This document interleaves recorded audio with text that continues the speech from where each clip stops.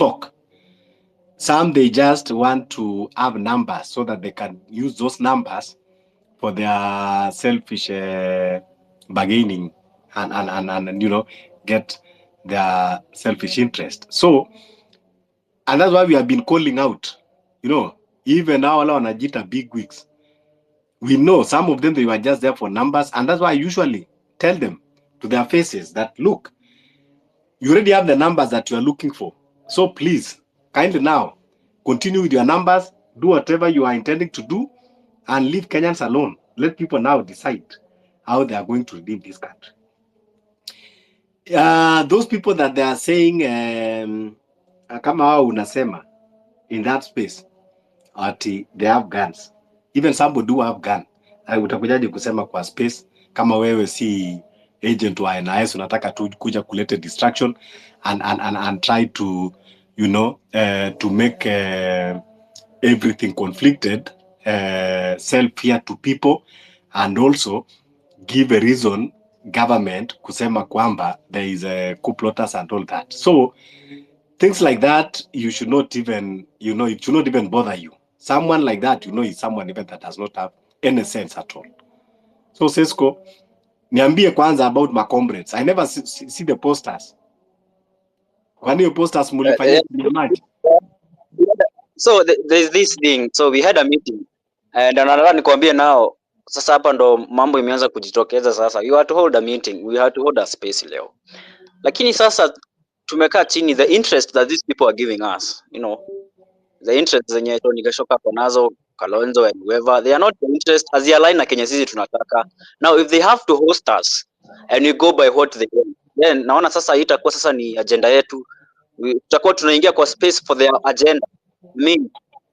Sasa we cannot allow that. Ni sisi tukuje na tupeane agenda zetu na we speak what we want, but now exactly. Sisi bila them wao watuletea agenda yao. I think sasa inaanza kuwa ni political whatever, and we are leaderless. Hatutaki mtu anatuambia tufanye hivi ama hivi, because they are still going to redirect us to the way zenye wao wanataka, and that's why posters hazijatoka. Zilikuwa zitoke, we have even prepared them, but now venye mambo iko tuita meeting, sisi hatutaenda current meeting for what? If it's a space, tupatane kwa space, kila mtu ingie kwa ex yake, we talk. But now when you start telling us we have meeting, we come, we discuss, that's hiyo sasa itawezekana sasa, and that's what we will plan on our space. Actually, you can have a space to discuss some of the things. I have even recording the calls and several things like that. Now what we will do is let's just what you need to do is create posters. We can even use this space with comrades because we are aligning in the same agenda. So that is why, when I created this space, it is because those people that they were claiming to be bigwigs, most of them are content creators. Most of them are just looking for numbers. They cannot bring solution, and they use their platforms for their selfish gains. To hold these politicians, do massage them. When Kenyans are being killed, are being abducted, you can never see them holding a space. When things are happening, until when they see there is a window of opportunity, it is when you see them showing up. And then they want to drive conversation towards their agenda. So most of them are conflicted, most of them are compromised. And luckily to me, I will call anyone out. If we can call President William Ruto, then who are you kuja hapa kuto? Tony Gashoka, I'm speaking with him personally. I think Sesko, yes, in as much as alienda kutupigania mambo ya ndani na nini, lakini najua kwamba the guy is very, very conflicted, and that is why he can never hold a meaningful conversation with him. Always at a key space, he will want everything to go as his way. You don't give allow other people to air their opinion. Hata jana kuna mtu raise that concern, of which I want to agree, kuwa hata hao petitioners wa Adani. It doesn't mean kwamba because you petition ati ndio uko pamoja na sisi. Unaweza kuwa umepetition kuwa kuna kitu na target. Kalonzo Musyoka that now is aligned with Tony Gashoka, all these killings that imekuwa ikifanyika, he has never stand and call out. That's what I'm asking, Fabi. Ngoja kwanza. Kalonzo Musyoka alikuwa chairman wa NADCO. The NADCO report, he was there. He was the one actually, yeye ndiye alikuwa na the lead pamoja na Kimani wa Manongo. You know. And then ikifika mpaka akaenda akapeana report State House. In the NADCO report kulikuwa na hii creation sasa of government of national unity, a lot of things, even Adani I think iko kwa hiyo NADCO report, lakini sasa ati anataka kuja kujifanya kwamba ako na sisi and is not even standing out to be counted. And ukiangalia leo, nimependa ukiangalia tweet ya Okiya Omtata leo. Okiya Omtata ni mtu ambao tumekuwa tunamtegemea sana kutupigania katika mahakama, lakini leo Okiya Omtata, he sounds very frustrated man. If you could see his tweet, and that is why I have tagged him about 1111 na nimemdm. Nimwambia Okiya Omtata, you need now to make a stand. Let him come out. Tukuje kwanza kwa revolution. So don't be conflicted in those spaces. Yes, go ahead, Sesko. And yeah, welcome everyone that you are joining. We are waiting as we are waiting others. Please kindly request the mic. Share the space in your DMs, in your TL, in your groups, Telegram, WhatsApp. Kila mtu share the space so that we can have as many Kenyans joining in and we have collective voices. Yeah, Sesko, then we go to Otienoe and then jump. Okay. I'm not surprised that amefanya hivyo, but then I didn't know ako hivyo. But when you now start telling about petitions and whatever, to hold space, you want to be the head kila time, you're telling us you want to update us on how the needs going. I mean, Kalonzo alikuwa wapi ya kuwe lawyer kwa hao watu wote wamekufa, kina Rex and whoever? Mbona hakuenda ku stand for us when you are doing that? Now the Adani case, even the Adani case now, it's bringing some question to us. Anaifanyia sisi wa Kenya for the benefit, ama anaifanyia kwa sababu ya political whatever interest that he has? And that's why tumekaa chini tukasema we are not going to hold that space. We are not even going to join, because the terms and conditions that he was giving us, they are not what we want. They are not what we want. Na hatutaitikia. That's why we said that one is not going to happen. Even the posters we had created them, lakini hatujazi create. I wanted to communicate that to the space yenye nimetoka sahi, but now the audience, nimeona mtu akiongelea mambo ya guns, nikaona hatuwezi align. And then pia people have different interests right now. Watu wako na interest zao, wengine they want to grow their accounts, wengine they are content creators kama Morara Kebaso. I'm not afraid to say so, he's a content creator. Wengine they are not saying things that are really hurt, they are really at heart na Kenyans. Unajua sahi someone right now mkikuja kutuambia sisi mambo ya Adani case na lecturers wamegoma, yes, Adani case is there. We don't want that, and that's one of the reasons we are going on 1111. But sahi the thing that we want now, it's the funding. Yani tunataka vitu zenye ziko at hand kwanza zisotiwe. Mambo ya NHIF, hizi mashaa na shifa hizi, people are dying, no one is talking about them. I mean, it's a lot. Ni kwanza tunaanza, wacha tusichemuke, na ni kwanza tunaanza. Otieno. Yes. Wakuu, vipi? Je, kuna kitu chenye nataka kustrengthen hapo. Kuna kitu chenye Fabish amesema na ukweli. Most ukienda kwa hizi spaces za big wigs unapatanga tu mabeshte yao ndio huwa wanapewa mic most of the time. Ukianza kuitisha mic unapatanga hautapewa. Kama wewe ni small weak asses unapata hautapewa juu you are going to differ with them. Like the other time I was in one of the space, na mimi aliyejua vizuri huwa na muoppose. Mimi tangu host Ruto nilimkataa na nilimkana na nikamwambia you are a cartel bwana. Tangu hiyo siku mimi huwa anipei mic, hata huwa hajainipea. So alikuwa anaongea tu, hata watu wengine wananipinga hapa, naona wako kwa space yangu, na mimi bahati yake alikataa kunipea mic juu mimi ningemwambia tu kweli. Hii mambo ya mtu kuja kutudanganya hapa sijui nini umejua sijui nini ilifanyika. They are the people who sold this revolution. Hata nimejua mabesho wake wengine wako hapa. Mimi nilidifa na yeye na nilimwambia ukweli. Hakuna haja ya kupampa mtu. Mtu anatupeleka strain na tunataka kunyamaza tu kila time. Alafu ma content creators kama mna, it is high time you tell us wenye wako hapa na wenye wako hapa, which side are you? Are you looking for the numbers or are you fighting for the future, better future of us and our coming children? Hiyo ni kitu chenye tunafaa tujue, ili tujue kama huyu ni wa kutafuta numbers, tunajua tu yeye anatafuta numbers, hakuna pali atatupeleka. Juu watu wengine sasa huwa wanateka advantage sana. Unapata mzee amehost space, akisha host space, mabig wigs pekee, mabeshte wake ndio unapatanga anapea mic. Ma small wigs hawapei mic, na ma small wigs ndio huwa unapata watu wenye wanapitia vitu nyingi sana. Alafu kitu ingine bro, lazima tu stay focused. To stay focused lazima, no matter how, no matter what. Juu tukianza kuchanganyikiwa hapa, kitaturamba hapa mbeleni. Juu naona mi kitu chenye nilirealize mi tangu Raila aingie kwa serikali, mi hiyo kitu nayo iko wai ni bamba, na nilioppose kabisa. Nilimwambia I will never associate myself with Raila again. Juu alitulet down ye mwenyewe. Nakumbukanga vile wase wengi wa Jaluo waliuliwa election ya 2022, hadi akatuambia vile serikali ni mbaya, alafu anateka advantage ya Gen Z revolution, kitu chenye naenda kuleta mabadiliko, anaingilia ndani. Hiyo kitu ilini disappoint sana.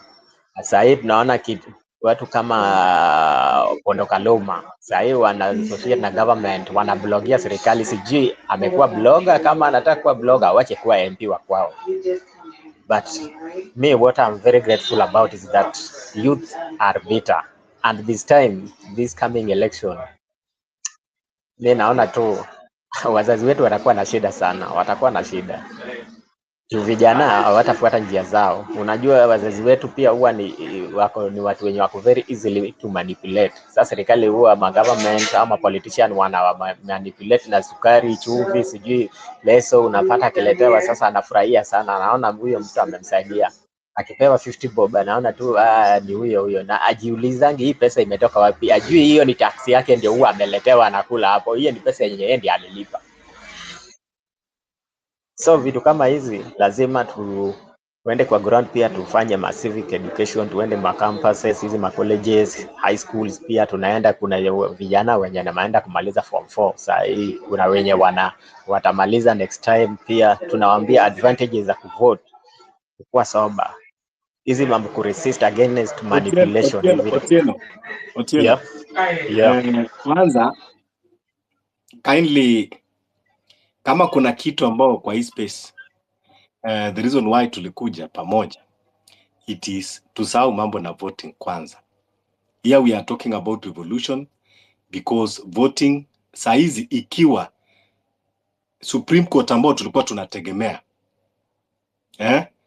Wakenya walikuja pamoja wakakataa Finance Bill 2023, wakakataa Finance Bill 2024, and then you are telling us kwamba there was a sufficient public participation.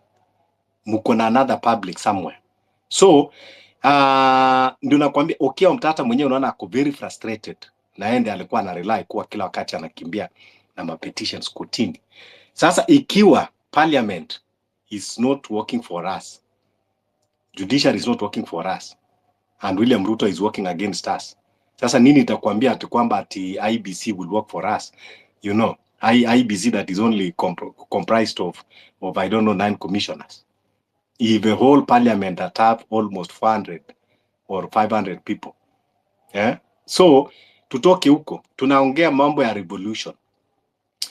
And you know, these are the things that we need to have a critical thinking and a good strategy and a sober mind and sober discussion. Hizo siku za nyuma, before sisi tukuje kwa hizi spaces, people were talking only of, you know, civic education. Civic education, I agree. But what kind of civic education are we going to educate people? Wewe unaenda kumwambia mama mboga kule mashinani about Adani bill ya parliament. Unaenda kumwambia sabbatical this, sabbatical that. Ataelewa nini? Lakini kuna vitu ambazo ukimwambia anaelewa. Like now tunaongea kuhusu mtu kama Bill Gates ambao anakuja kutuletea mambo ya GMO. Tuongee mambo ya kama Safaricom au to boycott Safaricom. You know, na vile ambao ina affect uchumi yetu na maisha yetu. So mambo ya election hata huko tutoke. What we need is just a call to action. We have to continue with protest and to mobilize. Civic education ambao tunahitaji saizi is not even civic education as such. What we are talking now is mobilization. We need now to start mobilizing. Spread the wings and start mobilizing. But now, so unaona kuna watu kama Osesco anasema, now these are the people that they want to attack us. Ndio wanaenda katika maspaces zingine. Before everybody was afraid to be radical. But when we talk of radicalization, that people are taking now out of the context. Wanaenda kusema, oh, sijui niko na bunduki na share nini. Those are nonsense. Hata kama uko na bunduki ni kitu ya kuja kusema kwa space. As a revolutionary, you have to be wise. Si unakuja tulisema bunduki ya kuwa nani. But yes, tulisema we have to guard ourselves. We have to protect ourselves. Martha Karua leo ameitwa na DCI sababu alianza ku unmask the abductors. And now DCI, they are changing the story. You know, now they want to link the abduction at the ousted deputy president. But we don't care. Let them continue fighting, because hata deputy president mwenyewe wakati tulikuwa tunauawa June hakuongea, you know. So wacha wangangane, lakini wana, that is why nakwambia, lakini wana they want to take advantage, so they want to divert it na kuanza kumwekelea. Lakini napenda hivyo, waacha aende, waacha wamwekelee, alafu sasa tunajua is a truthful man. Atakuja sasa naye atatoboa kila kitu. These people, God is going to reveal them. God is on our side in this movement. That is why we should, you know, talk with a lot of conviction, because I'm telling you, God is on our side. What we just need is action. What we just need is action. Let's mobilize and go to the streets. Strategize and mobilize. Yes. Oh, I see nimepata my second co-host, Wanjiru. Yeah, Sesko, nenda alafu mpatie our able co-host, alafu then twende kwa sikuwa nimemaliza. Oh, okay, yeah, Otieno, yes. Yeah, nilikuwa pole nilikukata hapo sababu nilikwambia tusiwaste time kuongea mambo ya election.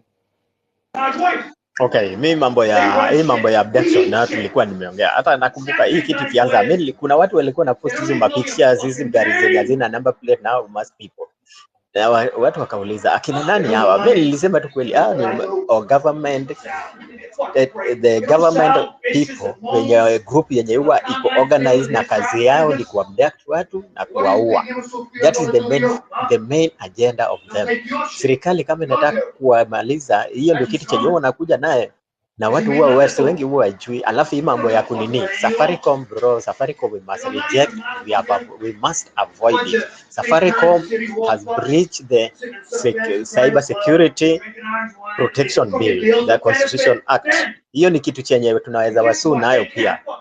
It seems like now our data are not protected. We can't trust them with our data because they are incompetent. They can't protect our data. Many people seems like somebody can just walk to them and give them money so that they sell our data to them. We must reject Safaricom. This teleco organization, we must reject most of them. It seems like they have been operating these things for so long, and this is why the government is also protecting them. I'm very sure these people, if I'm not wrong, bro, one day you will hear that, or you will get a wind that even people like Jacob Juma, Musando, they revealed their data to the government, or the people who killed them. So it is just time is coming, but I'm very sure the right time will come where they will be unmasked. Everything, every dirty things they have played in the death of many people, many young people in this country. country and the people of Kenya. One day will be unmasked. That it will be a shame to them. But we must stay on course. Thank you.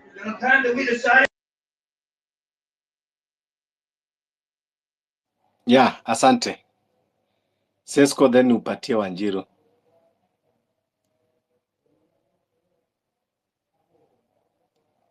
Sesko, Wanjiru.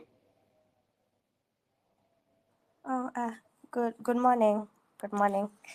Thank you, Fabrice, for the space. But I'll be here for only an hour. Yeah. I am here because of the call action to boycott Safaricom. And also on the revolution. A revolutionarist. I am in for anything that is good for this country and for Ruto to go.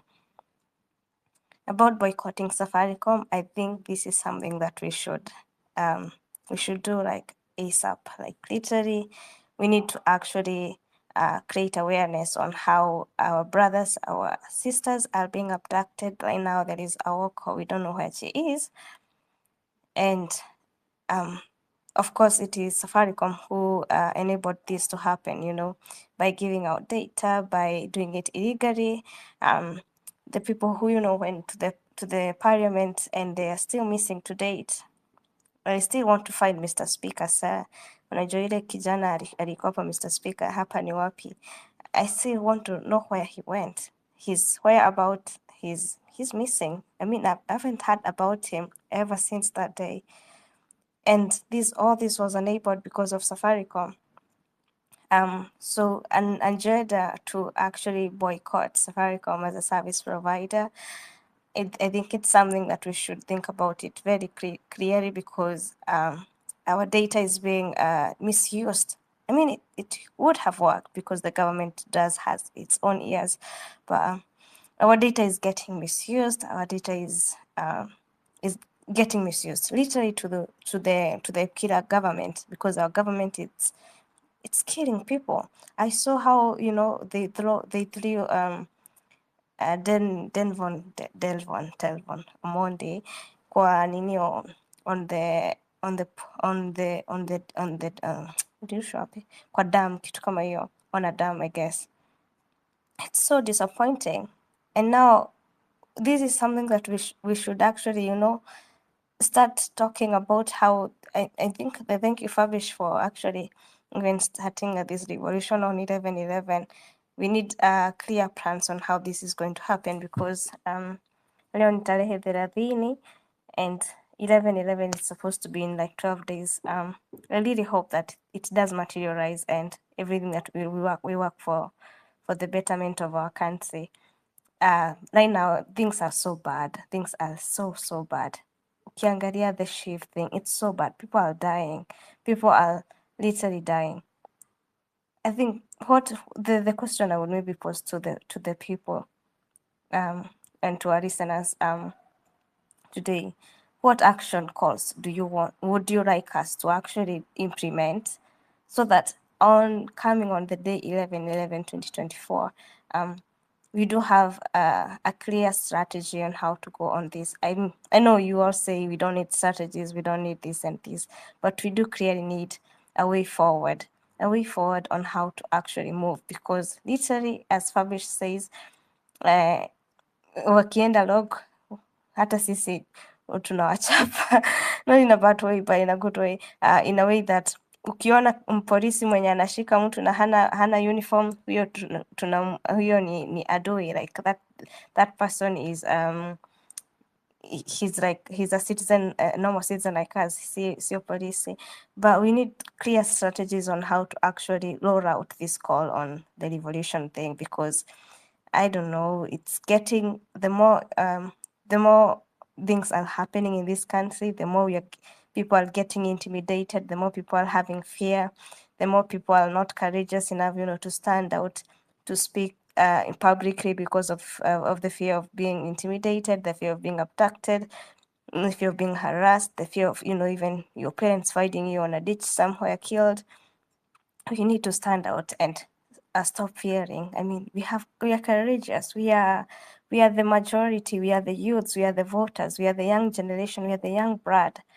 Let's stand up, let's not fear, let's have the courage, you know, to stand and to say, we are the people. Let's know our rights. That's why I also like sometimes when Lil Jo also educate us on the Constitution.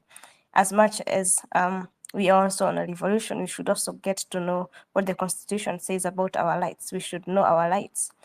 You can stand up and say, this is my right as a Kenyan citizen.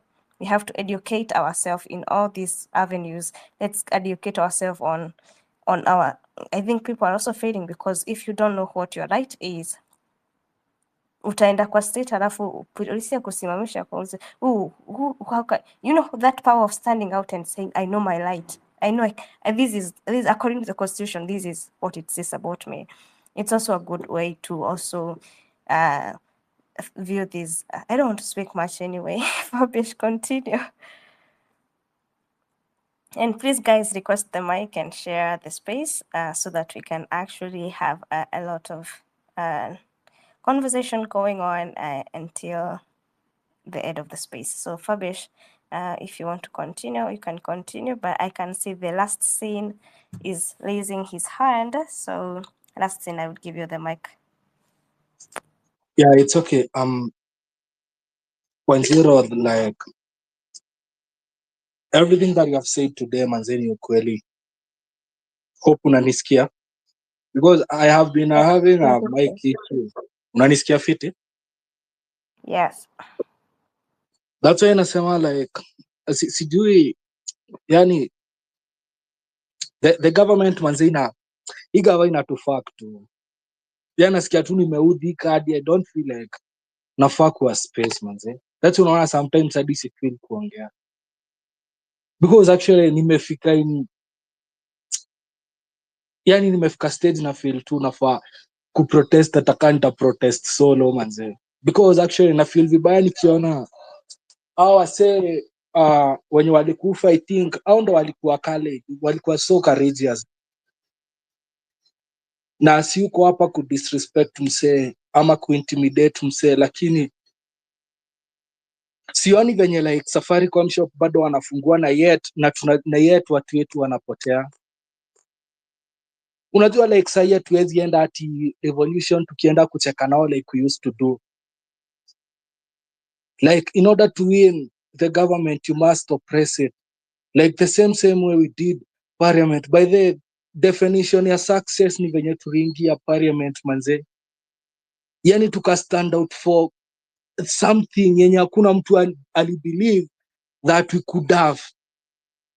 Tulitokea manze bila like watu bado wako wanatuamini. Unacheki? Bila sema tu yani sijui Safaricom shops saa hizi zinafunguliwa zikifanya nini? Hazifai kuwa zinafunguliwa manze. Mnafaa mnazistorm because actually they are fucking us. Sasa tumepewa location ya place hao wasi wenye wana abduct wase wako, and what are we doing? Tunapiga kelele. A dogs that barks manze wanga yumi bana. We need manze to grow the fuck up. Everyone is waiting for us manze. Na nasema tukitokea kwa street, even our parents they will join. That is one thing you're supposed to know. And I said last time, if you want to know like the definition of Kenya, wenda comment section. Utajua venye iko, si lazima uambiwe. Naona? So unless we stand up and fight, hakuna any other way. Imagine we the blacks, the citizens, manze tunaishi kaa dogs, whereas the foreigners who wanaishi like people. This is something that you are supposed to be thinking about, bana. And yani the only way we can win this regime ni by fight. Labda tu tupigane. Sasa manze, like I don't even know manze what I should say.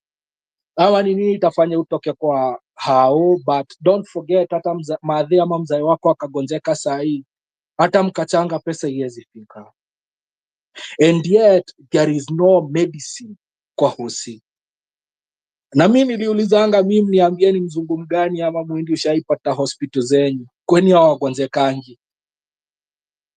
We are the ones, the citizens, who we are getting killed because of them. Si ati tunawewa juu ya watu wengine. Acheni kusema ni story na Ruto. Sahii tumeona kila Bill Gates wanakuja, Dani ndo hiyo, like we are getting fucked by the foreigners. And that's why one guy alisemanga, if we don't handle our independence well, for like the colonizers watakami in a way of investment. Na hivyo ndo kukosa. Unaona? Tunajua place huu jamaa anaenda, we know where the guy is heading, anaenda kuwa dictator na tutaweza kumtoa. And you know the only way we can toa ni through protest. Strategy ndo hizo napea those who are asking for strategies. Na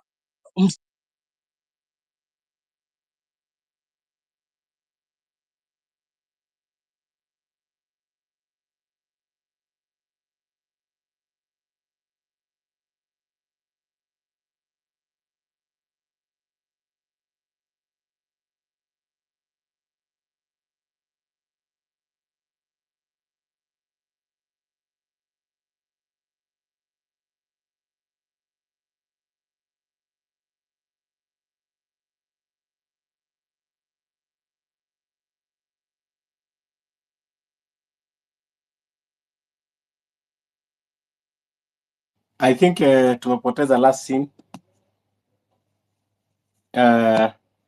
Let's go to Simonjero. Yes, habari zenu bana. Hope mnanisikia poa. Fabish. Okay. Nakumbuka kama on Sunday there was a space ulikuwa una put up, nikajoin hivi kidogo. After some minutes some kashughuli came up and it's been a rough week, so sijakuwa available that much, but niko tu hapa kuendeleza hasira yangu kidogo. I think naona saizi maligava imefika hadi ni kama saizi hata tukihold spaces nini nikawa wanatuchekelea, wanakaa mahali wanatuchekelea, wanaona ni kama this just a toothless dog, wanaona ni kama there is no harm tunaweza wafanyia. I guess it's time tunafaa kwenda kwa hizo streets bana, to hit hard kama venye Fabishi plan ya 11-11 tunafaa kwenda huko bana this time wazee, hasa watu feel pia wajue bado hiyo energy iko ya kuwa fight, unaona. Alafu this thing about the abductions kama this ya huko mazee bana, hiyo kitu tunapush hashtags tu, ni kama wana rub their asses off our faces bana. Asa ni kama before hata 11-11 history kama ya huko mnafaa tu kutupangia bana kariran kamoja hapa hivi kama maandamano, mseme mnatutaka wapi bana, tukuja hata this time hata kama na moto basi tuwashe mahali basi watu wajue bana tuko serious na hii kitu. Hakuna venye wasee bana, venye wanasema hapa hivi maforeigners wanaweza toka huko nje kuja kututesea hapa, tukibonga kidogo washakurukia. Tunafaa kufight back bana, tunafaa kufight back, na hii ndio time ya kufight. Tunafaa kwanza kufight sahi, like at least the next time tukijaribu kuput our grievances out there wajue sasa wako serious, just in case tusiposhughulikia hivi vitu hivi bado watasumbua. But saizi ni kama wamechukua hiki tu ni kama ikae normal. I think it's high time bana, saizi tuende tu kama mbaya kama wanatuua pia watuue mapema before juu bado watatuua in the long run huko hivyo, na hizi mavitu mingi taxation mingi mavitu hazitusaidii hapo. But kama sasa saizi kama ni bullet pia waamue tu kama ni one time tusonge nayo. But I think it's high time tuende to the civil way, tuende tupigane tu sasa basi, tuingie tu hizo streets, to hit hard vibaya sana, to hit bana mali wana feel juu ni kama huko kwa streets ndo wana feel kitu tunajaribu kusema. Ni hiyo tu, mimi niko hapa ya kusema, niko nayo ya kusema.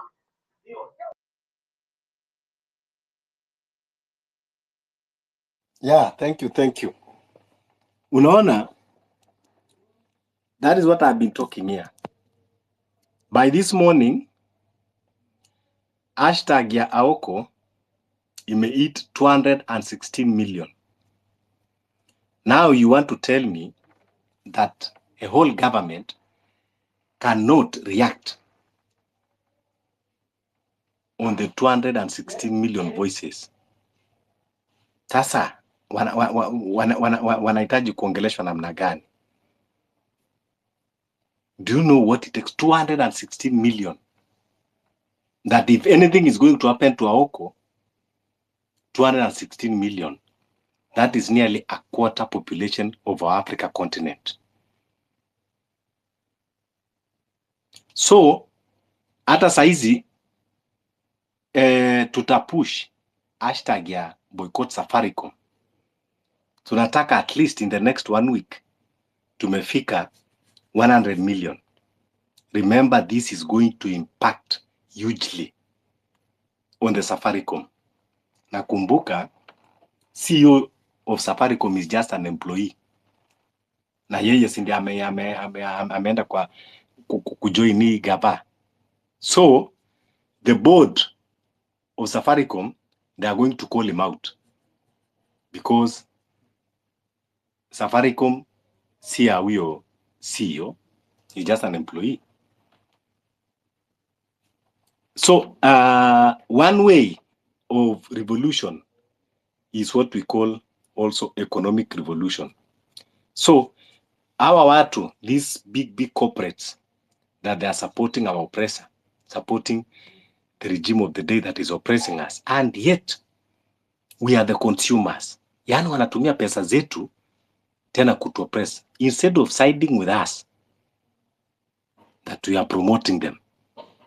What an insult. What an insult. Safaricom walikuja hapa Kenya, they started from the scratch. We are the one that built them. Our youths, my comrades, ndio walikuja hata na hiyo nini ya M-Pesa wakawauzia. But now they are turning against us. We should say no. So if we want to free ourselves first, we have to know anyone that is working with our oppressors, we should tell them that no, we will not support you, we will not be with you. Since wamechagua to take side. After all, Safaricom products are very expensive. Ukienda kwa internet, hata ukienda for the money transaction. And nowadays, there are many other options of doing transactions. Si kama vile kitambo, ambao watu walikuwa wamestick tu na M-Pesa. Nowadays, there are many other options. And even as we are going forward, tunaambia our comrades, those wako katika IT, develop something. Develop something. Then mupatie corporates ile ambao they are neutral. You know. And we Kenyans, we will embrace it. Anything that comes now, ambao ina counter that M-Pesa, it has spread like a bushfire. And people are going to adopt it. So, first thing is tunaanza, we will be calling those corporates. Even now, tunataka kuangalia JB Morgan, the products ambao wanafanya with that the BlackRock and the Vanguard. We will list them and we will start boycotting them. Wale watu ambao wanafund hii regime ndio inakuwa na kichwa ngumu na kuanza kututapikia na kuanza kiburi na kutua. We are going to start boycotting those products. If American products ndio inataka kutuletea shida kwa hii nchi, we'll start boycotting. Eri tungangane na wachingu wetu. Kwanza hata products zao ziko cheaper. America companies wanakujia simu 300k. Na wenyewe inatengenezewa China. Na hata watu wale wanatengeneza wanaambiwa, you know, hata imalizi $100, but they go and make it a brand. So many things we have to start by boycotting. That is one way of revolution. So we are starting with Safaricom. Let's push the hashtag e-revolution 1111. Please, everyone, weka hashtag 1111 boycott Safaricom. Weka hashtag. Let's start pushing the hashtag. That is one way of mobilizing. If we mobilize well, tayari tunaelekea mahali ambapo tunataka. Yeah, let's continue sharing the space. and request the mic tuongeleshane. Sesko.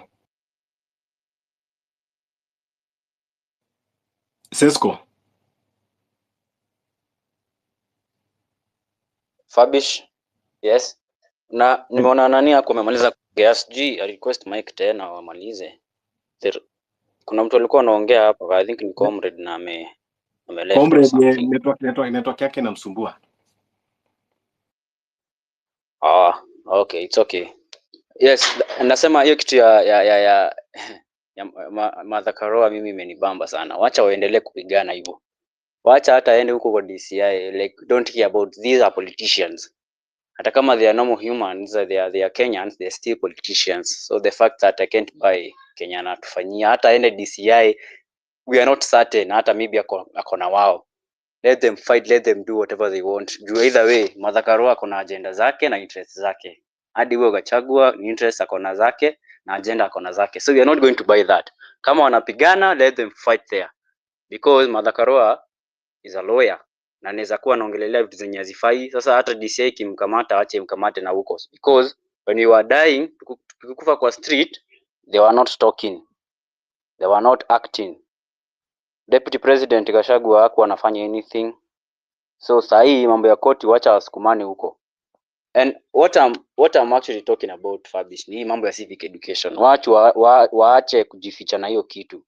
People are pretending now it is civic education. That is, Wakenya si wajinga. Civic education ifanye venye inafaa in the right way. There is no way you're going to tell me, for example, my aunt is dying because of cancer, ana NHIF, alafu kuja kuniambia mambo ya petition ya Adani. Unanisaidia na nini? It is not helping me.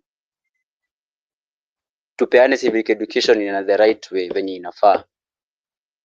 Ukienda mahali kama shule saa hii, civic education yetu tunapiga si story ya Adani. We are educating people on how this government is working on different projects zenye they are not even of interest to us. Saa hii the whole universities hakuna masomo, universities saa hii ziko on hold. Lectures hawajalipwa. Now I wonder mtu ataenda kupeana force yake na full force kwa story ya kutoeducate mambo ya petitioning, mambo ya koti huko. Whereas the main agenda that we are having here for education is not there. Food project in primary schools iliondolewa. People are not talking about it now. Unaenda shule kuambia watoto mambo ya petition, lazima kwenda kuambia walimu mambo ya petition, yani it is not helping. That is nonsense. Tunataka vitu zina affect wa Kenya at heart zishughulikiwe kwanza. Those are the things that are going to make us to go on the street on 11/11. That is the agenda we are pushing right now. Hiyo story nyingine yote hiyo ni watu wako na interest zao. And that's what I'm telling you. The space you are to hold, Fabish. Mambo yenye nimeona agenda zenye walikuwa wametupatia na zenye tulikuwa tunawapatia as align. At we handle Kalonzo as a person of interest to us kwa sababu ni lawyer wa Adani, ati tusimuongeleshe kama politician mwenye tunamjua. There's no way utakuja hapa uko na track record ya political whatever, ukikuja ati tuseme sababu you are acting as a lawyer wa Adani, now we are going to, you will join us, we fight the battle. It is total lies. They can never be like that. Ni interest akonazo zake. There is nothing that Kenyans should understand that ati this guy is doing for us. Hapana. And if he's kama kwa na Wakenya, mbona alienda Dumberi Stadium on Sunday wakiwa na kina this guy, what do you call him, Maina Njega? If he's a lawyer anafaa kuwa neutral, afai hata kuwa na attend hizo rallies, but mbona alikuwa ameattend hiyo rally na anaongea anasema this government is bad, is doing this, yet on Monday tumuone ako kwa koti. On 11/11 tunamuona kwa koti huko ameenda kusema na represent wa Kenya. Una represent wa Kenya na saa hiyo on Sunday you are there speaking about political whatever. Ukisema Ruto asionekane, you have started dividing people. They are talking about Mount Kenya. That is nonsense. You are not going to buy that. And that's one of the reasons yet tumesema we are not going to hold a space with him. Because we had prepared for a space, lakini we are not going to hold it kabisa na yeye. Because akona interest zake na agenda ni zake, with even Tony Gashoka. I even have those texts telling us to come and make a meeting with you at Karen. Tunafanya nini Karen sisi? Sisi tunataka mambo ishughulikiwe Gen Z. Hii story ya kutununua hapa kama customer hatutaki. Wenye mlinunua, wenye wamebaki wenye watanunuliwa wanunuliwe, but the revolution is still going to happen. You can give someone else the mic.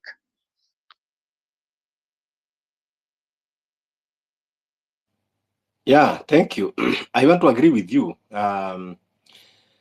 Some people have turned the civic education as their cash cow because they will ask Kenyans of goodwill to contribute this, that, and that is why a lot of people now, they are stuck. Tukijaribu kuongea inakuwa so touchy. We have to continue with civic education. You know, and I keep asking this question.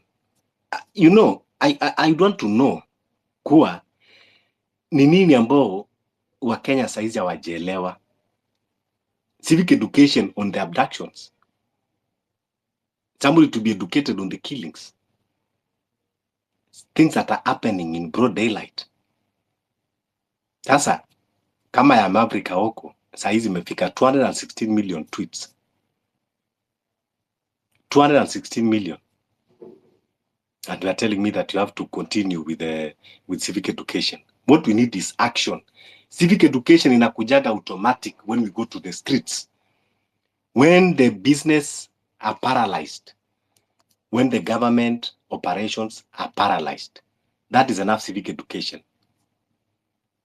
That is enough civic education. Revolution huwa ifanywi tu ati, you know, in the boardrooms, in the town halls peke yake. Lazima tujitokeze kwa streets. Tukijitokeza kwa streets, that is enough. Kumbuka anytime ambao tunakuja kwa street, news inaenda mbali sana. And people now would want to know more. So let's continue educating ourselves here about 1111 because Safaricom imelete a lot of distraction in this country. Safaricom yani wametucheze. Do you know how Safaricom operates? Someone can just go to even this police now. They just send a number, hata kutrack a girlfriend, to tell you how abusive that system works. You can literally track anyone. Kama uko na rafiki yako DCI, you know, nataka kutrack, unamwambia tu hebu niangalie namba, location iko wapi. Can you imagine? Na hata amaliza hata 10 minutes, atakuwa amekupatia kabisa the exact location. That is how endangered we are. So, wakati tunasema kwamba let's boycott Safaricom, people should understand. Karibu hashtag request the mic, tuongeleshe kidogo. And yeah, people on the listeners panel, kindly request the mic. Let's continue sharing the space and don't forget to push the hashtag 1111-2024 boycott Safaricom. Let's start now. This is the beginning. Let's start pushing the hashtag. Huhitaji ati kwamba sijui methodi nyingi. This is how we start. All of us here, just push that hashtag 1111, tag someone, you know, in the groups, in the TL. Let's push that hashtag. Let's push. Tukienda hivi, within 2 days, tutakuwa tumefika maybe even 50 million.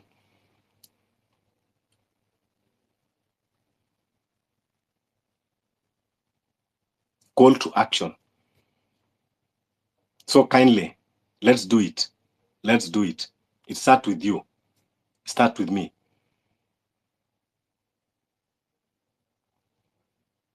Fabish, have you actually seen that Morara Kebaso has started actually reacting to whatever he wanted?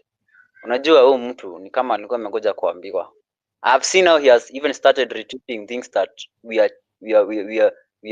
are chasing ama tuko after. Nimeona kutoka the whole thing imeanza mpaka hawako wafike 216 million retweets na whatever, Saindi amefikiria a post. I mean, this is a content creator. Watu sijui wanafaa waone nini. 2 hours ago nimeona ame retweet hiyo kitu. Hata haja retweet, ametengeneza nini yake na akaeka. Injustice somewhere is injustice everywhere. Leo ni yeye, kesho ni mimi. Let us help this girl come back home to the family. It is too late. Ni very late sana venye anafanya. I mean, people should understand who Morara Kebaso is. And now you can see now after his tweet, utaona sasa ati sasa kunaweza kuwa na change. I'm even feeling good now that nimeweza kuona sasa kama nani atakuja kuongea sasa. Aoko. Since this guy is working with the government, either way, it's a good thing. Maybe sasa acha tuone kama something will happen, because he's a content creator. Abai ideas zetu na whatever, but nimeona ameretweet sahi. So, and even you can mark my words, you just wait and see. A solution is going to happen. Kwa sababu Morara Kebaso amepost. Because it's a project of Ruto. Morara Kebaso ni project ya Ruto. Nimeona amepost 2 hours ago. And we have been singing this song, Free Aoko, Free Aoko, for all that time. Ajai retweet, ajai sema anything towards it. But 2 hours ago, at 12, nimeona amepost. Meaning what? Kenyans should get away. Wanafaa waelewe the real people and the people wenye ni project ya Ruto ya kuboycott history yetu ndio isi happen. You know, I want to agree with you. First, sisi at some point tulimpatia Morara Kebaso a platform.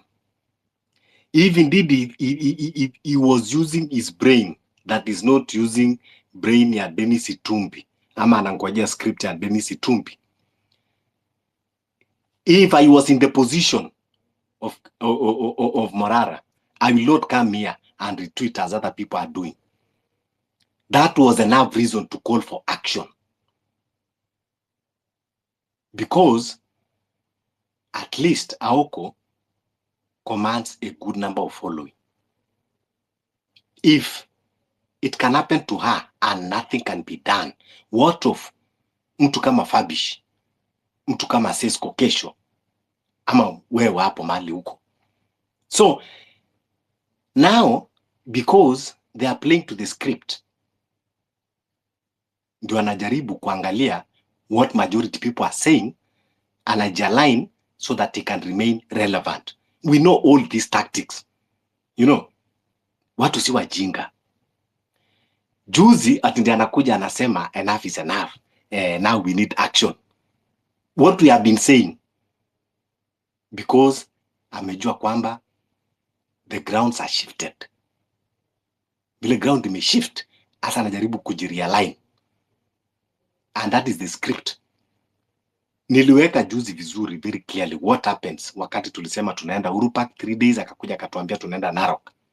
That was the script ya Dennis Itumbi. It was like this. Kwamba ata divert attention niende Narok. Then see what happened.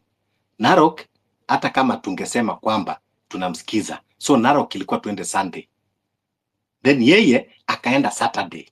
Alipoenda Saturday, wakaenda wakapigwa. Of which I'm very much convinced that it was stage managed. He sacrificed those people wapigwe so that to instill fear ili watu wasiweze kwenda Sunday. So that was the script kutoka kina Dennis Itumbi. But now wakati sisi tulikuja tukamwambia no, wewe nenda Narok, si tunaenda Uhuru Park. Sababu is not clever enough, angewachana hiyo script, but now he stick to the script, and that is why akaendelea na hiyo Saturday. You know, because that was according to the script. And that is why everything flopped. Now when it flopped, akakuwa sasa amechanganyikiwa. Akaingia underground for a while. But now amekuwa sasa na oxygen ya kuja sasa. Now he's trying to be relevant. So these spaces nimekuambia kwamba a lot of things are happening. People come here for different reasons. There are those that come to do the content creation. There are those waliona opportunity, you know, take advantage of you know, Kenyans who want change for this country, ambao wako tayari kutuma pesa zao, wakaona kwamba wata take that advantage. And that is why even the civic education that is going on the ground. Some people are using that as an opportunity. Kila siku ni kutumia, even Morara himself ametumia that as an opportunity. Kila wakati unaona anataka kuchangisha, anataka kufanya nini, and that is why hawezi kutoka with that agenda of civic education. That is what he wants, so that he can continue benefiting. So what we are saying is we should stop all these shenanigans. We call for action. We are looking for solutions. We cannot do endless, things that haina mwelekeo. Even when you call him now, ask him whether in that civic education, are they doing monitoring? Are they doing evaluation? They don't have plan. Even if I'm to go to this, to the ground and do civic education, I must have a proper structure of doing that. Evaluation and monitoring and target. Ndugu yangu Wallace. I'm here. Yeah, welcome. Karibu, chukua mic. Thank you. Ala, nimeingia tu sahi. Okay, sawa. The idea is I usually like to listen a bit fast, but I'm getting the gist of your conversation. One of the things Kenyans need to learn is about what servant leadership is. And we also need to realize that part of our responsibility as citizens is to be able to learn what being a servant leader is, and to be able to identify servant leaders in our society. We have this problem as Kenyans where we like to identify a person, make them our hero, and we hang all the work on them. The most we want to do is just send money. And that is a very big mistake. Because before you know it, you go back into what's called personality cults. There's a time I shared and I told guys we have groups on Telegram and also on Space. I told them the biggest danger Morara has is his idolizers, and I use the word very simply, idolizers. People who will start seeing like he's the beginning and the end. Human beings do not know how to process excessive praise, excessive overdependence. They sooner or later might fall prey to it. We tried to say initially that a system that is clear and accountable is always important to establish first before you start taking resources from people, which is fine that he would send. But when people, let's say, for example, ask for accountability, your response should not be, if you want your money, ask me for it, I give it back to you. So there are some mistakes he makes here and there. I'm not doubting him fully, but also he's not operating in a very, the best way possible. And even there was a time I noted that he's being used as a distraction, as Fabish is pointing out, that there are times Kenyans want to do something, that's the time he seems to get arrested. And all because of that idolization system where you are so focused on a person. The whole thing now becomes free so and so. Where is he? We are moving to look for him. We're going to, and it's fine. And I'd like also to point out that dimension that when he's caught, very big people will move to get him out. Just like when you saw Boniface was arrested, Martha Karua goes to look for him. You know, the Omtatas will go look for him.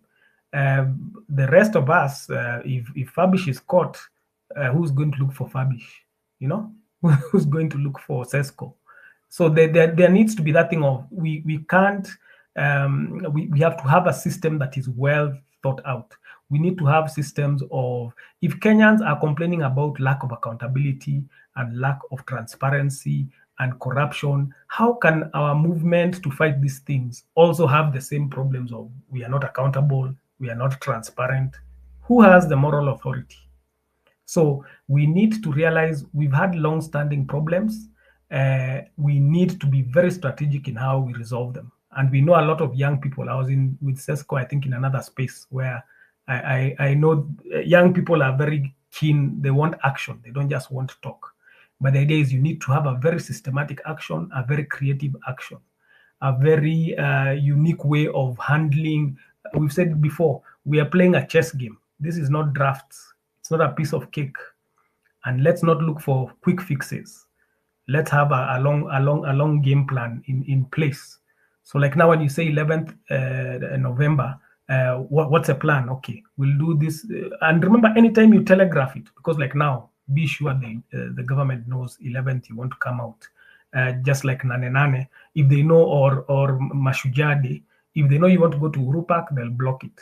What's your plan? Or do you have a counter plan? Do you have something else in play? So that's why initially Fabish has been we disagree. I like Fabish because even if we disagree agreeably, you know. And where credit is due, you say yes, this person is making a point in this respect. From the very beginning, I was in one of the groups we are in called the Kenya We Want. I started telling guys, let's have a brothers keeper system, whereby if people are picked up now, for the ordinary people, these big people, when they are picked up, it's in the news, it's on the papers, they are followed up by, some of them have been in NGOs, like Boniface has had good support. Boniface, you just don't pick him without US aid knowing, and the American embassy, the guys who supported him before. He's renowned, you get. You can't, so we needed to have something that even for ordinary Kenyans, even because our Gen Zs have acted like our main troops on the ground. They are the ones who are ready, like in Sesco, to step out in front, step out into the streets. I still salute to this day those videos of young people walking towards policemen on the day they occupied Parliament. They are shooting in the sky, guys dark, then they stand up and they keep walking forward. That was an act of heroism I have not seen anywhere else in the world, you know. But anyway, so my point here is this: we need to have our strategic planning, our way of thinking of alternative ways of protest. They might sound soft, but please be advised that not everything is handled the hard way. You need to be able to have a hard move. Let's say you say, tomorrow we are coming out in numbers on the streets, and we are coming with T-shirts and we'll have the same color, etc. But then there are days you get strategic. I've suggested it before to Kenyans. They ignore it. I said, what would stop us from saying we are not going to wear any specific color? We just get used to going to town, but we are on, maybe the way we meet here on Space, we say on Fridays, every Friday and every Tuesday, to keep the momentum going. Fabish has heard me say this before. We stop at a particular hour, we sing the anthem, we chant our Ruto must go, whatever we want to prioritize as the hashtag, whether it is release Aoko. That way, everybody can be engaged, everybody open their businesses, everybody. So the momentum keeps going, the fire keeps going. What we cannot afford is momentum to be lost, because every time we telegraph 11th, we are coming out. Then we, on the 10th, the news media shows us, police are waiting for you. We see they are being deployed. Most Kenyans will be afraid. Most people will not open their business that day. The few who show up, because now the majority is afraid, will be easy to beat up and to arrest. So it's like we are doing the same thing and expecting different results. That is called the new definition of insanity. To do the same thing over and over again, but you're expecting different results. You keep telegraphing. We are coming on the 11th. We are meeting in CBD. We are going to march, blah, blah. Good luck. Well done. I respect you, man. I salute you. And I really honor that boldness, but expect their usual response. And since for us, part of our moral authority, we are not looking for a violent revolution. Kenya can't afford that, in the sense that we are not going to pick up arms. We know this world has been transformed by people who used peaceful means to overcome evil regimes. India got independence before us, and Gandhi didn't use violence. He used satyagraha. It's the same thing Martin Luther King Jr. used. You can beat people with moral authority, with a good strategy. Strategy must be there. Not the same old, we are turning up, they shoot us, they kill us, they kidnap us. The big guys are rescued by the systems that are keeping track of them. The small guys disappear. We find them in rivers. We find them in lakes, or whatever. They just disappear, or they are maimed and all that kind of stuff. So we need to recalibrate ourselves. Young people, you have the energy, you have the boldness. I salute that.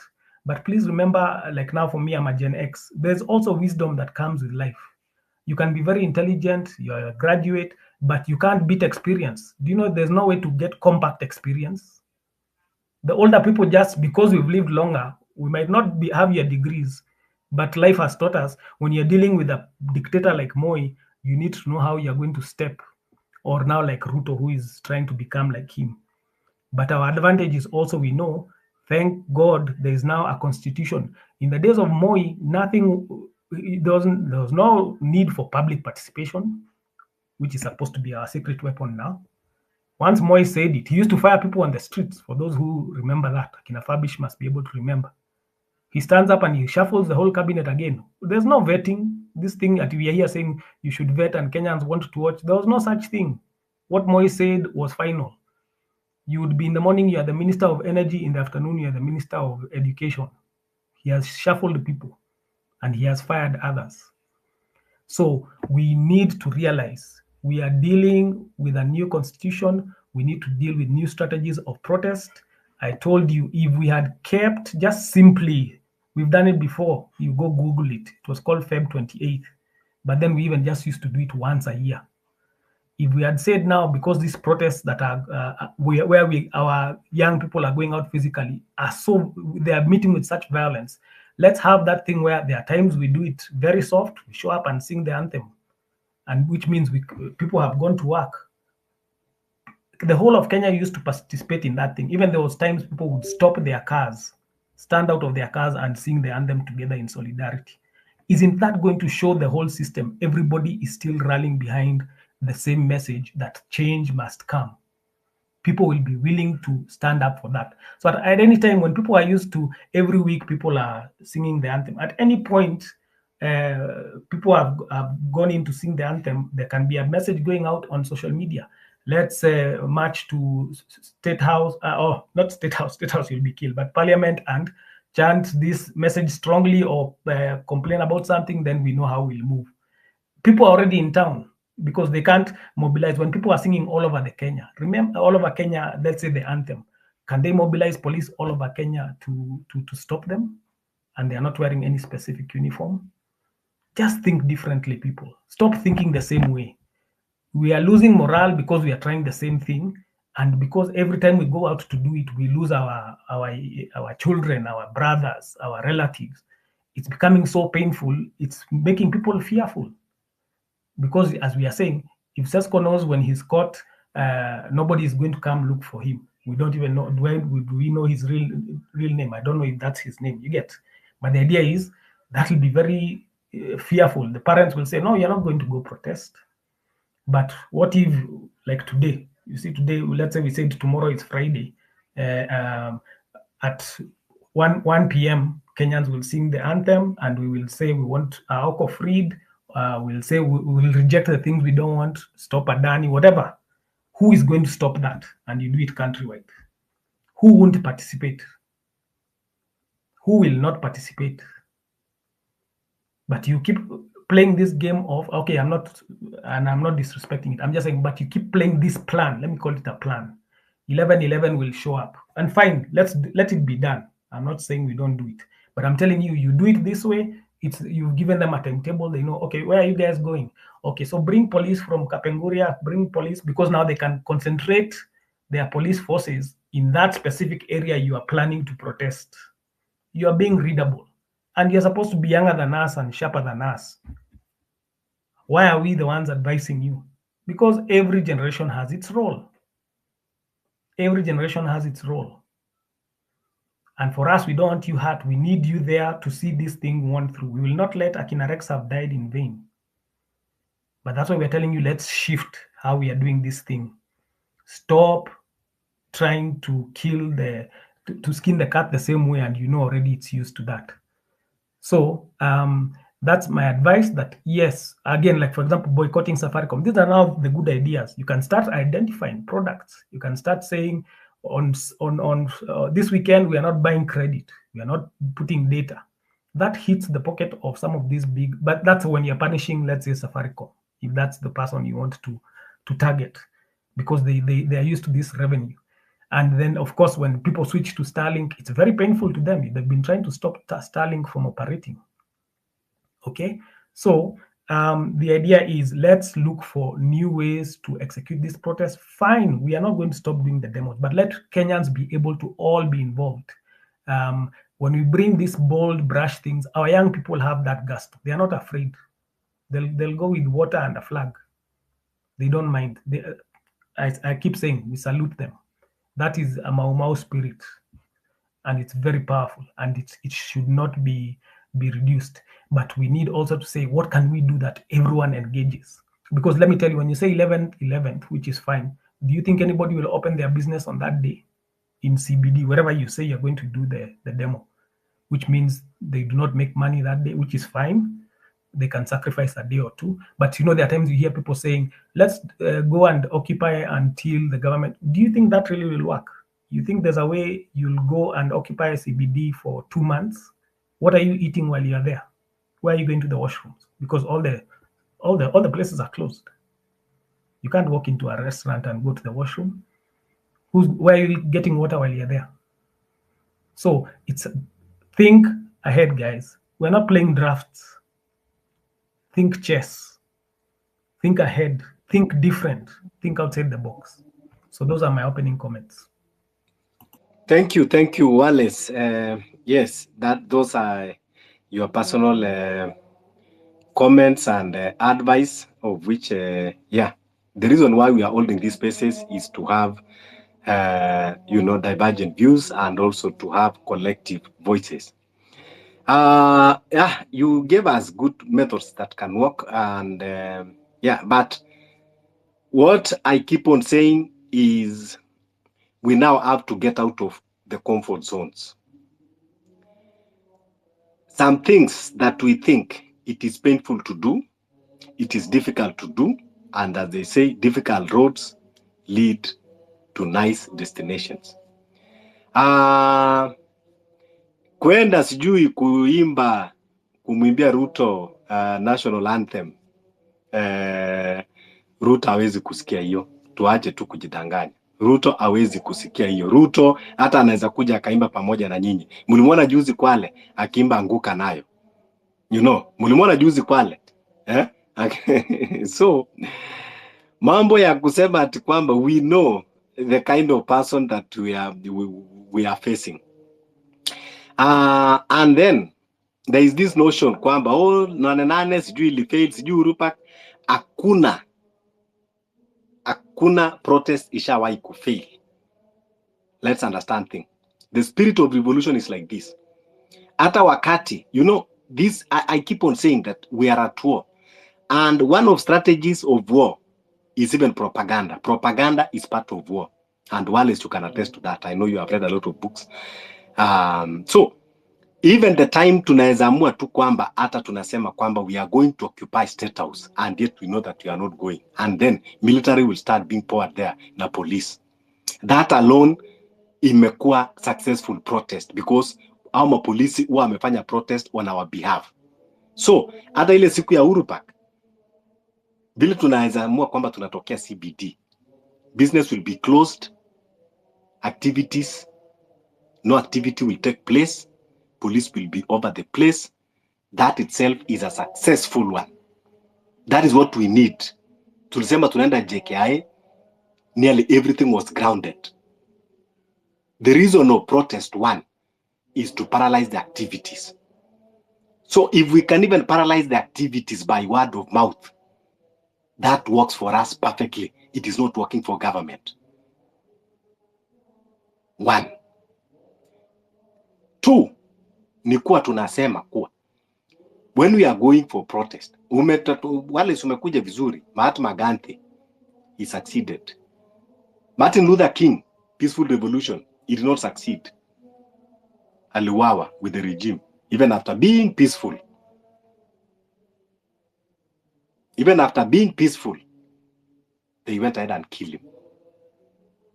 So, we are saying that even as we remain peaceful, but we cannot subject ourselves to be kidnapped and be killed. We will protect ourselves. That is first, our commanded. Wezi kuwa tunapelekwa kichinjoni kama ng'ombe, No, we are not saying that kwamba we are going to be violent or attack people, attack businesses. No, that one we don't support. But when it comes to protecting ourselves, tunasema kuanzia sasa, NPS wametuambia vizuri, they are not involved in the kidnappings. Well done. DCI wametuambia they are not involved in the kidnappings. Kudos. What are we left with? That means we are left with gangs. How do we deal with gangs? We don't sing national anthem for them. We don't show them our phones and our flags and our waters to the gangs. We deal with them ruthlessly. That is what we are saying. Fabish, I agree with you. Okay, let me say something. Sorry for interjecting you.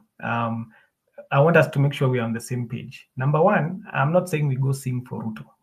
The whole concept of a protest, when you call it a protest, is to make your voice heard, which is why let's say I agree with you the point that even the days that the government foils a move, of course your voice is heard because they've had to shut down everything. They've had to stop what they were supposed to do that day to try and address the protest that was supposed to form.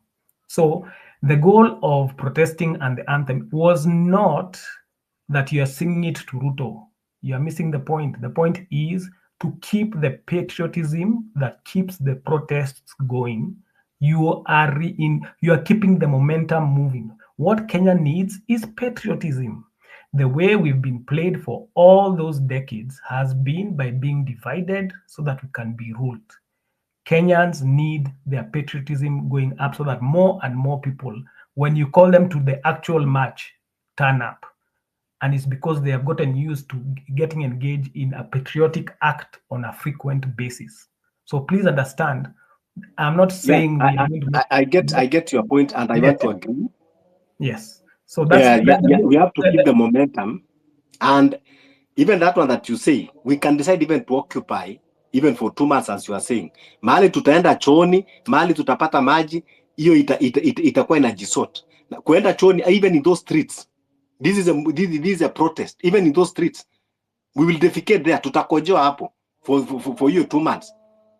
So hiyo hata si kitu ya kusema, hata in fact even vile unasema, we can use different method. Kama tunasema kwa mfano, tunaweza amua, siku moja hata government yenyewe imekuwa ikitumia. Unakumbuka kuna siku nani alikuwa anaenda kutupa uwanja because Raila alikuwa anataka kwenda huko, and Sonko went and ile lori ya pieces akaenda akamwaga huko. So that one is not a problem. Yes, kuna mtu hata ameniremind hapa kwa comment section, wale unaweza ona. I see, sijui imeenda wapi. About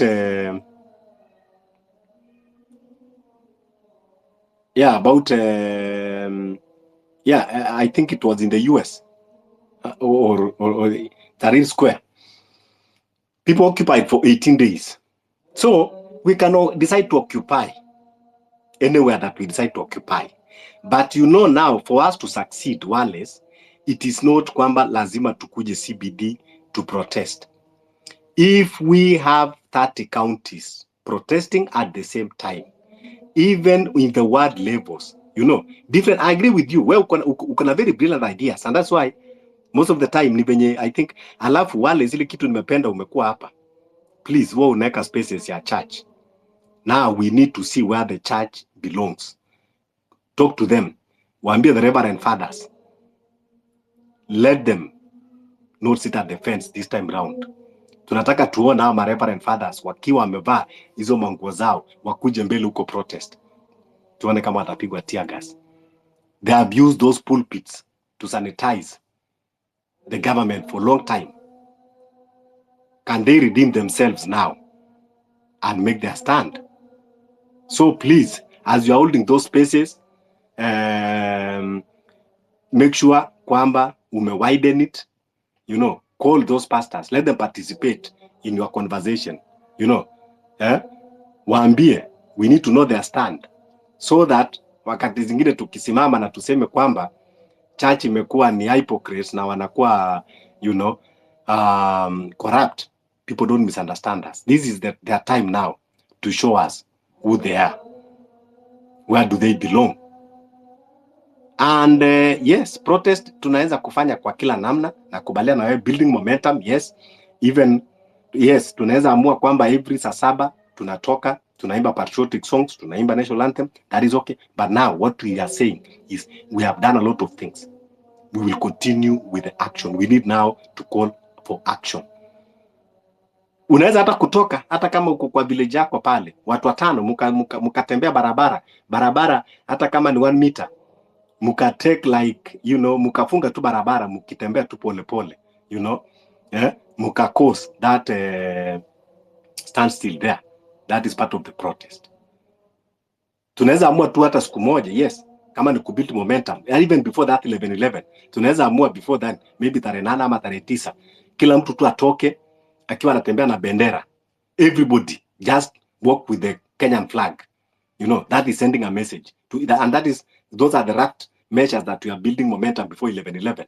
Tunaamua kwamba ni date kama ni 7th or 8th, then kila moja make sure kwamba you just walk with the flag. Kama uko na ile t-shirt ya Kenyan flag, vaa. Kama ni demo uko na blouse ya Kenyan flag, kama uko na scarf, kama uko na nini, but beba bendera mahali kazi unaenda. So kila moja what is happening, tunabeba tu mabendera. That is the message and the momentum that we are building. So those are very brilliant ideas, Wallace, that I want to agree with you.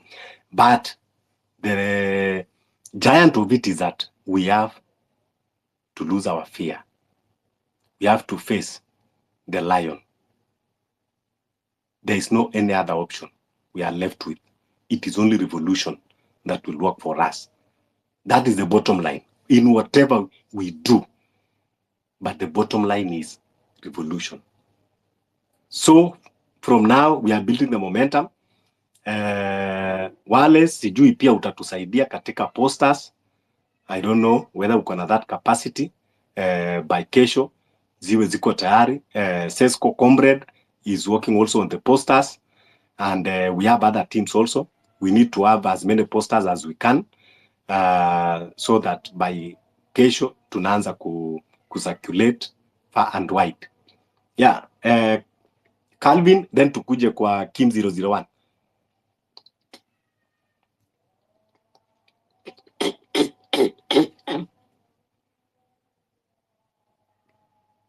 Calvin Otula, okay. Kim 001, go ahead.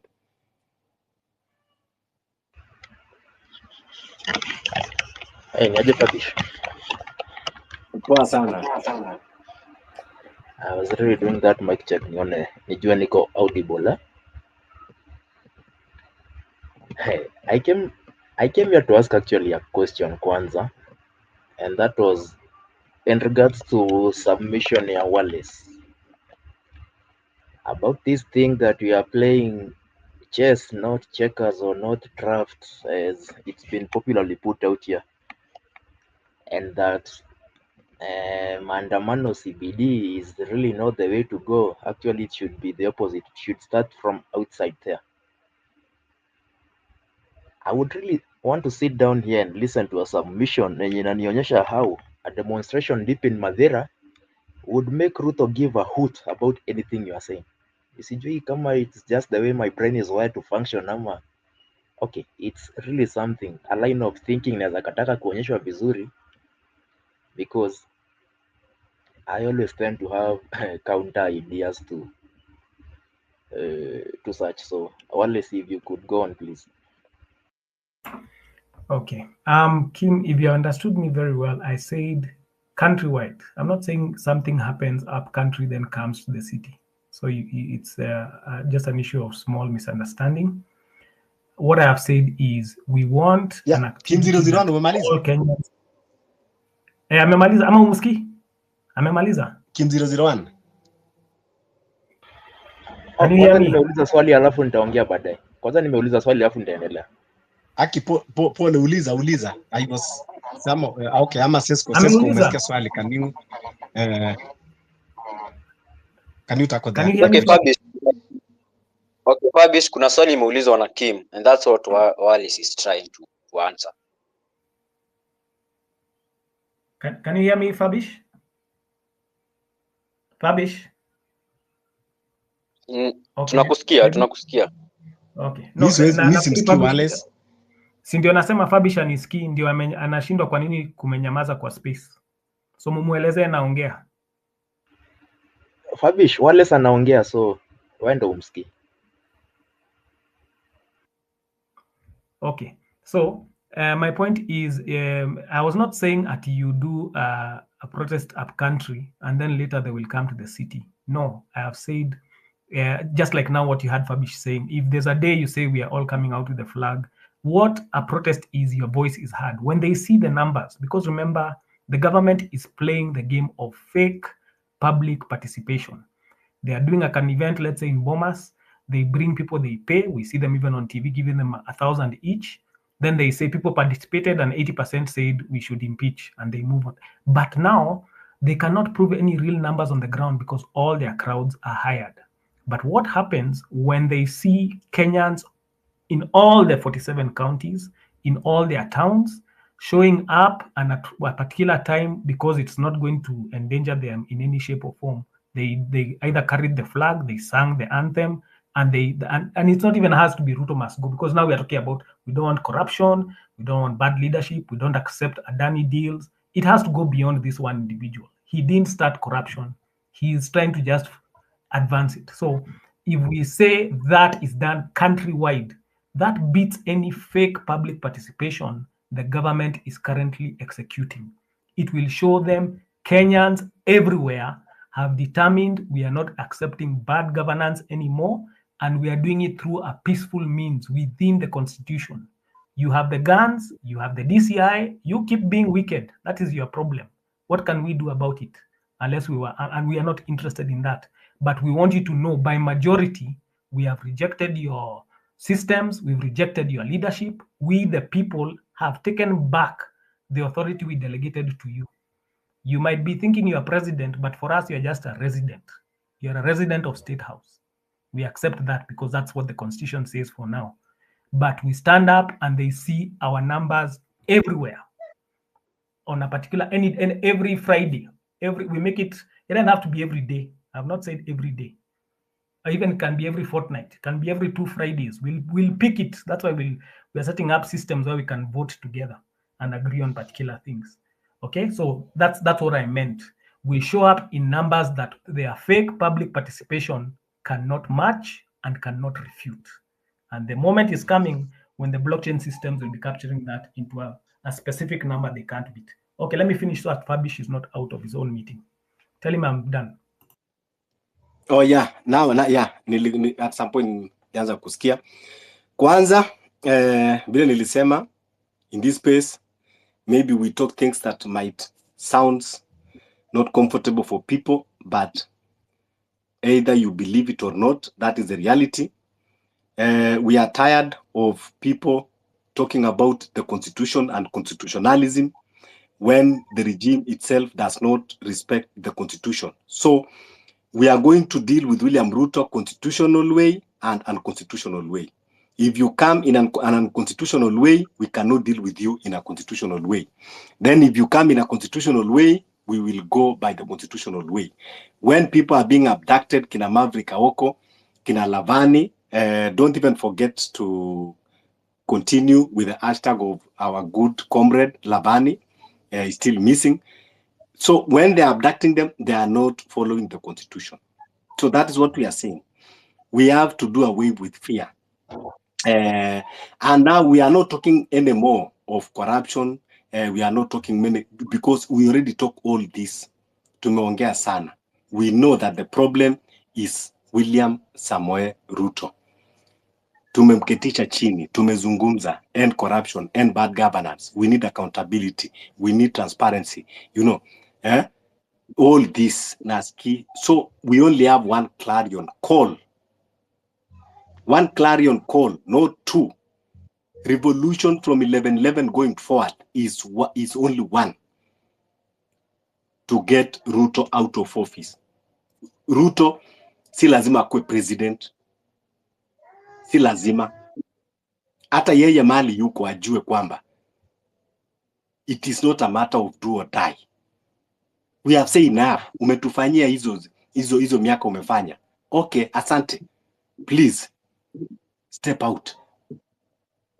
Why do you want to force yourself when people don't want you?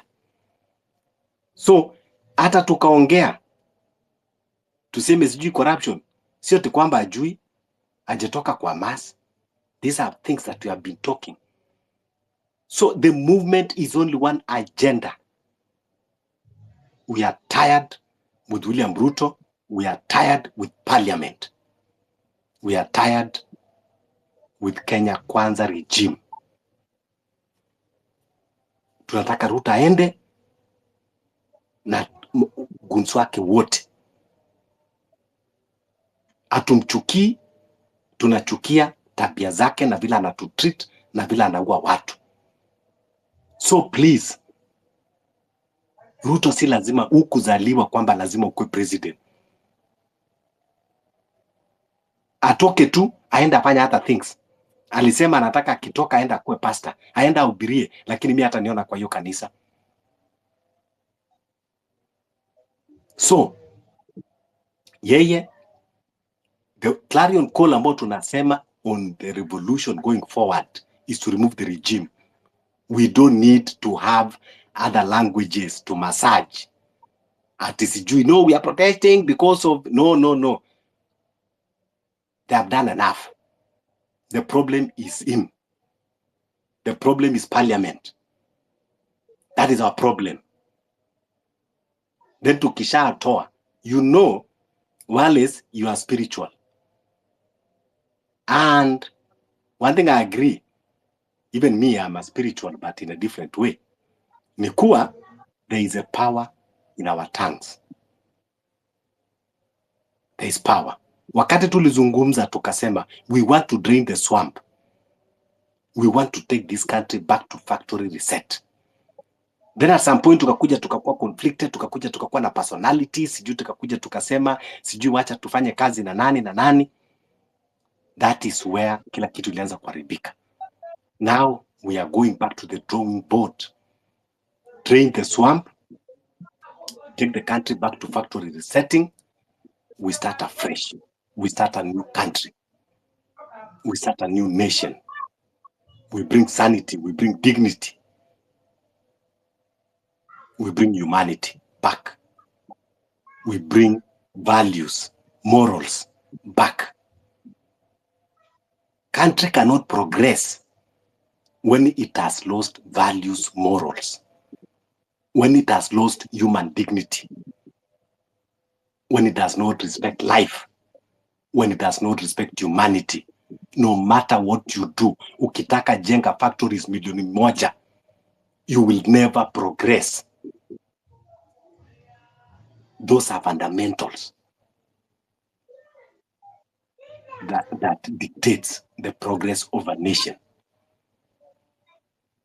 Currently, as we are, we have lost values. We have lost principles. We have lost morals. We have lost dignity. We have lost humanity. We are not respecting life anymore. That is why killings has become normal in this country. Zile damu ambazo zimemwagika, it is hunting the nation. And that is why tunapata maybe Ruto, maybe alikuwa hata na ideas mzuri. But because zile damu ambazo zimemwagika keep on hunting the country and hunting him. That is why we have to go back and start bringing dignity, respect to life. Hizi vitu zingine za development, za nini, hizo zinafaa zikuje after first you have respect life and humanity. Ruto has failed to honor all those. His principles are very different. Whenever we talk of killings, he's talking of properties. Whenever we talk of losses of lives, he's talking of properties. Those are two different values, different principles. And its principles and ideologies is not healthy for the nation. So we have every reason to say kwamba we are done with him. And that is a clarion call. Only one agenda. He must go. He have a life to live. Awachane tu. Kama anafikiria kwamba akitoka inchi itaingia kwa shimo, we are ready kwenda kwa hiyo shimo. Mwache yabaki kula tabaki. Kwa hivyo tusichanganyikiwe, tusiwe tunatoka tunachanganyikiwa, sijui stop Adani, sijui stop this, stop that. Adani is not in India. Adani is in State House. Sijui Bill Gates. The Bill Gates that we are talking is not a Caucasian. He's a black African Bill Gates. The JB Morgan that we are talking is not a Caucasian. He's a black African. We have to identify. In as much as we are blaming the colonial masters and the foreign influence, lakini mtu hawezi kuja kwako kama wewe hujamfungulia mlango. In as much as we want to blame America, we blame UK, we blame wapi. But first we must deal with collaborators before we say we are dealing with them.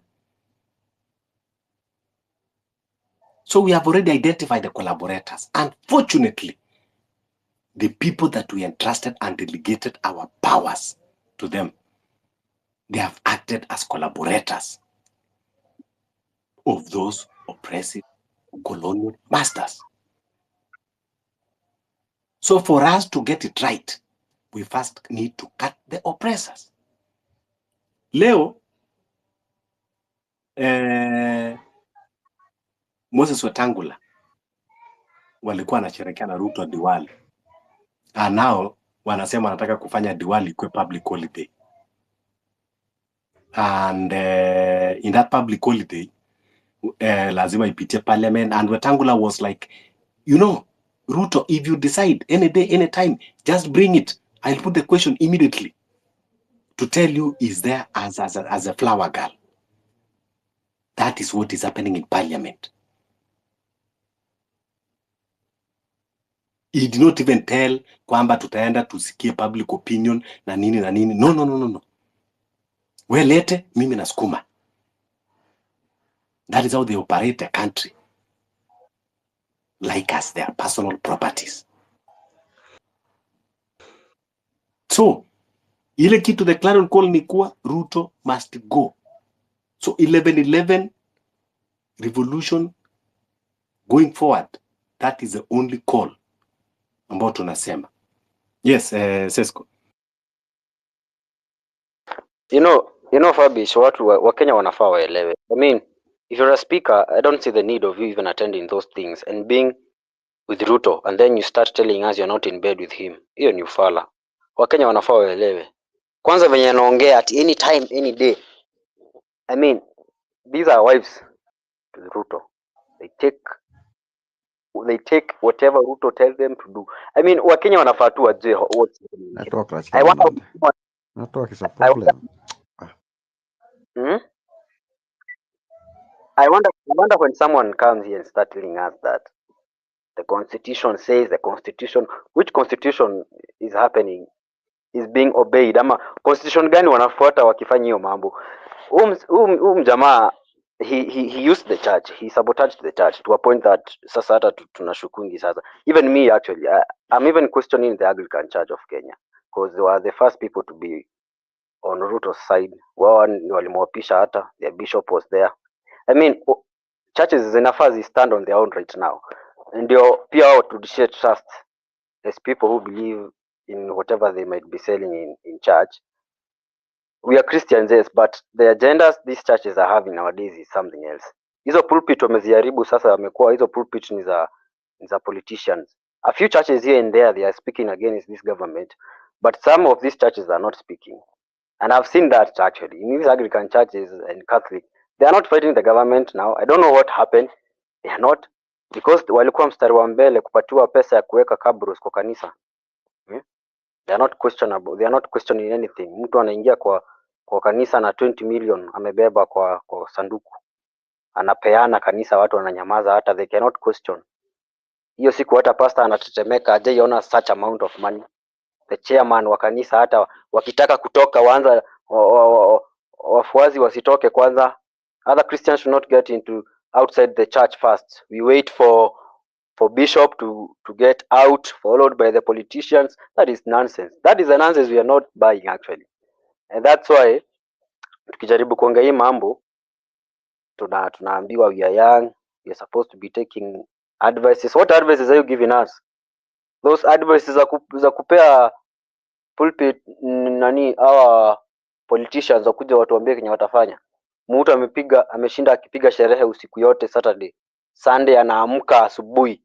Ni mlevi, hata bado ni mlevi. Anabeba bundles za pesa. Anakuja anaanza kwa kanisa, mnampea kiti pale mbele. I mean, it's high time we stop all this nonsense and stand for the truth. Tuache kushinda hapa tukidanganyana hapa. Wale si mnafaa kuwa mna spread, mna inject hii mambo kwa kanisa.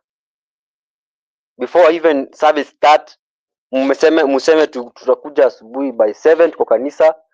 Kwanza tuambiane venye kunaendelea, how we need this government to act, solutions up to 8. And then from 8 the service can start. Those are the stuff we need to hear. Ama after church service mtuambie watu wanapatana nini, talking about this and this. That is what you want. Hatutaki mkuje mpea politicians viti kwa kanisa, wanakuja hapo mbele wanapea pesa, mnanyamaza. I mean, the systems in Kenya are not working. And for them to work, this guy must go.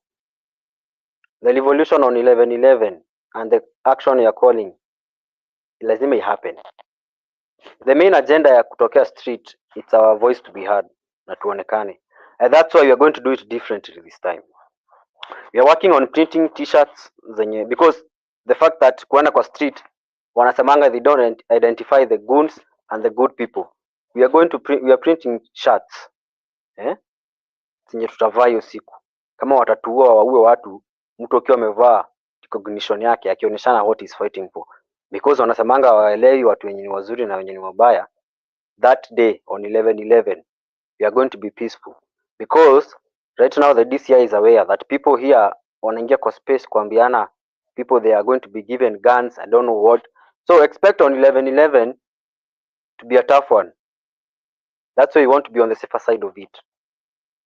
So we are going to talk much about it. Fabish, we organize with you. I'll tell you what you are planning with other comrades, so that we have maandamano yenye make sense.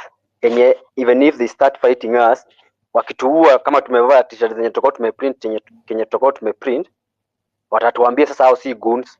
It's so sad actually that one of the comrades in Chuka University died. Juu hizo NHIF hazifanyi kazi. And no one speaks about it.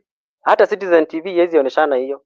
Iko na audacity ya kuleta vitu tuelewi hapa kwa Citizen usiku. Things that are not working ndo wana broadcast hapa. I mean, that's why Gen Zs we are actually tired of these mainstream medias.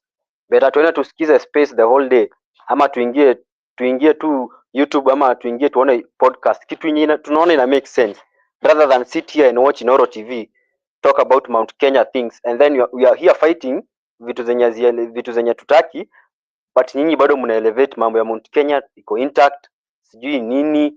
Citizen TV nayo iko hapo inasema Mount Kenya inapigana. Yani it is news, news. It's not the truth, it's not what Kenyans want to hear, but ni news yani. Enough of that. That hatutaki ufala. That's what you're fighting as Gen Z actually. Na tutaendelea kupigana hivyo. Gen Z is not about the age. Gen Z tunasema mtu ni Gen Z akikuja na vitu tunaita actions. Akikuja kuongea mambo yenye tunasikizana sisi wote. That's why we are tribeless and we are leaderless.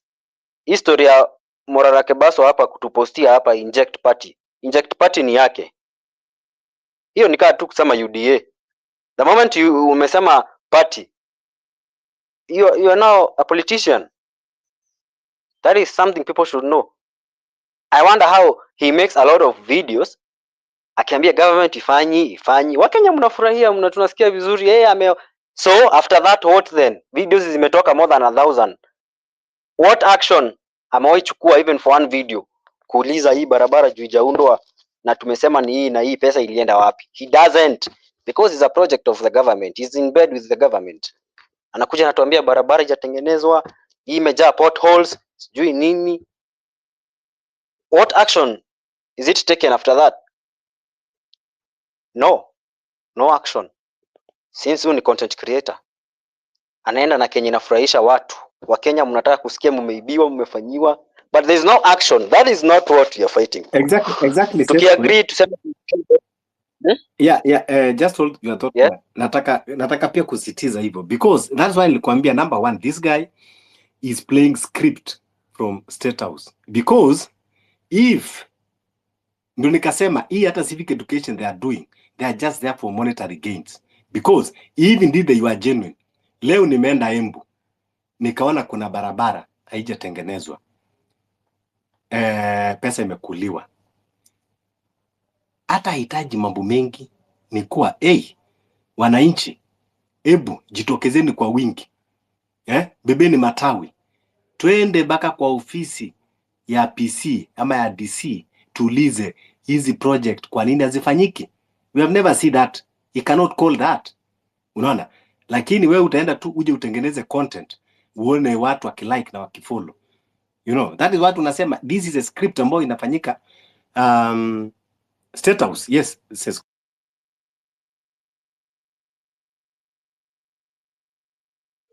I mean, Morara Kebaso watu wanafaa elewe. Na ukiona hadi huko vitu wana post, they are not irrelevant at all. They are so irrelevant. Aziko na Kenya we are fighting for. Right now the hashtag is 1111. This guy will not talk about 1111 even a single fucking day. That is one thing I'm telling you. He will not even post anything. But towards the day, tuseme on date 10 of 11, you will see what he's going to do. Ataleta tu kitu because he's a content creator. Script writer wake ni Ruto. Ruto ndiye script writer wake. Yeye tu ni director yani, Script writer ni yeye, ana scriptiwa, anaambiwa ni hivi, fanya hivi na hivi. Anapatiwa. It is so funny that Kenyans are buying his ideas and ideologies. That one stress stress sana because Kenyans wanafaa elewe what is happening. Casmuel nowadays no one listens to him because tulikuwa tunamsaidia afanye hivi na hivi, tunamsikiza. Right now his opinion doesn't matter to anyone because tuliona interests zake ni zake, interests zenye ako nazo za Wakenya ni zake yeye mwenyewe kujibenefit. Saa hii nimeona saa hii hata 5 minutes are not over. Hizi vitu amepost video even 4 minutes ago. Morara Kebaso posting about previously on Vampire Diaries. Vampire Diaries, I mean, Kenyans mwache ufala. Sorry to say so, but Wakenya waache ujinga. Hii ni content. This is content. Kama mtu amefanya media anaelewa hii mambo ya film and whatever. Yani mpaka anatafuta jina yenye na attract attention ya watu. I mean, Kenyans should wake up. Mnafaa kwanza mdifollow huu jamaa. Because even when you go on the streets, you never see Morara Kebaso.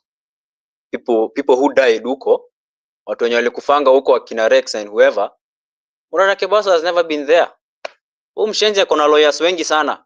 If you ask to meet him, my friends, atawaambia kwanza mpatane na PA waambie sijui nini, arrange meeting, na siku ya kumeet kwanza uende kwa ofisi yake upate kwanza kumejaa, amepika maandalizi pale, kama amekalia zile viti zake zile expensive. Ni nani ataka kuongea na yani? It's high time Kenyans should know that Morara Kebaso is a project of Ruto, na siye peke yake. A lot of people here on X, they are project of government, they are in bed with government. Nimesikia kucheka, nimeona huyu jamaa Cheregai anasema ati 60% of the people wenye tulituma emails we actually in line with the government and 40% ndio tunakataa. I'm like Ubro ni mjinga sana. First of all, atuambie hiyo skill yake ya kupata hiyo skill ametoa wapi ya kusoma more than 2500 is it 250,000 emails ama 2500,000 emails amepata achi nguvu ya kusoma hizo zote akajua context yake ni nini, na ikaacha kutubeba ufala hapa. I'm aware he's not learned, but asione sisi wote kama tuko learned. And that's why even lecturers are actually getting sick of this government. There's no way mtu ni professor na committee nena kukaa chini ya kuagree Kenya atalipwa ni mjamaa huko alipata D-. It is not making sense. It is not making sense. And that's why it's right time Kenyans wanafaa wajue. Sisi Gen Z tusomi ndio tutoke huku nje. Tuanze kupiga makelele huku tusema tutafute sijui wera ama sijui nini. It is nonsense. We don't want that. We need actions. We need better country. Hatutaki tupotee pia sisi. Ati we get an opportunity we go to Middle East. Ama wengine wetu tunatoka tunaenda Canada na US. We are tired of that nonsense. I mean, I make sense. Kwanza the fact that a CS mzima anaweza kuja chini na aanze kuagree on a national television, aanze kusema kazi zimetengenezwa, watu waende gaf, sijui nini, shenzi. A whole governor anakuja kutuambia job opportunities ziko gaf. Nani anaendanga Middle East, tuongee ukweli? Educated, who has a degree, anatokanga naenda huko Middle East huko. Mimi hata nikipatiwa free visa ama passport bure ama nilipiwa hadi siwezi enda Middle East kufanya nini? Those people are having their own problems wao wenyewe. We are taking problems there, yet wao watu wa mashida zao hata ni mingi kushinda zetu. Sasa Wakenya wanafaa waamke, wajue what's happening kwa ground. Mambo ni different. Watu watakuja hapa space na wadanganya civic education, kizungu mingi haisaidii. That is nonsense. Petitions, we have petition, and that's why we are not holding that space with Tony Gashoka, because that person nimeona alikuwa taka tu kutununua tu, telling us to hold a meeting, tupatane Karen. It is nonsense. It is not going to change anything. The fact that people are dying, the meeting ya kutuna kupatia nonsense. It makes sense. Agenda zenye tuko tunataka kuziongelelea, wewe umekuja na zako unatuambia hizi na hii ndio tunaongelelewa. We don't want that. We need action. That's why we are preparing for 11/11. And I'm telling you, anyone who is in this space, can you go and monitor how Morara Kebasa is going to behave up to that 11/11? Kama wewe ni mtu mjanja, you will understand that is a project of Ruto and he's in bed with the government. Fabish. One question Fabish, kweli unanyima watu mic ama waulizi ama kunaenda aje? Because I'm not seeing a lot of guys on the panel, which would be good to get diverse opinions. But I agree with you, Sesko, also that it's time for action. And also, we also accept advice from young people. It's not just one way. The thing is, you made a very good point. We say youthfulness is not just an age set; it's also a mindset. There are young people who think like wazee, as in they're out of touch, and there are older people who are very youthful in their thinking and in their reasoning. So I agree with you that. Oh, sorry, Fabish, you look like you want to say something. Endelea. Yeah, what I want to say is it is not that we accept the advice from young people. There is no we. All of us are that we.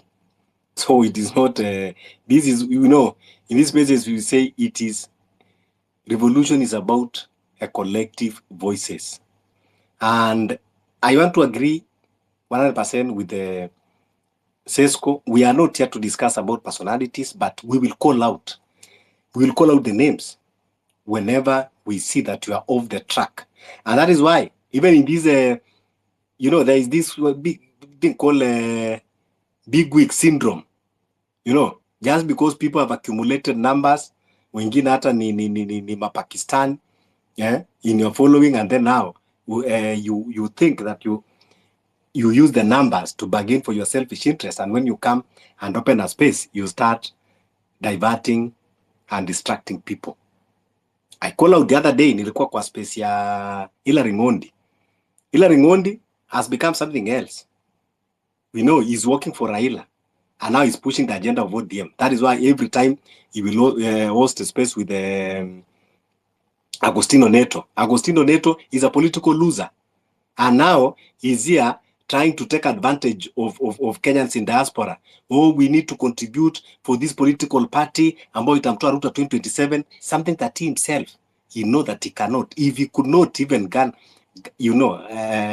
get the seat in Bita, and now you want to come and tell us that you have a miracle way of unseating William Ruto.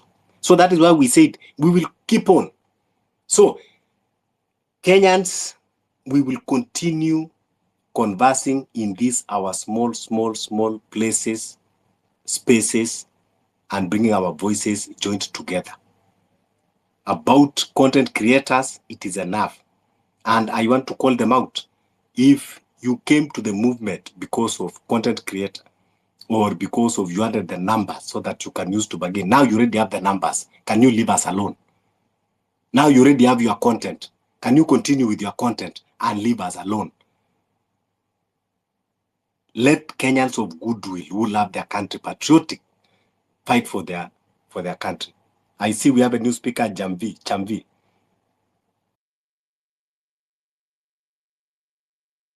Hello, Jamvi.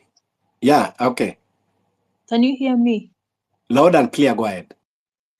Okay, every time na ask for mic napata siwasikii, ndio unaona saa ingine natoka naenda narudi. So I hope mnanisikia. Okay, hao watu kama kila Morara, the celebrities mnasema about kila Obina, kila tuseme kila demu wa Facebook, why can't you just force them? As in kama hizi content mnatumia, sio content, hizi posters za 11/11 muzieke, waeke by force, tutumie ni force saizi. Okay, sitaongea sana, wacha niendelee kuwasikiza, maybe nitaongea baadaye.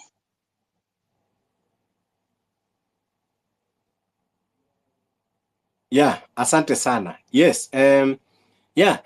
Mimi hata leo nimewatag wote because I like always let them reveal themselves.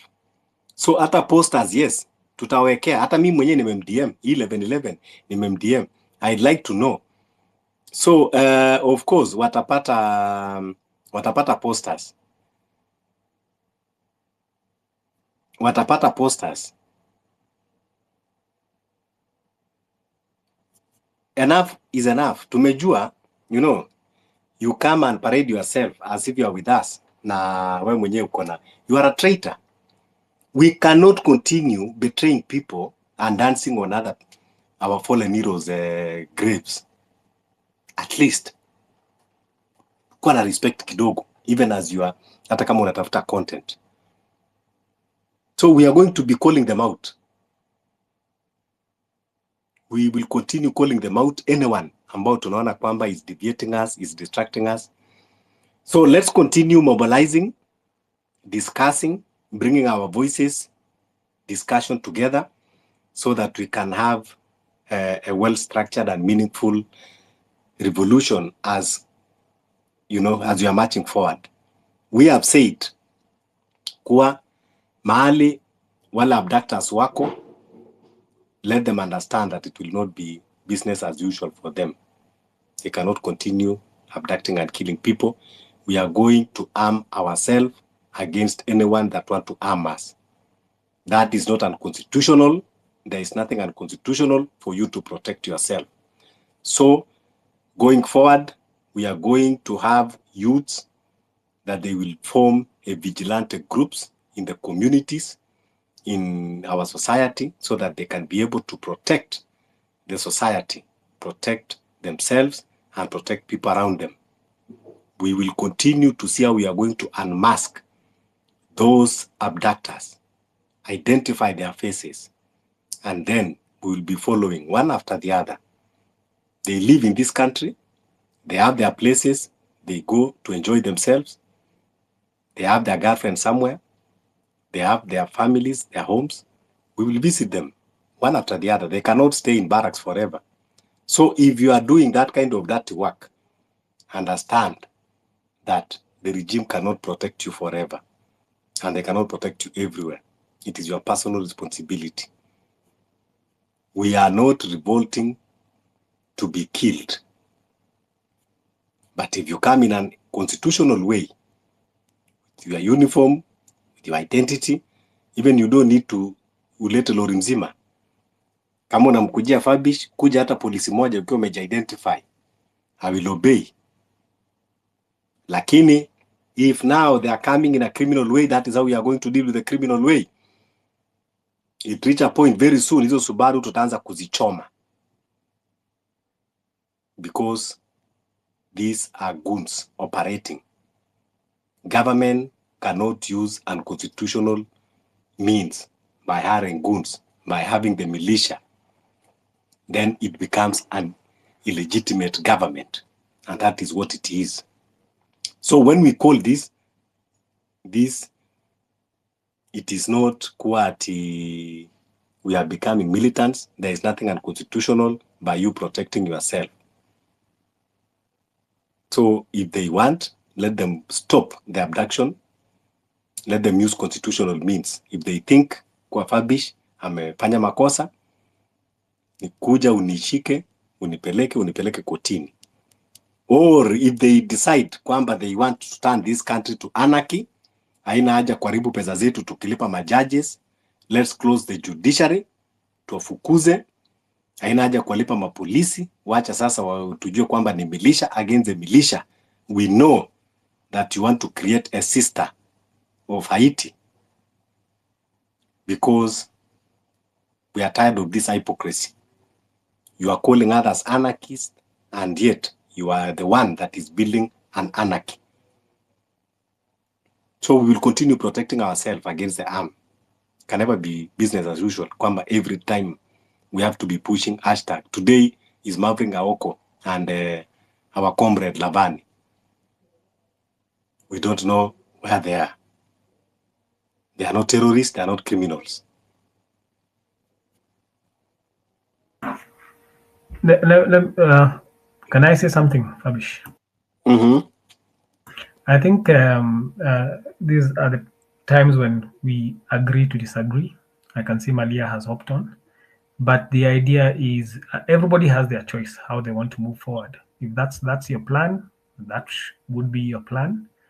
But the idea is everybody has a right to their opinion and their strategy. People can advise into it. Whether you follow it or not, that's fine. I mean, nobody can choose for you the procedure you want to use to go forward. But if we said Kenya goes the vigilante way, most likely that could be a choice. But that might not be.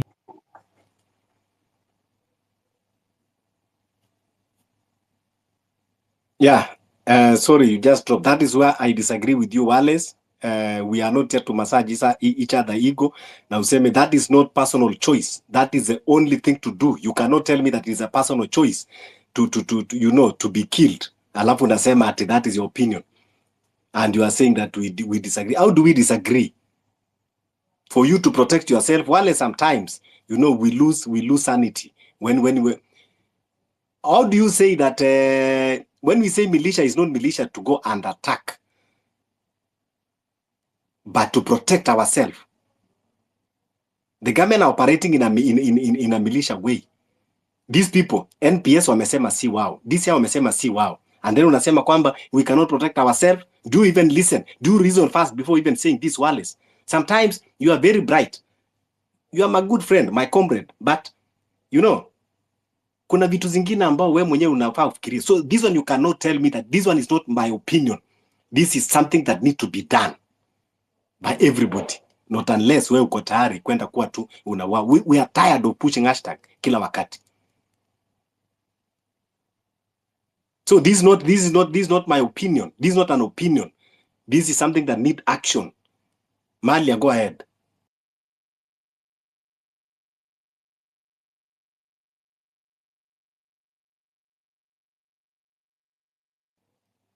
Malia, go ahead.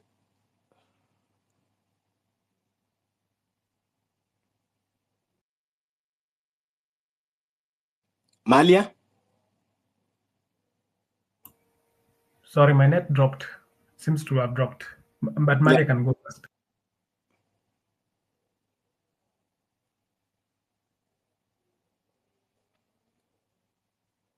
Hi, I'm in the salon. I'll talk later. I'm just listening. Okay. Okay, so let me sorry, you and I don't know, my net dropped. I don't know if you responded, but my I think the last words I was saying was about and I know of course you'll disagree. I know No, don't even do that one, because we are tired. Isn't the vitu tunaambiwa kwa spaces kama wewe you are, you know, I want to kwanza kabla uje respond, mute your mic unisikize vizuri. Go ahead. Mute your mic unisikize vizuri. Malia, mute your mic.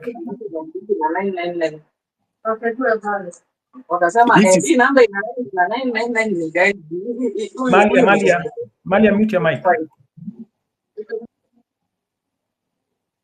Yeah, so Wallace, this is what I said. If you come in a constitutional way, we will go the constitutional way. If you come in an unconstitutional way, Wallace, about 100 bodies ilipatikana Kware, zimeuawa, wamewekwa kwa magunia kama takataka. These are human beings. They are not just statistics. Ni watu, they were going on with their lives kama vile mimi na wewe. Until now, tumeweka business as usual. Kina Rex Masai na wengine wengi waliwawa, ikabaki kwa statistics. Juzi City Mortuary wanatuambia kuna 600 bodies. And then kuna sasa kina nyinyi Wallace mnataka kuzunguka mkituambia ati this one is constitutional, constitution this, constitution that. Now, before you respond, kindly be a devil's advocate. Now tell me the chapter, the article, the sub-article in the circumstances that those people were killed before you educate us. Kwa ati hatuwezi, we cannot form a security to protect ourselves. Okay, number one, of course, constitutionally, the government should protect you, but when it becomes the one that is killing you, of course, that is not constitutional in any shape or form. And I think there's a time you mentioned something like, they have said it's not the DCI. They've said, of course, we know it's them. We are adults and we are intelligent enough to know if people are disappearing, they are disappearing because the state systems are being used to harm Kenyans. So we will not again pretend like, oh, we believe them. It's not really the state that's doing this. We know it is the state doing it. And we know Kenyans are supposed to be protected by the same state that is murdering them, that is throwing them in quarries, and it's doing all those things are illegal. That's for certain. Now, as for Kenyans protecting themselves, if somebody comes to arrest you and they do not identify themselves, that you are going to resist. But they're supposed to. That is what we are talking about, Juanes. That is what we are talking about. We are not saying that we are going kuvamia police station. We are not saying kwamba tunaenda kuvamia. Umesema vigilante. You know what the word vigilante means? Vigilante means that once, let's say, somebody disappears, you are now going to what vigilantism includes vengeance. You go and take revenge. You maybe abduct one of theirs, or you do something in that direction. You are ready to take up. No, that is your own translation. That is your own translation. Well, then be clear. And this. Ngoja Wallace. Kwanza, let me tell you one thing.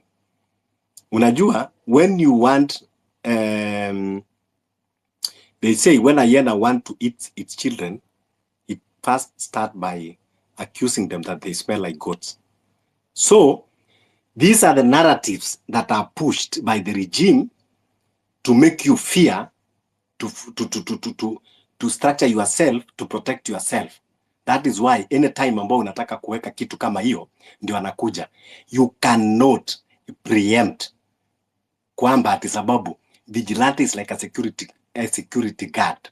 Wakati nimeemploy my security guard in my compound, mbona unaanza kukuja kusema huyu security guard anaweza amua kuchukua hiyo panga umempatia ama rungu kwenda kupiga watu? Sasa sisi tumesema tunaweka vigilante group, okay, ya kuprotect ourselves.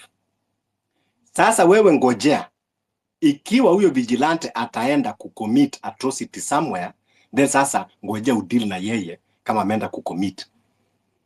Lakini if wewe mwenyewe unajua kwamba you are genuine, Why is it why are you finding difficult mimi nikisema naweka vigilante ya kunichunga?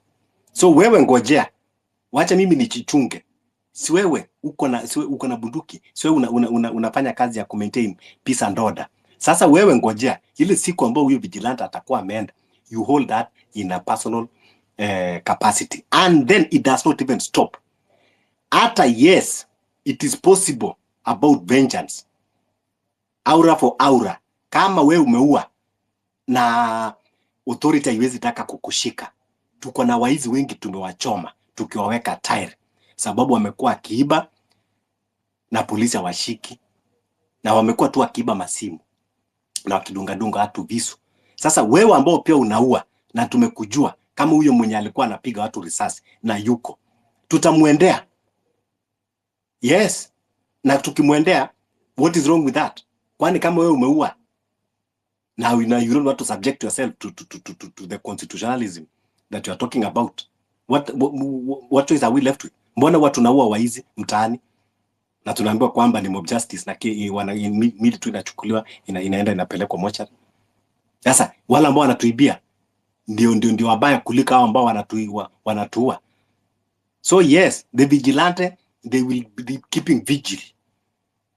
If wewe tujue kwamba you are a government agency operative, now you are going outside the constitution, that you are killing people and you are abducting people and you already unmask your face, we will come for you. We will come for you. So if the government don't want to go that way, then let them stick to the constitution.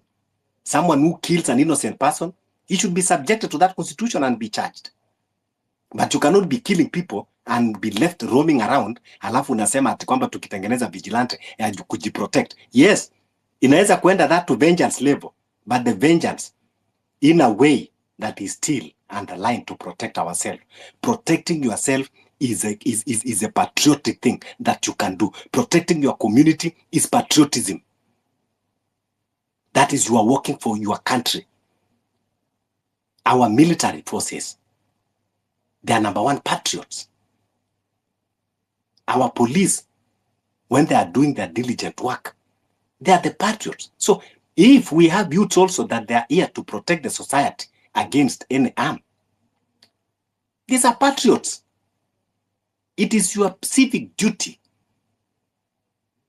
to make sure that there is a peace and tranquility in the society. How do you do that? You do that by uprooting the criminals. So I don't know, sisi watu nasoma sababu tumekuwa oppressed, and now mpaka tumejiweka sasa katika that mentality ya oppression, kwa even tunafaa kubebwa. What is unconstitutional about you protecting yourself and going for that person that is killing people in the society? What is unconstitutional about that? We have called out the names, no action is taken. We have write memorandum, tumeandikia IPOA, no action is taken. So if no action is taken, what are we left with? We deal with him.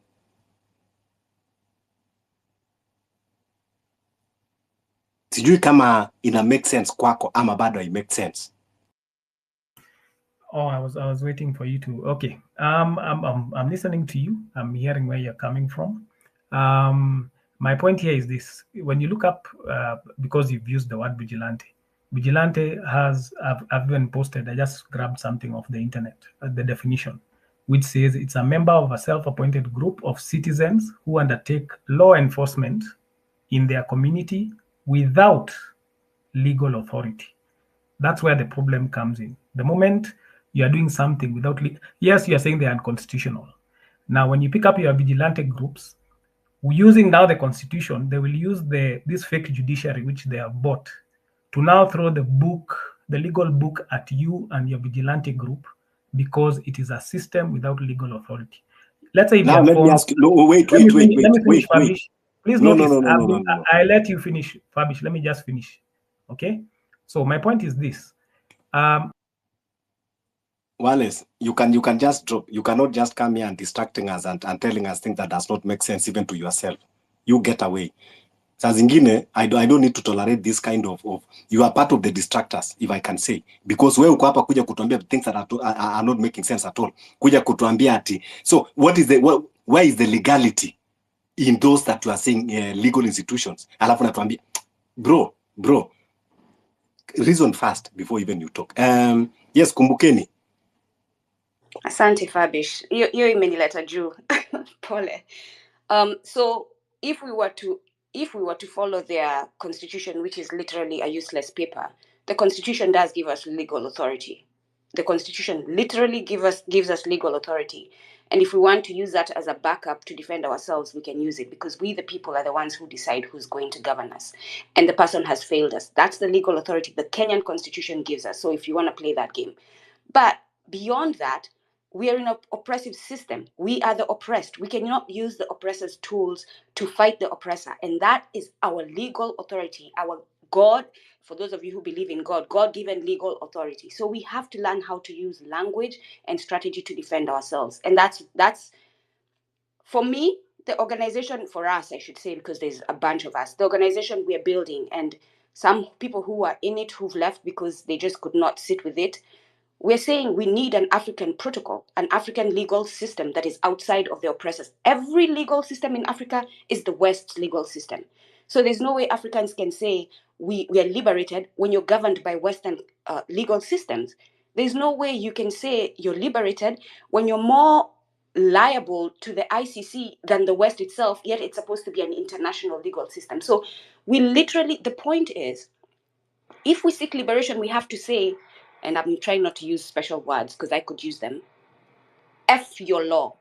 Your law does not mean anything. That is what asking for liberation literally is. Your law means, that's what Cuba did, which is why Cuba is still sanctioned to this day.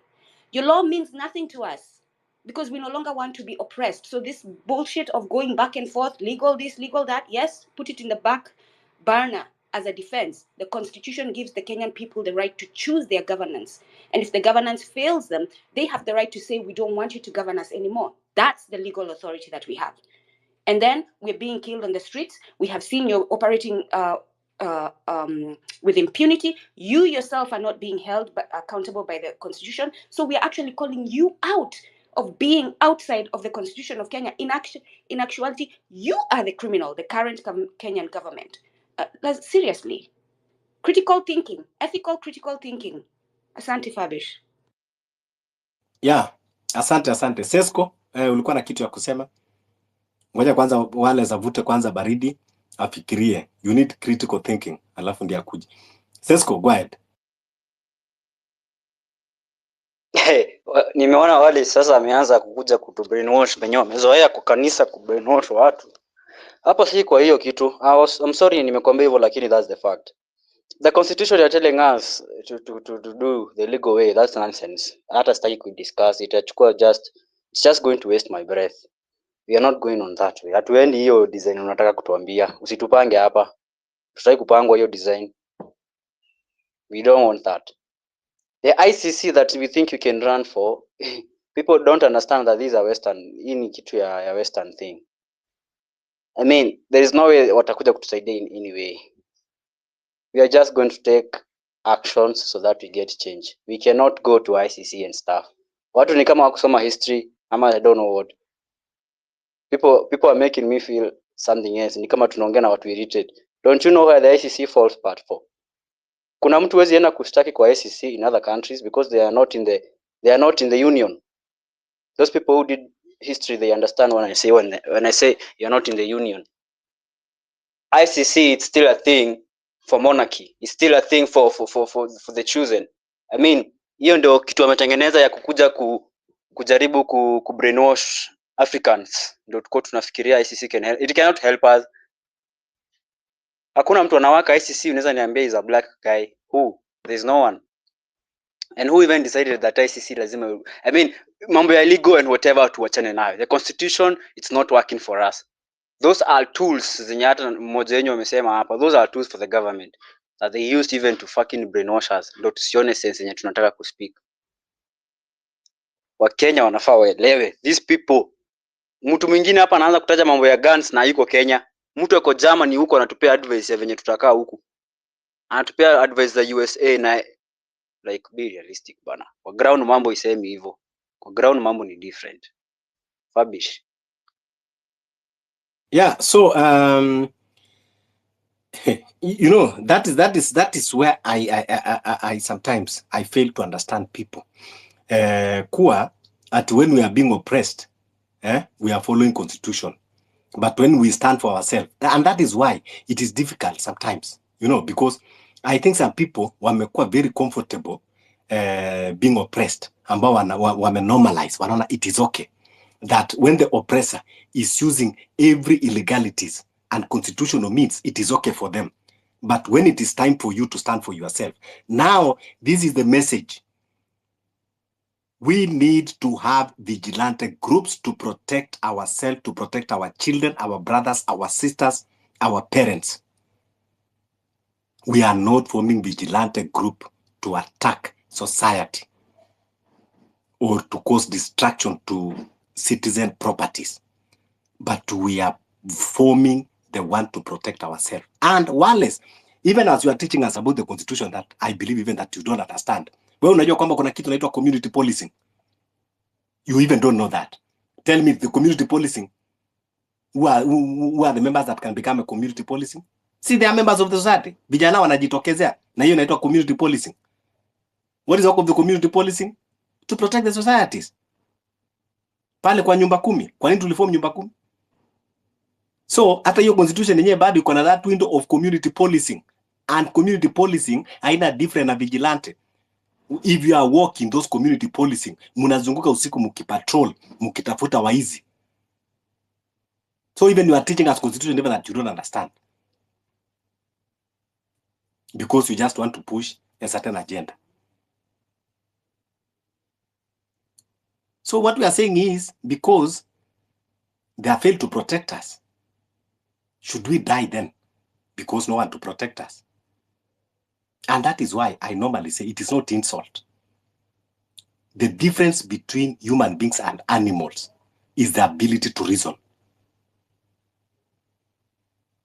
That is the difference. That is why you draw the line. The difference between human being and animals is the ability to reason.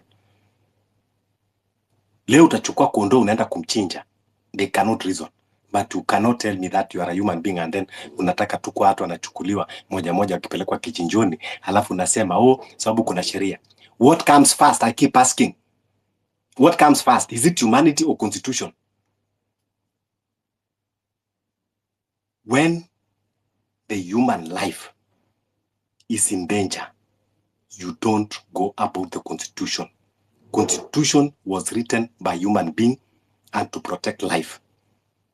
Lakini huwezi kuweka constitution mbele zaidi ya why. It does not make any sense. It does not beat any logic. So before tuongee mambo ya constitution kwanza, tuongee mambo ya human life, Wallace. That is what we should be talking. You are Christian, you should know this. And that is why sometimes I get even conflicted with Christianity. Because Christianity, in the Bible, I think they don't value life.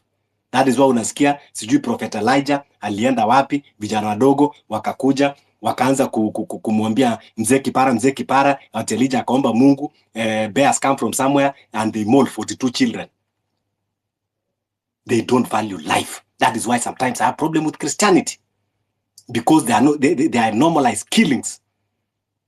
Sijui Mungu akatuma wana Israeli waende wapi, wafagie a whole community, wipe them, wachukue bibi na watoto and occupy the land.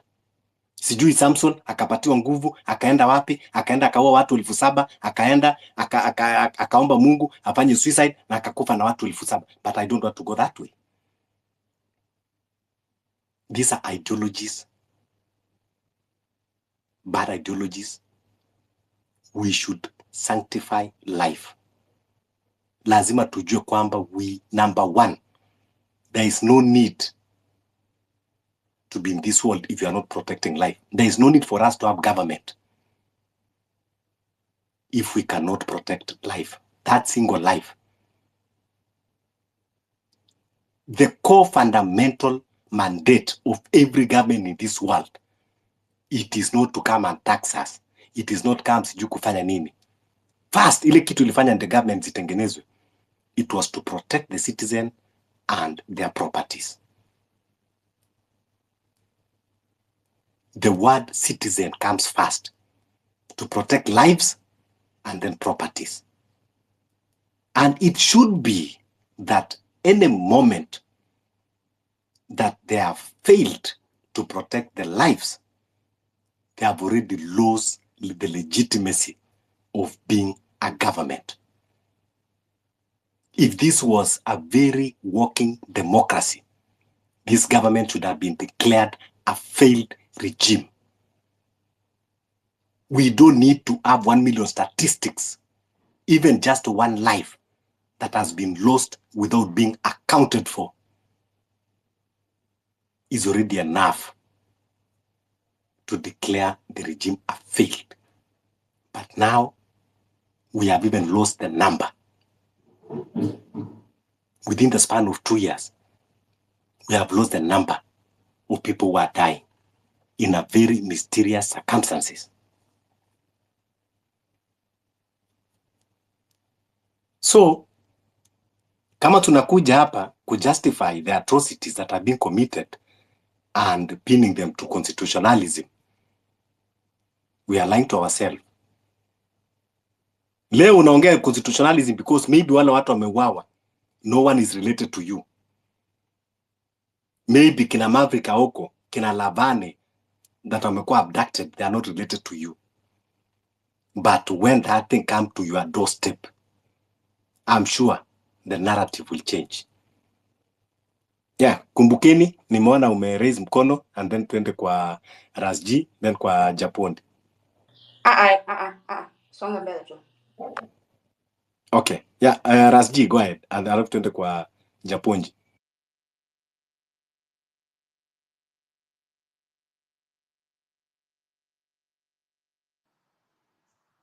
Abish, I think I came a bit late, but I came when you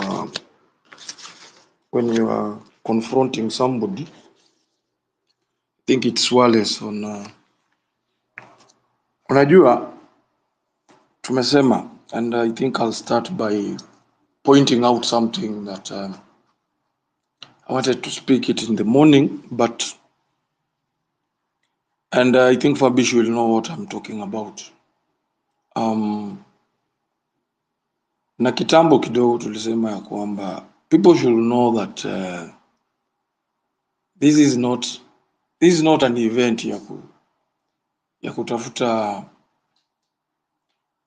umaarufu, ya kufanya vitu zenye ama ujulikane ama nini. And that's why I'll be very, very, very, very, very, very, very straight. And that's why you see the people who used to drive these conversations on these spaces, because some of them took it upon themselves.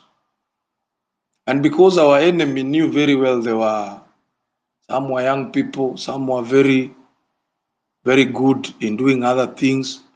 They camouflaged, came to the movement, pretended to be, but it is always my call to tell you guys that hii kitu si hivyo vile watu wanajaribu kuiangalia.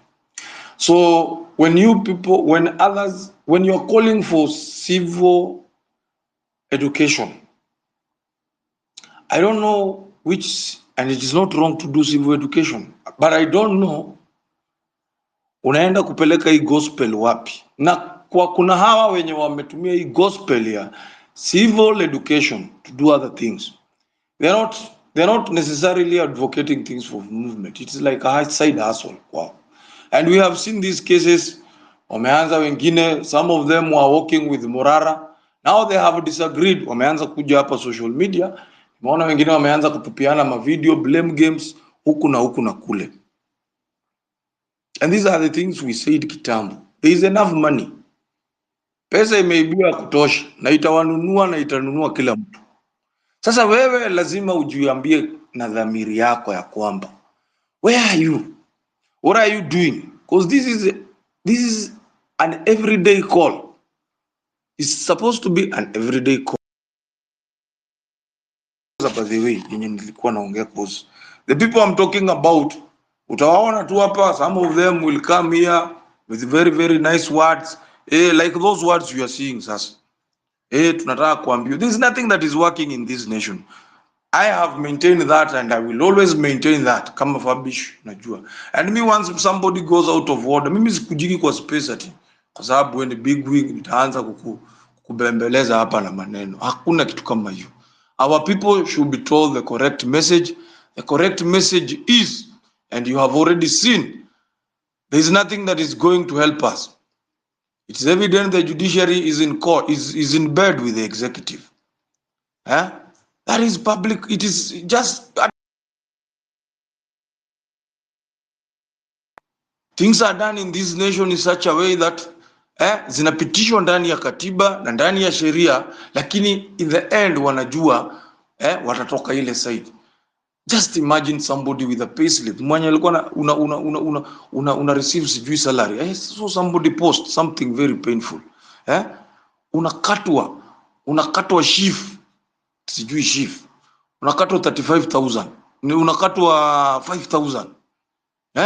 Pesa yenye utakatwa ile wakati wote ni utakuwa kinini.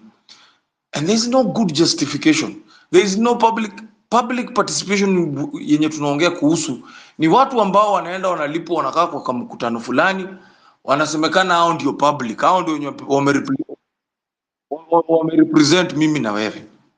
So nothing is working. And then when we are saying we are going to become radical, we're going to become radical. And this idea of, and this is a message that should go to the likes of Kimani Ichung'wah and others. When the young people of Central are meeting,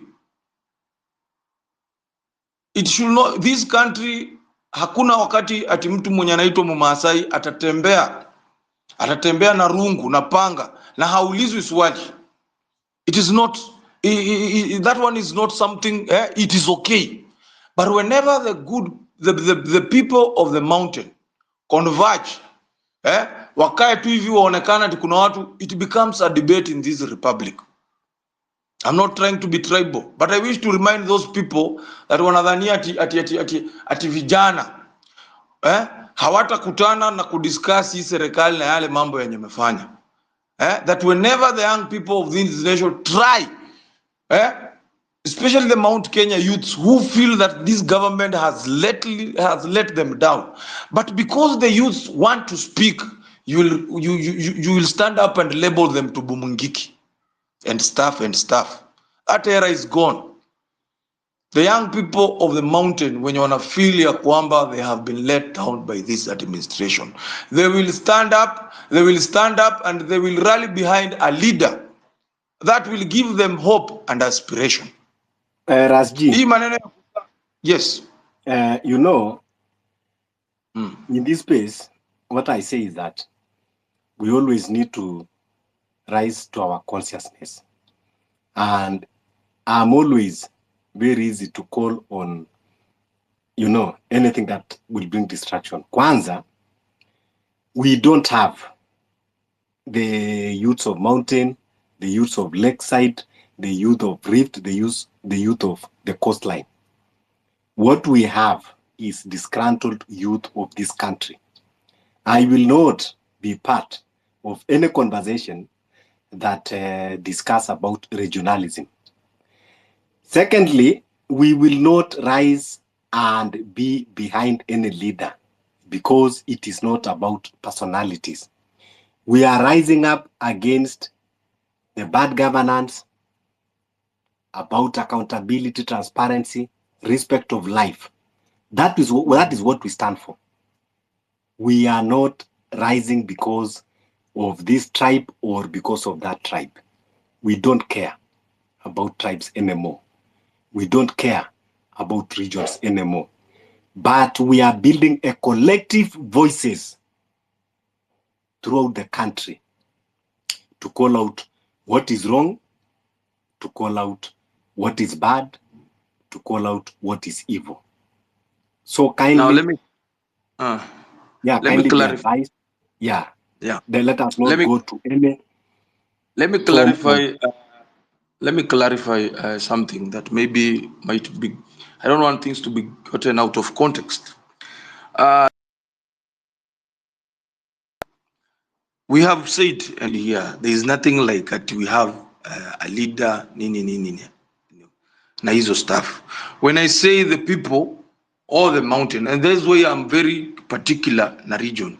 We know we are all facing similar problem, but this regime or a regime will always, whenever ni kama sasa sahi, I'll use an example of the Aoko issue.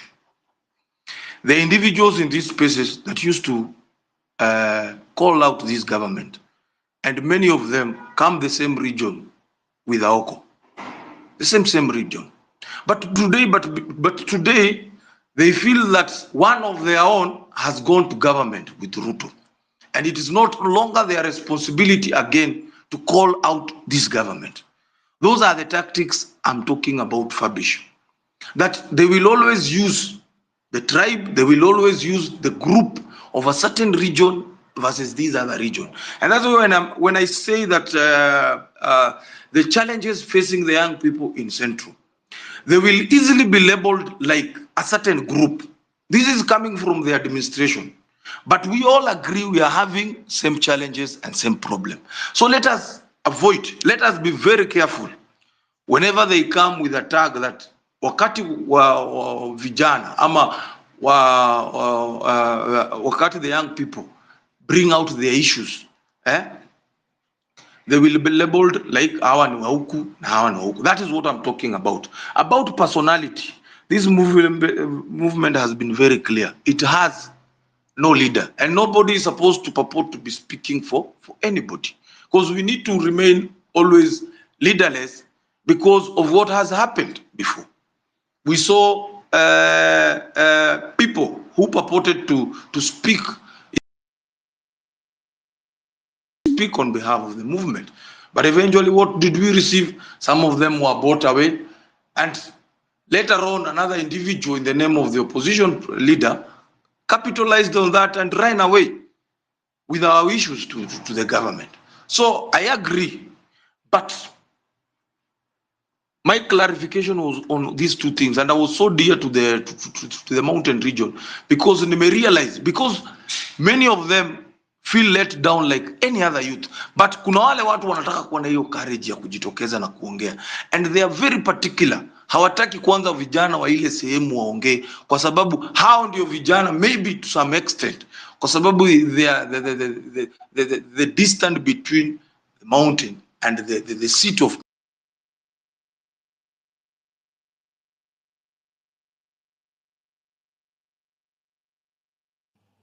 we have lost you. my good friend. Okay. I think they are called that are trying to come in. Na najua wakati tunaongeaga huwa wanaanzaga tukupiga hizi masimu. Na naona hizo masimu. But lastly, Fabish, very last. This is when it is still no signs of Maverick Aoko, still no signs. It should continue sending very strong worries. Very strong worries. It is not normal for somebody like Maverick to get lost for all those days. Hata kama Maverick mwenye tunajua, Maverick is not a coward mwenye ataenda ati ajifiche hizo siku zote in the name of kuna mtu ati anamfuatilia. So we should amplify this. We should be very serious. We are appealing also to the Law Society of Kenya to raise up above this pettiness. I saw somebody like Robert Alai constantly attacking Maverick.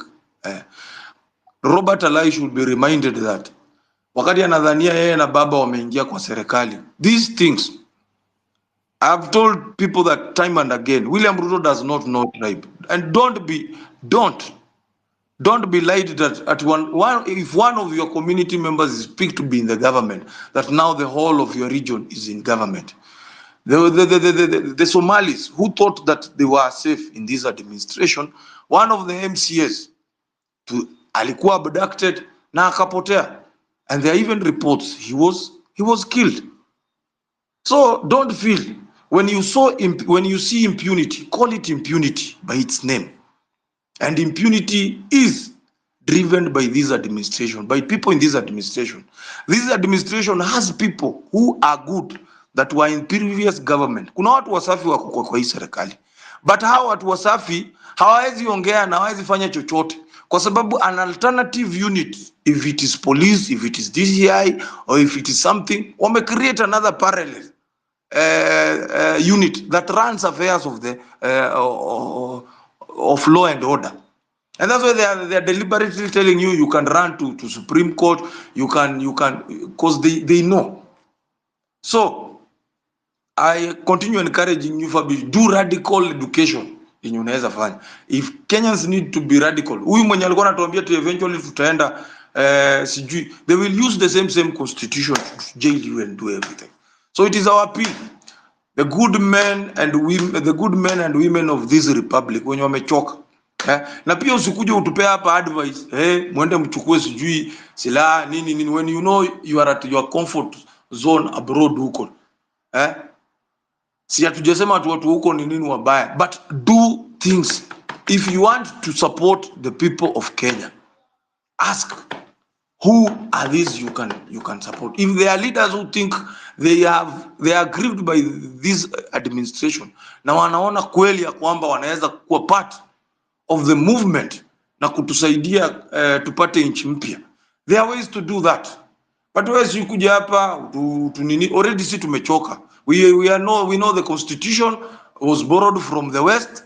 It is not working for us. We are having a good constitution, but this again, we are having an administration that does not respect the rule of law, because one of them did not champion for this constitution. So he has no right. He has no moral authority to respect it. And if you remember during the swearing in ceremony, the only thing that this presidency raised up was the sword. But when he was given the constitution, he just took it kaiweka hapo kando. So that was your first time for you to see that we were fully going to a dictatorship kind of. So tuombeane na tukilete mawazo ambayo inaweza kutusaidia. Tusiongee kuhusu mambo ambayo tumeongea spaces all that time since the departed soul went to be with the Lord through heinous acts of some policemen. So tulete mawazo ambayo yenye inaweza kuturadicalize, mawazo ambayo yenye itafanya tukomboe nchi. We should not sugarcoat the truth. Thank you. Yeah, thank you, Rasji. Yeah, what we are saying is, yes, we need to form something that is called community policing. Okay, if that is what will go well, let me say it. Okay, not vigilante. Let me say then community policing. Okay, where those community policing, they will be vigil and they be vigilante. I don't know. Maybe it was just a choice of words, because what I know is that people have been doing community policing for as long as I know in many places. They have been guarding their estates. They have been guarding. So this is now community policing that is going to protect ourselves against the killings. So if those choice of words are correct, then we need now what we call community policing that will amount to vigilante groups to be able to guard our society. And I want to agree kuwa iko hivi, some things we don't need to sugarcoat vile Rasja ametuambia. Someone even nimeona ameraise kwa comment section. Yes, these vigilante groups, they start with a very good intention, but along the way wanaweza enda wakafanya kitu kingine, just like the rise of Mungiki, just like in Al-Shabaab. They actually rise to protect their borders, their waters, na mwishowe it turned to something else. Even the gangs in Haiti and all that. But that is not it is not our creation. So this regime, whatever they are doing, they must understand that there is consequences that will follow. And these are the consequences. Without us sugarcoating things, Now there is a conversation. There is a rise of Mungiki. That one, if we like, we discuss. If we like, we leave it. But that is the reality that we are facing because of the creation of this regime. Mungiki will emerge. Before you realize, Chinkororo will emerge. Before you realize, there will be Jeshi la Mzee. Because when you fail in that mandate of protecting people, you already created a vacuum. Na watu watakuja kujiprotect. Kwa hivyo, tusianze kutake blame. We are victims. Let us not again add to victimize ourselves. Sio sisi ndio tumesababisha hiyo. Ni the regime ndio ameleta hiyo. We gave you mandate. Tukakupatia pesa, tukakulipa tax. Tukanunua magari za polisi, tukanunua na uniform, tukawalipa mshahara, tukanunua na bunduki. Waweze kutulinda. Alafu wakatugeukia. Na hizo vitu zetu zote tukiwauliza wanasema si wao. Kama si nyinyi na nyinyi ndio tumewapatia jukumu ya kutulinda, si mkuje mtuambie hawa watu ni nani, ama mkuje tu mtuambie tafadhali mlitupatia kazi tuwalinde, lakini vile mambo inakwenda ni kama hiyo kazi imetushinda. Tutafutieni makazi zingine. Hiyo kazi ya kuwalinda imetushinda. Maybe you need to look for a lighter duties for us. We don't have a problem with that. Sasa ndio sababu tunasema, so at this point in time, we are left with no other option but we start protecting ourselves. Then, sijui kwa nini inakuwa ni ngumu sisi kuelewa simple things like that. Let's hear from our lady human, then we go to Ndongo. Thank you. I'm glad we've gotten to now speak about, you said, community policing. Because I think civic education works for sure, but it is not a thing that we are waiting for it to end by 19th of June. It's something that we will have to keep on doing forever. So it's about time that we actually act doing something. So I will start by femicide. Yo, Kenyans, I am not happy about us because Fabish, wave if you can hear me. Anyone wave if you can hear me? Yeah, tunakusikia human. Go ahead. Okay. Na utuambie So, Machakos anasemaje? Wanatusikiza Machakos.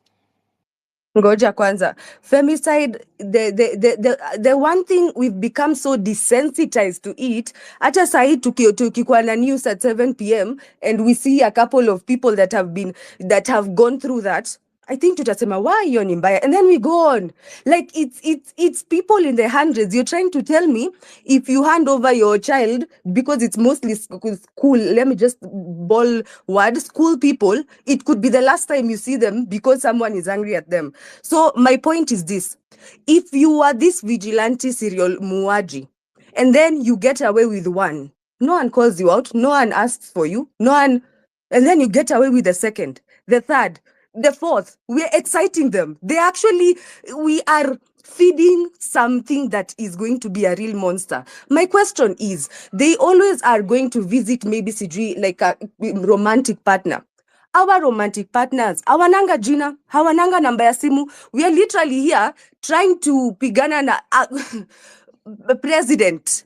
Hawa watu wa campus ndio watatushinda, because I don't understand why the story ends that they were going to meet someone, they were finished. Who? Hizo namba za boyfriends ziko wapi? Why don't we follow up? So as Kenyans collectively, we are really exciting these perpetrators. I think it is just a group that is getting away with one and get away with many. They are continuing. It's getting exciting for whatever. People are messed up in different ways. My point is, Kenyans, we are letting this slide too much. And all of you, if you have a daughter, I'm a cousin, mujue, ukimpeleka shule, you risk them, you risk seeing them for the last time, because Kenyans will just say, why hiyo ni mbaya? We, zimezidi? No. Our boyfriends ni nani? No, we need to get to the root of it. We found a random cop kwa street on 25th June, you know the popular Muwaji cop, based on nothing. But here we are saying this is someone's boyfriend. Mbona tumtafuti? Please answer me, because femicide inashinda ikiniumisha kichwa, na ni kama tunangoja Pasari saongelele, mnasikia vitu anaongelelea. Hi, let me hold at that kwanza. So that is the policing that I want to really introduce in terms of femicide. Hizo families watuambie, simu siziko. You can't find a phone number na Safaricom wanaweza pata mtu na kwenye yuko.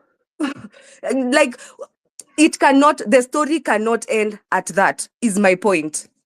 Na sisi wa Kenya ndio tuna excite our perpetrators. Thank you.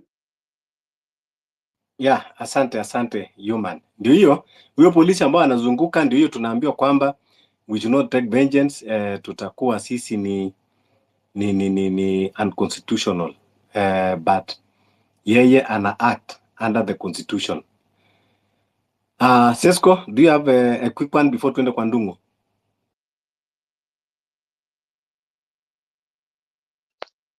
Okay, Fabish, I think human namuelewa Kenya namaanisha human hii mambo ya femicide iko, but sitaki kupinga na Kenya umesema, cause we respect our mothers. We have sisters, some of us will get daughters, we have girlfriends, so I will not talk much on that. But sometimes this social media ina broadcasting vitu zingine because they know, I mean, mambo ya femicide iko, yes, it's there, you're supposed to be getting answers according to the constitution, yanatuambia tufuate yenye wafuatangi, but I mean, kuna huyu msee amedhulumiwa Mombasa.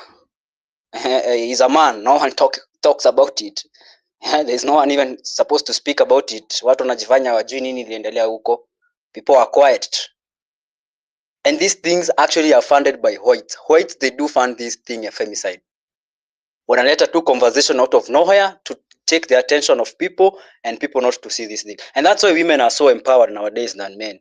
And this is something people should be talking about. Mambo ya femicide iko, it is there, yes. But even for men, it's happening. But because easy mainstream medias and whatever they broadcast vitu kulingana na kwenye interest ya watu. Yes, if I put correctly, it is, you know, they trying to use divide and rule tactics in every opportunity they get. They try to balkanize, you know, this group against this group.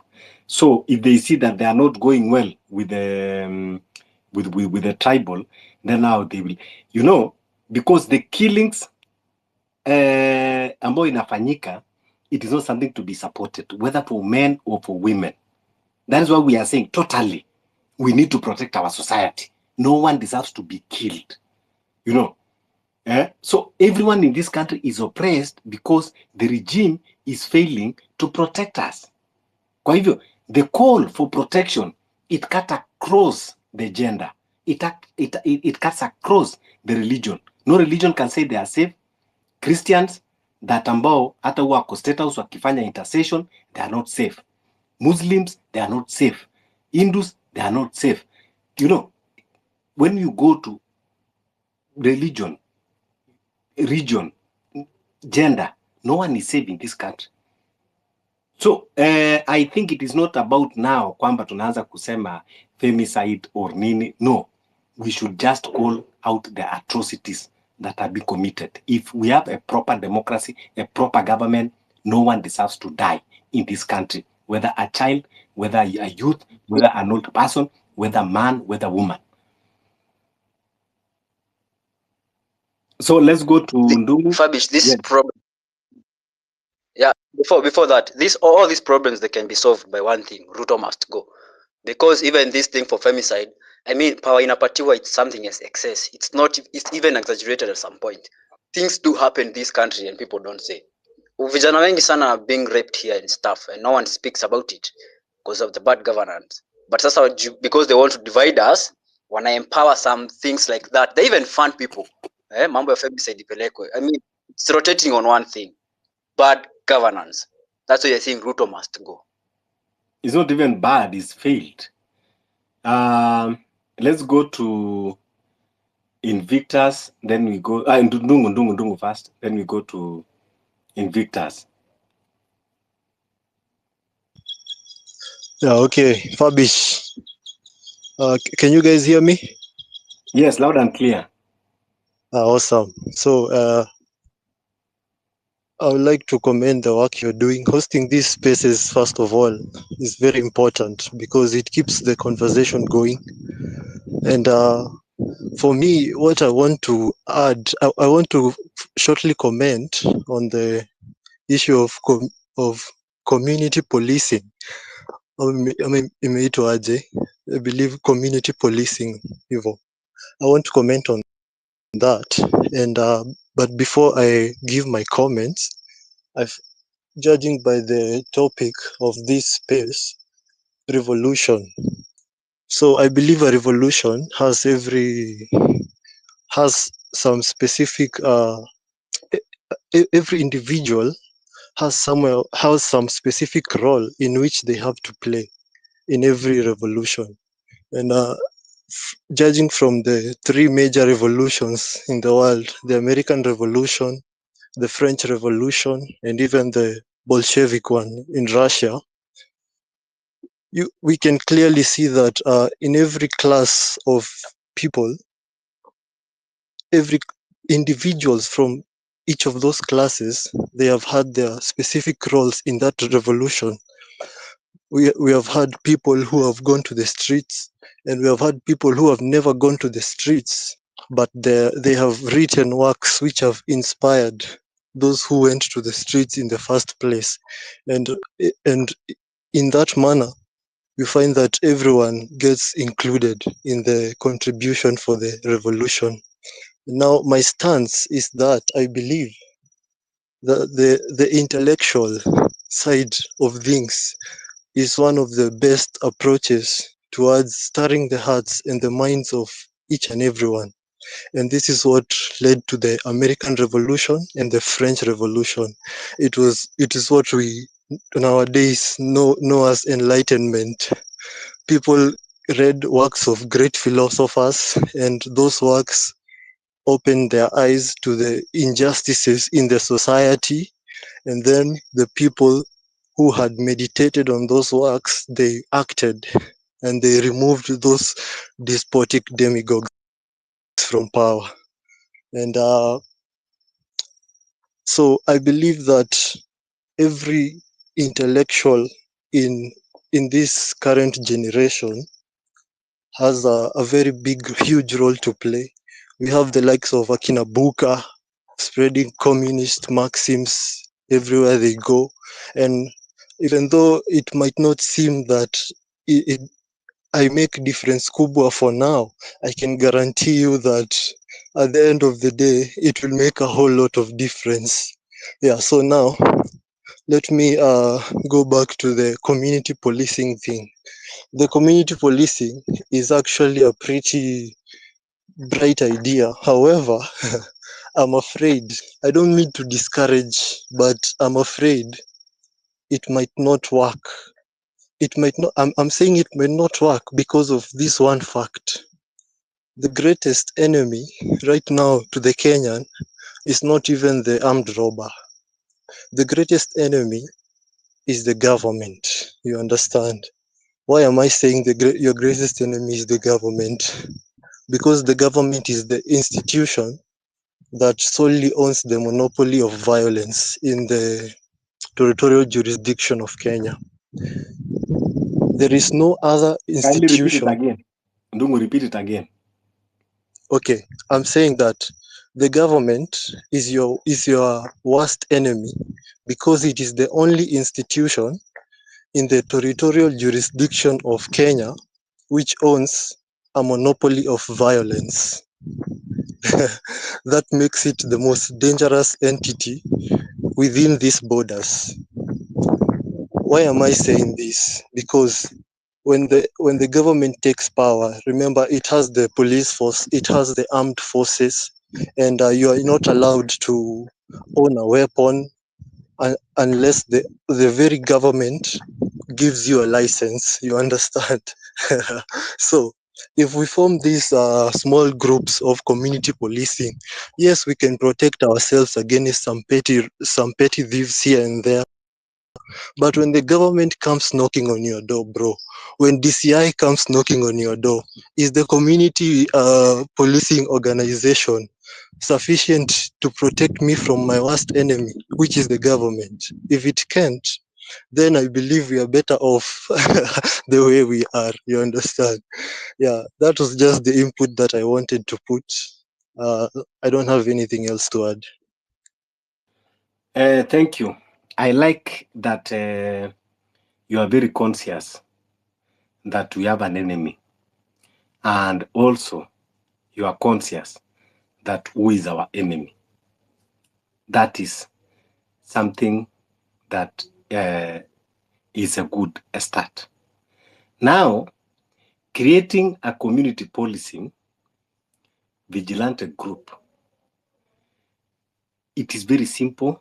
There is nothing to be afraid of. We are not saying kwamba they must have AK-47, they must have grenade. But simple is this. Kama umekuwa spaces, vile tumekuwa tunasema, iko hivi. We have seen abductions happening and how they happen. Now, we have asked questions. We have even do protest. Tumeuliza NPS.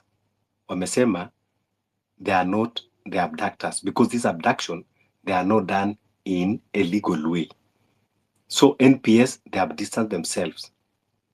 Then we went to DCI. DCI, they have distanced themselves. In fact, even the statement that Martha Karua did the other day, she has been summoned by the DCI to give even more information. So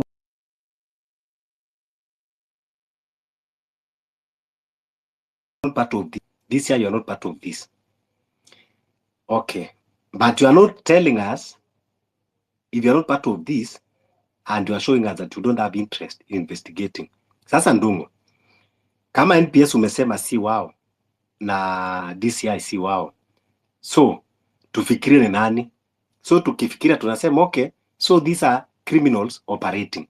Sasa ndio tukasema this community policing, it is to protect ourselves against those quote unquote criminals. Ndio tukasema kama this is your community, mahali mnakaa, kuna uso ambao ukiona unajua this is a strange face, you can be able to interrogate, you can be able to see. So when that Subaru pass there ambao unaona kwamba ni numberless, unaona muna pass information quickly, kuna hii Subaru ambayo inazunguka, then you create awareness. Then wakijaribu kukidnap mtu, that is when you swing to action. You start causing commotion, you start screaming, you start yelling, you start using any objects around you. Lakini polisi kama amekuja na uniform, akakuja akasema mimi natoka Pangani police station, I'm Inspector so and so, and I've come to effect an arrest on this allegation and that. Fine, tuende. Highest, utanipeleka kotini. That is okay. So, but what we are saying is, you come now in a criminal way. That is why we need the community policing to deal the way community policing watu tunafanya mtaani usiku tukizunguka tukitafuta waizi. Secondly, tumesema kwamba tutaanza kutafuta those people quote unquote wameitwa criminals kwamba they are not NPS, they are not DCI. Now always they cover their faces. Now we will start looking for them and masking them until tuone their identities, their faces. Sasa tukiona their faces, tukikuja hasa kucirculate mapicha na hata ile intel tutapatiwa huko ndani, because as movement is gaining momentum, intel itakuja, tutaletea watu hizo mafaces. Sasa tukicirculate, inaenda sasa the community policing wanaona, okay, this guy si huwa anaishi nyumba fulani, this guy si huwa ako na demu wake pale, this guy si huwa anapenda kwenda kukunywa kwa ile joint. That is now when tunaweza enda sasa tukawa visit, tukaenda tukawasalimia, and we have small talks with them, small discussion. Come to Jesus talk. From there maybe kuna some little information watatupatia, tukiendelea along the conversation na kuwasalimia. Kwa hivyo it is very important for us to have this community policing to protect ourselves, because the government have showed us they don't have capacity or they are unwilling to protect our lives. Sababu kama nyinyi mnasema sio nyinyi, and you are not interested even to investigate and know who they are, lakini leo Fabish akiongea kitu, mutatumia all the tools you have to make sure kwamba mumemwendea. But criminals, when they go abducting and killing people, you just say it is not us, but you don't want to be accountable. And yet you are given that mandate to protect, investigate, and root out criminals. But these are criminals that they have powers. Criminals who are untouchable. So if we don't protect ourselves, who is going to protect us, Ndungu? Should we just wait and die because we don't want to face the reality of protecting yourself? No, niambie Ndungu. Should we live in fear and wait and die?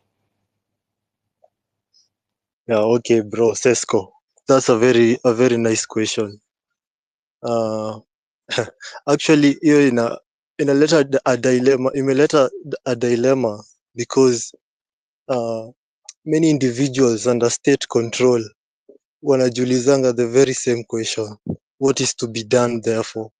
Because if this entity has made it their life's mission to oppress us, and if we dare to retaliate the oppressors further, what is to be done? Unaona? Now, actually, for me, I am an anarchist. And being an anarchist doesn't mean that I go around burning things, at violence here and there. Being an anarchist simply means I don't believe in the relevance of any central power.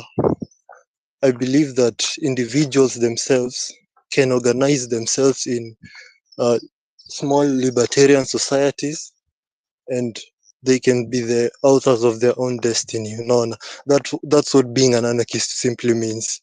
A person who doesn't believe in the relevance of a government, in other words.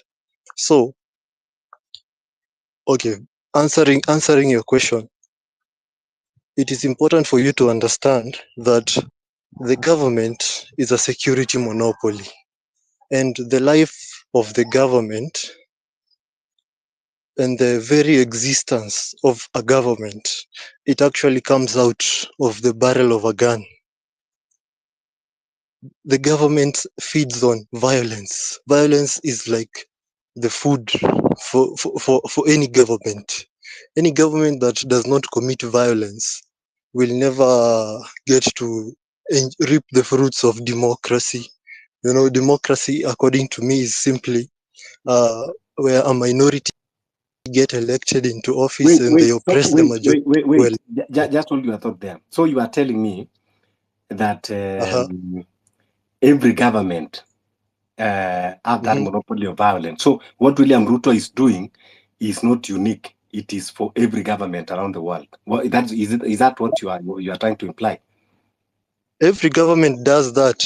You so do your William analysis. Ruto, wait. So what you are saying now is that we should stop crucifying William Ruto. He's doing what every government does.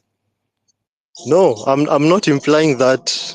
I'm not implying that he's doing wrong, just like every other president is doing wrong in the first place. That's what I'm telling you. So if hey Ndongo. Hebu ngoja kwanza, hold your thought there. I want to know whether we are at the same page. Sesko.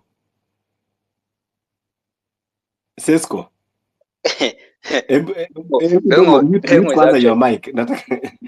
Yeah. Umemsikia Ndongo? Nimesikia Dongo, lakini Dongo sasa ni kama tunaenda kidogo mrama na Kenya tunaongea.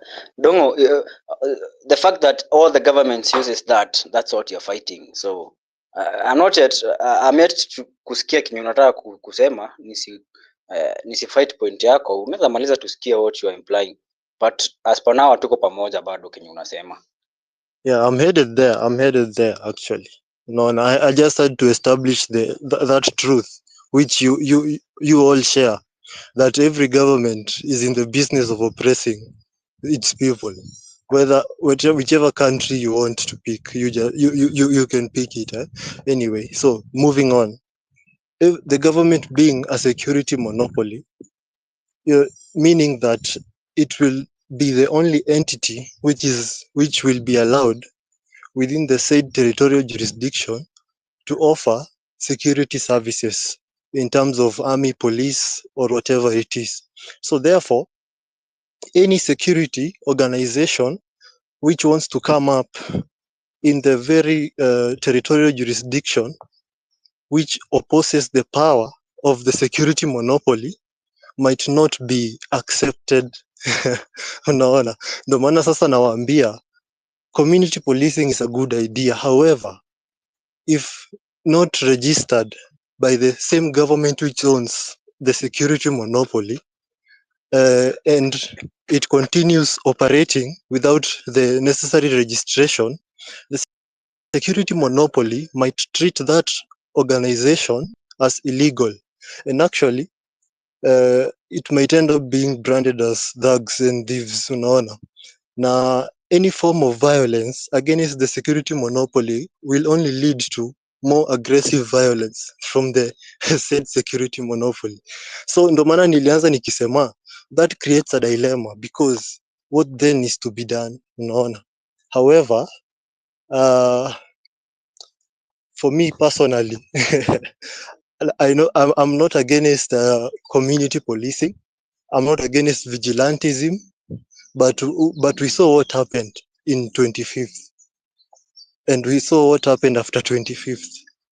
The kind of violence we are experiencing now is not the same violence we experienced before 25th, and you can all agree with me.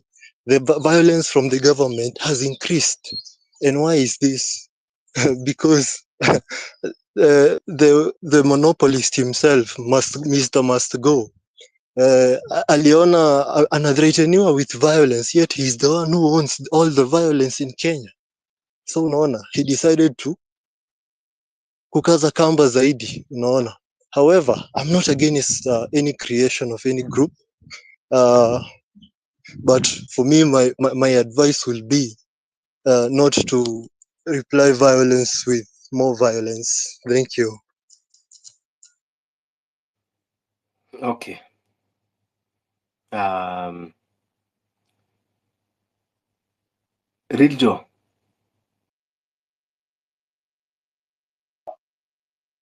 Good evening, Fabish, Sesco, and everyone who is listening. This issue of vigilante, I wish to submit my thoughts on it.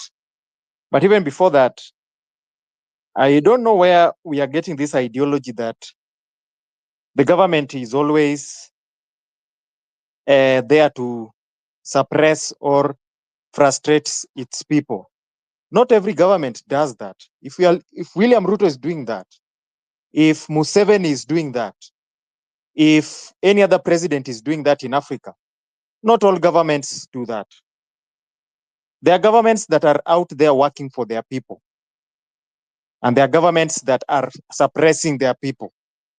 So not all governments are doing that. William Ruto is suppressing the people of Kenya. It is the tyrants that do that. Just put like that, the real. It is only the tyrants governments that do that. Thank you. It is only the tyrant governments that do that. Not all governments.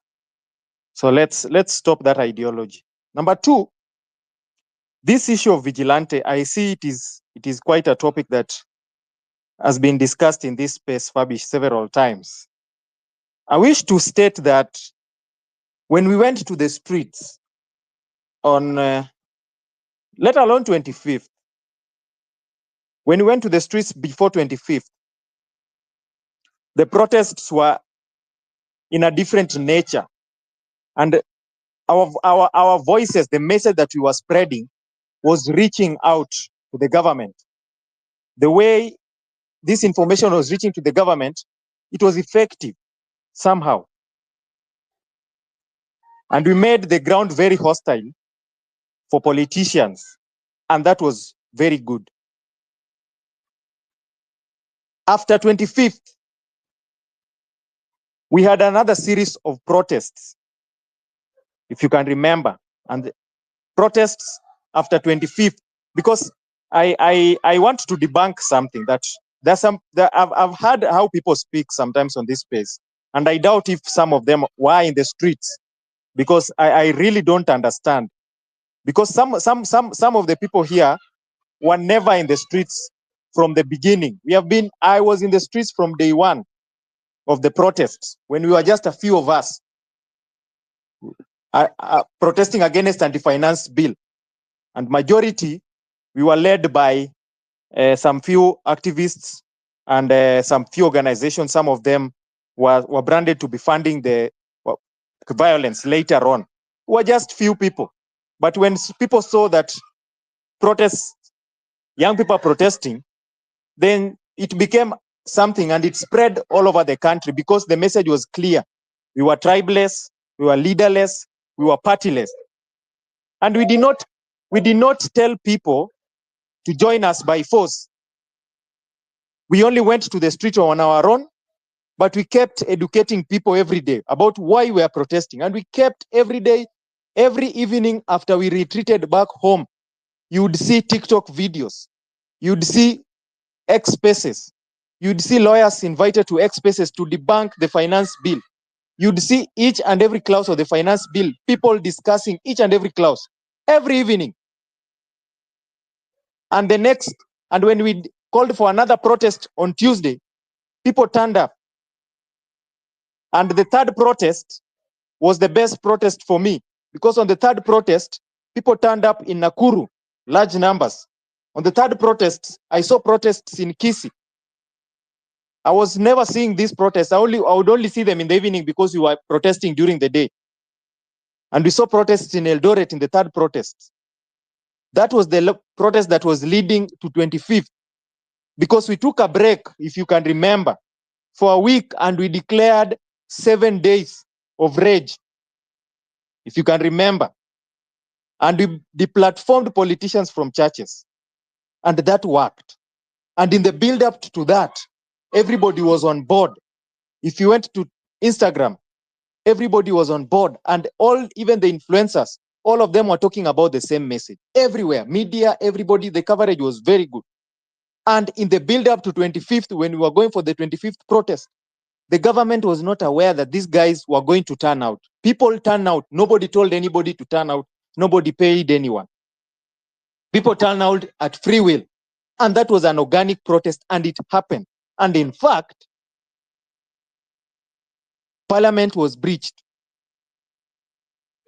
After 25th, the next Thursday, when we called a protest on Thursday, the military was in the streets. This time round, I went to the street, but very cautious. Unlike some other Kenyans, I was lucky because I went to the street, and because it was tensed. Fear had been spread among the general public because of the military. But there are Kenyans who still had the spirit of 25th and still turned out. But if you can remember, that protest of that Thursday is when we started seeing men with rungus in the streets. Politicians started paying people. Why? Because on the 25th, there are people who broke into businesses, which is understandable. I mean, it is a war. A war, there's always collateral damage. And there are also people, you cannot control everybody in a protest. There are people who will break into people's properties. That is not our aim. Anybody who breaks into anybody's properties, it is on their own will. We are not part of that. We went to protest. But then people started sponsoring each other, and you'd see rungus now. on the streets. You'd see organized border guys on the street. On that Thursday, it was a bit hot. The street was a bit hot. And I would just be honest with you, I didn't stay in town for a long time. I drove off, I went home. Coming the next Tuesday, the street was hot. We saw now groups of border people coming, roaming CBD, pretending to be guarding businesses and things like that. These were civilians turned against civilians. These were people paid, and they were coordinating with the police. And the police were actually even aiding them and telling them, and they were even guiding the police. They were borders and telling you, when you're in the street, they were telling you, come, the policemen are coming, come, jump in my kuja ingia nikupeleke. And if you fall into that trap, they would take you directly to the policeman. And that happened. Some of them would beat you up. And that happened. We still managed to go to the streets regardless, but it was hostile. If you are not aware, and if you are not in the streets during the Tuesday protest, that Tuesday protest, then you would be aware that there are some people downtown, inaitwaje, River Road. There were some two people who are injured hapo hivyo, civilians. They were traveling. I think one of them, there's a media guy who captured that. But he didn't capture, he captured it, anaitwa nani? Mutembe, it's called Mutembe TV or something like that. Captured that incident. And it happened. But then people had been turned against each other. So my caution is for when it comes to vigilante groups, it can work, and it can work against you. It can work against you in this way. You don't have the resources that these people have. And when they realize that you have groups and you are just using this, maybe your intention is for your protection, because it is true that you would want to protect your fellow Kenyan. Why would someone be abducted in front of you? Why? That is a clerical call that Kenyans should be awake, and don't let someone be abducted in front of you. Do whatever you can. But it is not also right to say, let's organize in a way that you have groups. That is my caution. Why? These politicians have money. They will pay as many people as possible. It will turn chaotic. Kama protest zenye we were organized well. We were not against anybody. They turned people against us. Watu wa boda. You remember Kabete police station. Boda, more than 200 borders waliitwa wakalipwa. Protest ya Thursday. What happened? So if you decide to do this, you must be very cautious. They have the money, they will turn you against each other. And you guys will fall into abyss when you start fighting each other in the estate. And they will now have a reason to use even more force than they are using now. They will have a reason to abduct you even more than they are doing now. You will have given them a reason, because they will turn against you. They will sponsor border peoples to come and hurt you. They will give them rungus. They will sponsor people against you. Now then they will input force, more force. They will do that on you because you have given them a reason to. I caution. I'm just giving caution as part of my reservations. We have to look at strategies that do not give the enemy the advantage. Go ahead, Don't give the real.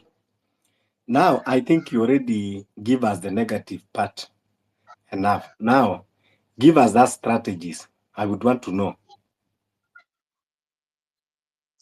So, for me, in terms of strategy, because I want to give you the facts as they are. Because some of you wait, as you are giving us the facts.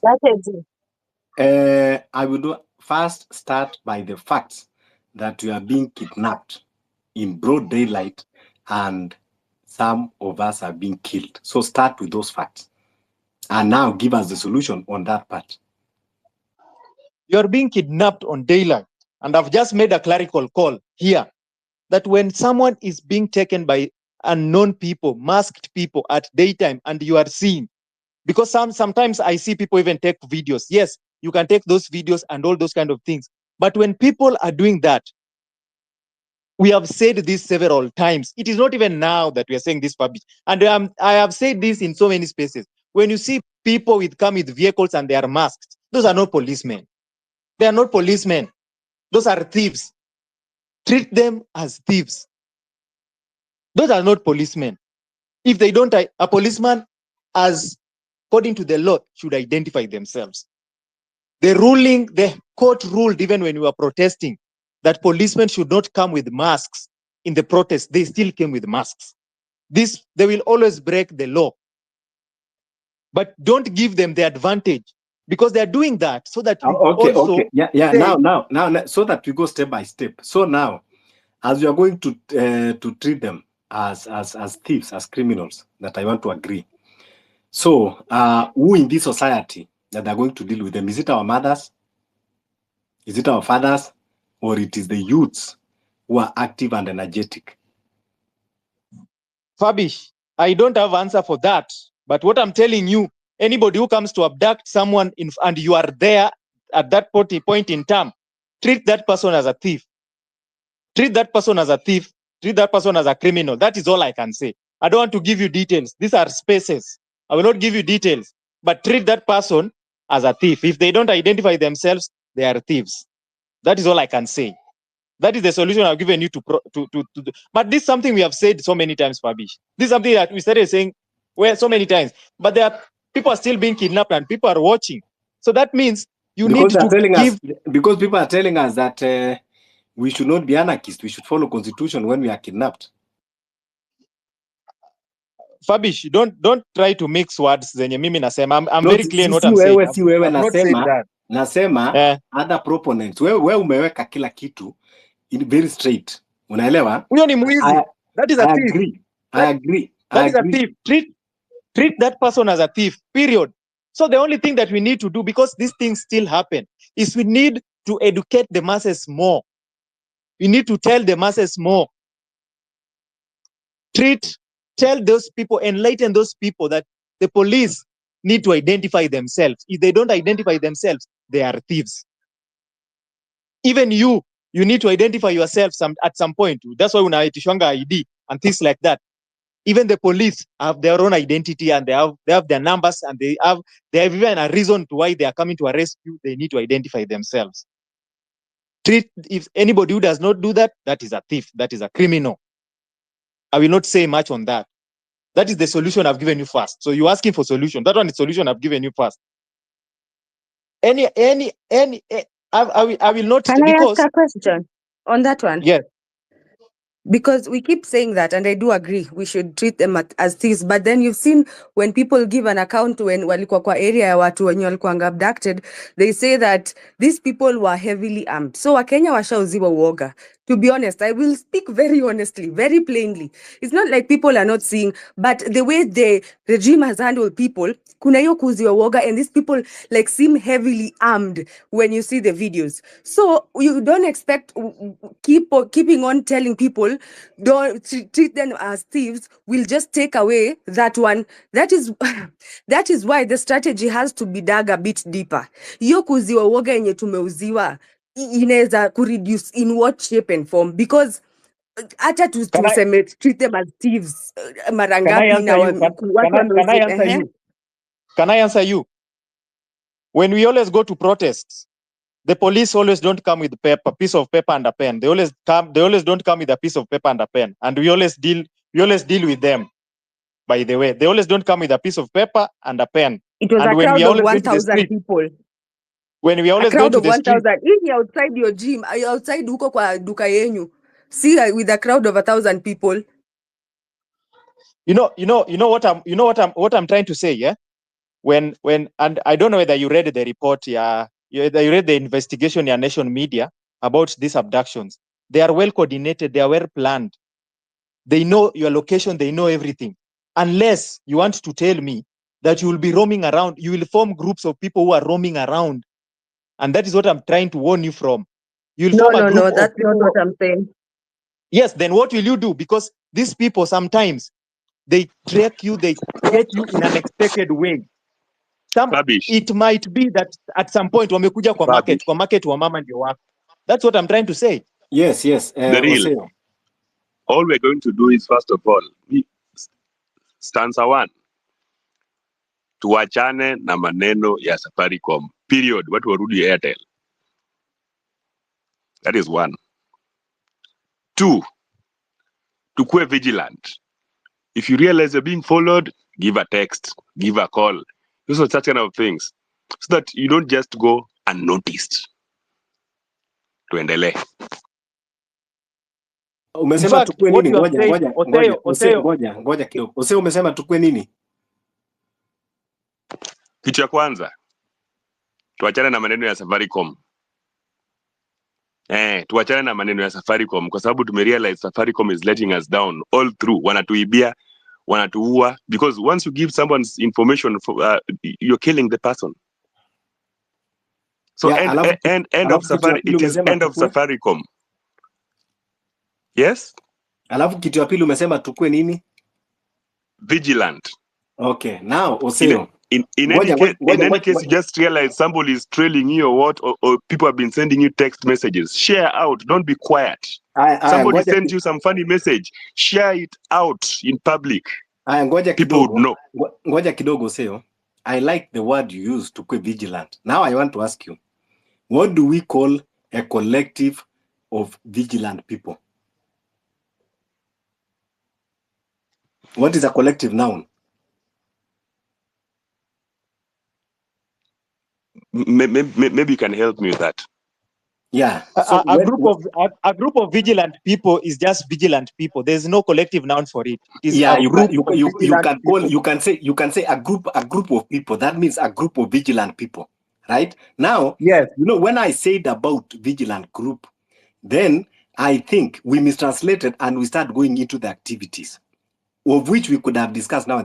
You see, Oseo amesema something that is, you know, very important, to be vigilant. So that's why we say when we are vigilant, when we have vigilant groups, you don't have to mistranslate the activities, you know, because to be vigilant does not mean kwamba tunatembea na panga, kwamba unatembea na nini, but it is to be conscious of what is happening around. And that is how you were saying in that simplicity form, you know, that we need, but let me ask you, in our Fabish. society, to be vigilant and conscious of things around us. Fabish, let me ask you a simple question. Oseo, Just one. acha niambie Fabish kitu, because Fabish seems to be pushing a narrative. And Fabish, I want to counter you on this. Unajua nimechukua hii mic so that I counter you today on this. Let me tell you, Fabish, you are not the only person with the monopoly of forming a vigilant group. Let me tell you, our elections are so divisive that William Ruto got 7 million votes. Raila got 6 million votes, only 200,000 difference. So if you decide to form yours, someone else can also use the same breath and say, we are supporting the government. We are forming a vigilante group also. Because you cannot come say that people have done that in our country. People have done that. We are going to fall into abyss. You guys have to wake up. Musidanganye watu bana. Don't lie to people. You're saying, you're talking about solutions. You are not giving people solutions. You're not giving solutions. You think you're the only person with monopoly of forming a group. You don't have the only monopoly. Everybody. Real. You know, sometimes, sipendi kwamba you want to be heard, but you don't want to hear and reason. Nimesema kwamba, Osea amekuja vizuri na point. Akasema, you have to be vigilant. Then nikasema, if one person is vigilant, and then the second one, third, 10 people, 20 people are vigilant, that means we are automatically a group of people who are vigilant. And what does vigilance mean? Vigilance means kukaa rada. So, sasa sijui nini ambayo inafanya kwamba tunasema hiyo ni kudanganya watu. So, tukisema kwamba we need to have people in our communities ambao now we educate each other kwamba we need kukaa rada to know things around you. Ukiona hiyo Subaru, you raise alarm. There are people, strange faces ambao is like, so tukae rada. Hivi ndio nimekuwa nikisema. Then tunakuja. That's why sometimes naona kwamba either someone want to push a different agenda, ndio sababu unaanza kuchukua the statement ambayo tumeweka hapa and you try to turn it around and make another thing and sell the fear. Let's not be hypocrites. Let's not sell the fear. Tukisema kila wote tunakubaliana hapa kwamba we need to be vigilant. So and then when I say we are vigilant groups, you say no, that is anarchy, that is what. Come on, why are we hypocrites? To be vigilant need to ukae rada. Then sasa tuangalie what are the things that we need to employ. Oseo akakuja vizuri, na ndio sababu tulikuwa tumeandika pale juu boycott Safaricom. Okay, then now tukuje sasa katika steps moja baada ingine. What do we need to do? Usijaribu kutembea peke yako, ama wakati unatembea let someone know where you are going. Okay, kama the real ni neighbangu, the real bro, nataka kufika hapa. The real akikaa 5 hours ajeniona, ana alert people. Huyu jamaa nimemcontact na sympathy na alikuwa ameniambia anaenda somewhere. Nao tukiendelea hivyo, so nikasema kwamba we need to be vigilant. Lakini sasa why do you need to translate about the vigilance and bring other narrative? I have never said kwamba the vigilant ati we need to have guns. Ama nikaambia watu wachukue mapanga na marungu kutembea nayo, but kukaa rada. Lakini intentionally it doesn't mean kwamba you don't understand, but you just want to turn the narrative and start pushing that you know what we are saying is wrong. And yet we are saying we want to awaken the consciousness in the community level.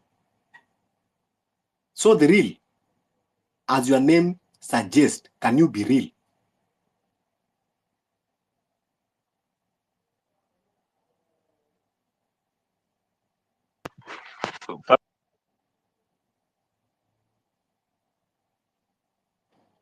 Yes, go ahead, Oseo.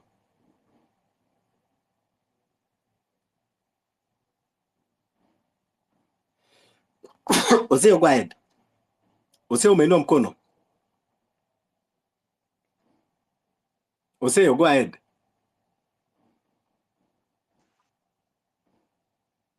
Oseo, go ahead. Do you have a Safaricom line? Can you hear me? I can hear you. Do you have a Safaricom line? I don't have Safaricom line and I don't use Safaricom line. Thank you. Me as the second person here, I had one. I switched it off from today. I don't want it. If I can have some other people who can carry up their hands and say they are leaving this Safaricom thing, let's do it once and for all so that we don't just talk. Let's do actions. If it is Safaricom, tuachane nayo once and for all. Kwani so kitambo tulikuwa tunatumia fire. Right?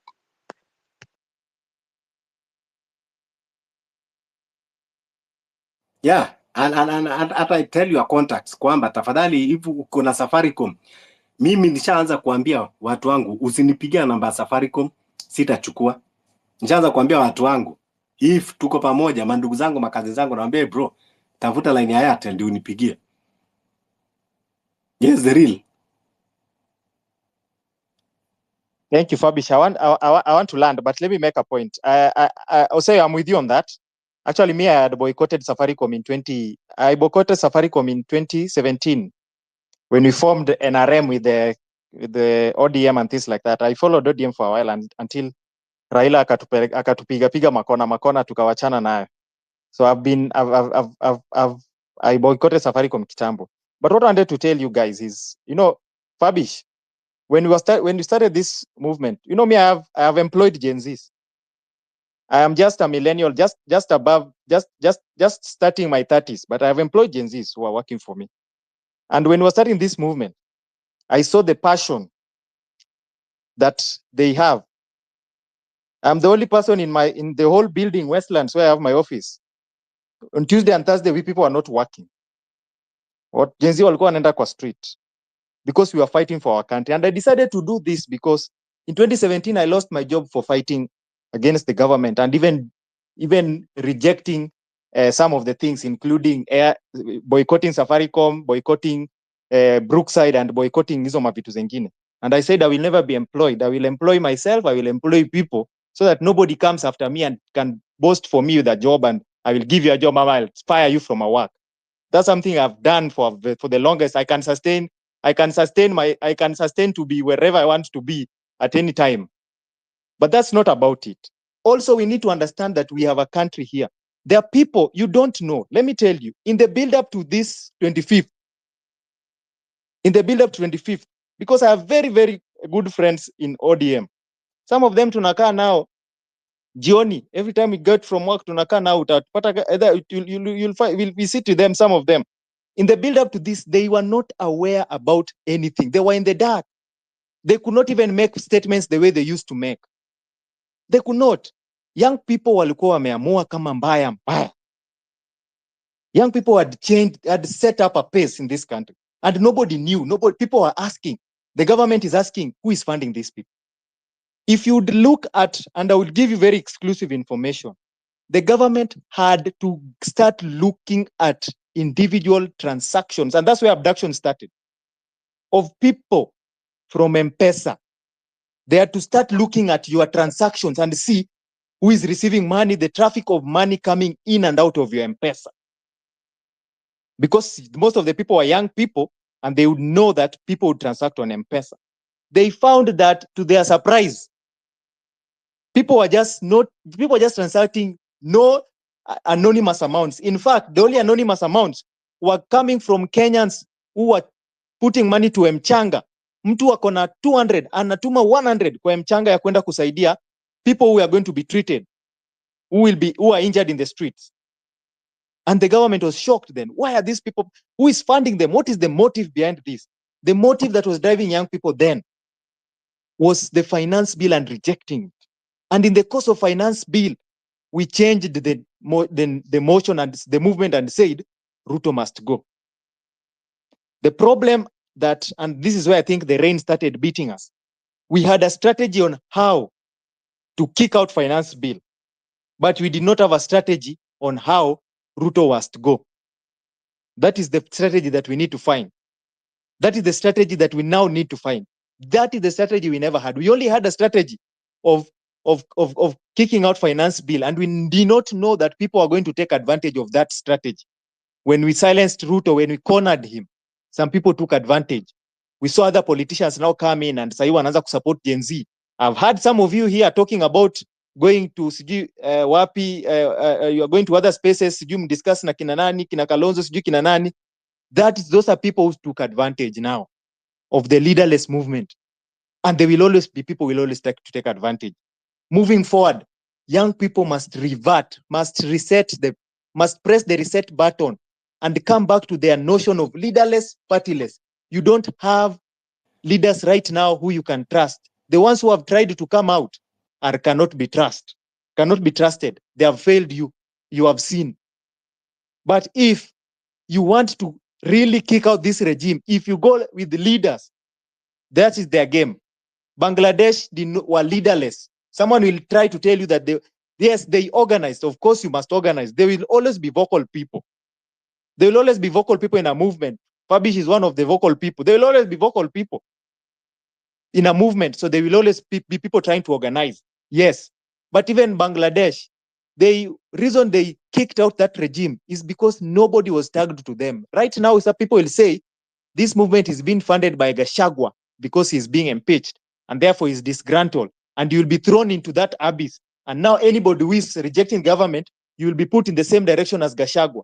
So be very careful on who you engage with. Keep the message alive. Don't follow anybody. Follow the movement. Follow the cause, the purpose. This regime must fall. And if you want to kick out a regime, let me give you the best solution to kicking out a regime. A regime is all about policies. When we kicked out finance bill and the president said, I concede, it reduced confidence from the international communities who are funding him. It reduced confidence from the people who are funding him. And it is actually because of the finance bill protests that Nelson Amenya was able to even get in touch with this Adani deal. Otherwise, if the country was peaceful, we would have had Adani deal imeenda kitambo sana before even we would have known. Therefore, the best way to kick out a regime is to shoot down each and every policy they come with. We have focused so much on Ruto must go, and we are leaving out some policies, and those policies are finding their way back. She and Sha came because we focused on Ruto instead of focusing Asa, on Shisha. ngoja, the real. You know, it is good that we be vocal, but sometimes, you know, you are saying that we keep, we should not focus much on Ruto, but we focus on kicking the bills. Where are these bills coming from? So now, Policies. should we I'm wait? saying policy. Because what you are saying is we leave the source of the bill, then we keep. Now, today, bill inakuja ni adani. Kesho bill inakuja sijui critical infrastructure protection. Kesho ingine kuna agriculture bill. Kesho ingine kuna water bill. Kesho ingine kuna term extension limit. Kesho ingine kuna nini? Sasa unatuambia tusiende huko the source why it is throwing the bill, tukuje huku tuwe tunapigana na hizi bill. Are we even realistic? So, but what we are saying in this space is forget about kwamba we are chasing the smoke. We are going for the source of the smoke, where that fire emanates from. Lakini unafikiri kwamba hadi kama tutakuwa tunang'ang'ana kuchase hizi bills as long as Ruto bado ako pale na anasukuma hizo bills for how long? For how long? Kila siku ilianza na finance bill, tukang'ang'ana, tukakufa. Haya, ilianza hata na finance bill 2023, we fought it, tukapeleka kotini. Ikakuja finance bill 2024, we fought it. Now, before to realize andani imekuja, we are fighting it. Agriculture imekuja, we are fighting it. Water imekuja, we are fighting it. Term extension limit imekuja, we are fighting it. Infrastructure bill there is another one imetoka kwa Tunje, we are fighting it. Kesho kuna bill ingine itakuja. So kazi yetu sasa tutakuwa tunakaa tusiongee mambo ya Ruto, lakini bill Ruto tu hawa anatumwagia akitumwagia. No, we have to go for the source. We stop, we cut it.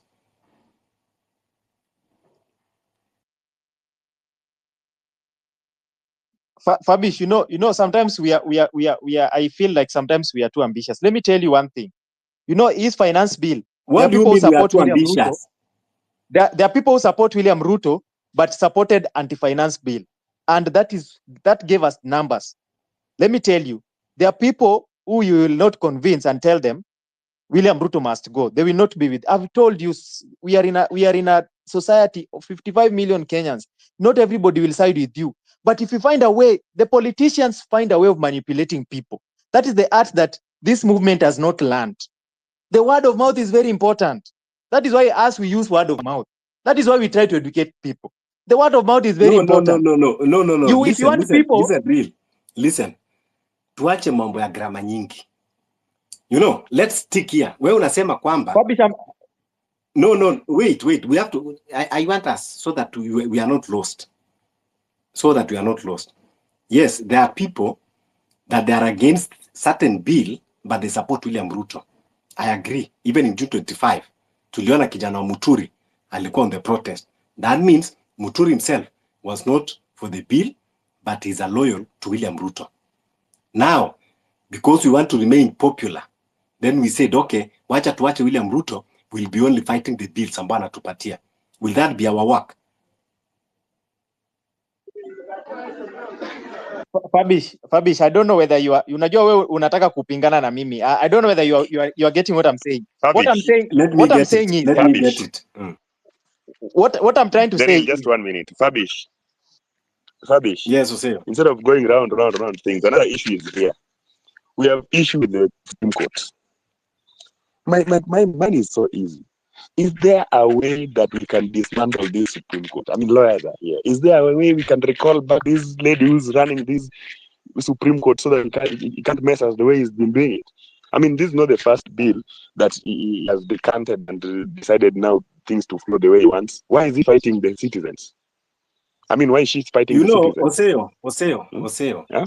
You know, even though hizi spaces zilienda mpaka tuka lose focus. When we start kwamba tunawacha tunafight. This lady anapata power from who? You know, unajua kusema hivi ni kumaanisha kwamba we are running away from the reality. This lady of Supreme Court hawezi kubehave if we have a right person katika level ya president. Sasa ni kama sasa tunaanza kuogopa, tunasema kwamba Forget about the lady. That's what I'm saying. Tuache mambo ya issues ati kwamba to fight T-bill, sijui to fight nani pale, sijui to fight IG, sijui to fight this year. Let us go for the source. That is why tunaendaga tunakuwa distracted. Let us go. The source of the problems that we are facing is from William Ruto. Yeye ndiye amemanipulate judiciary, amemanipulate parliament, amemanipulate wapi. So let's direct all our energies. Fabish, let up to this level, let truth be told. If we are talking of the epitome of this whole thing, then it is the WFE. I mean, the WEF, the World Economic Forum. They're the people who are controlling this guy. He dipped his hands in a jar full of cookie, yes, but the cookie owners have a tag for him or have already tagged him. Wewe ni kama ng'ombe ushafinyiwa ile tag ya ng'ombe. Sasa wewe ni ng'ombe yao. Sasa if you're talking of going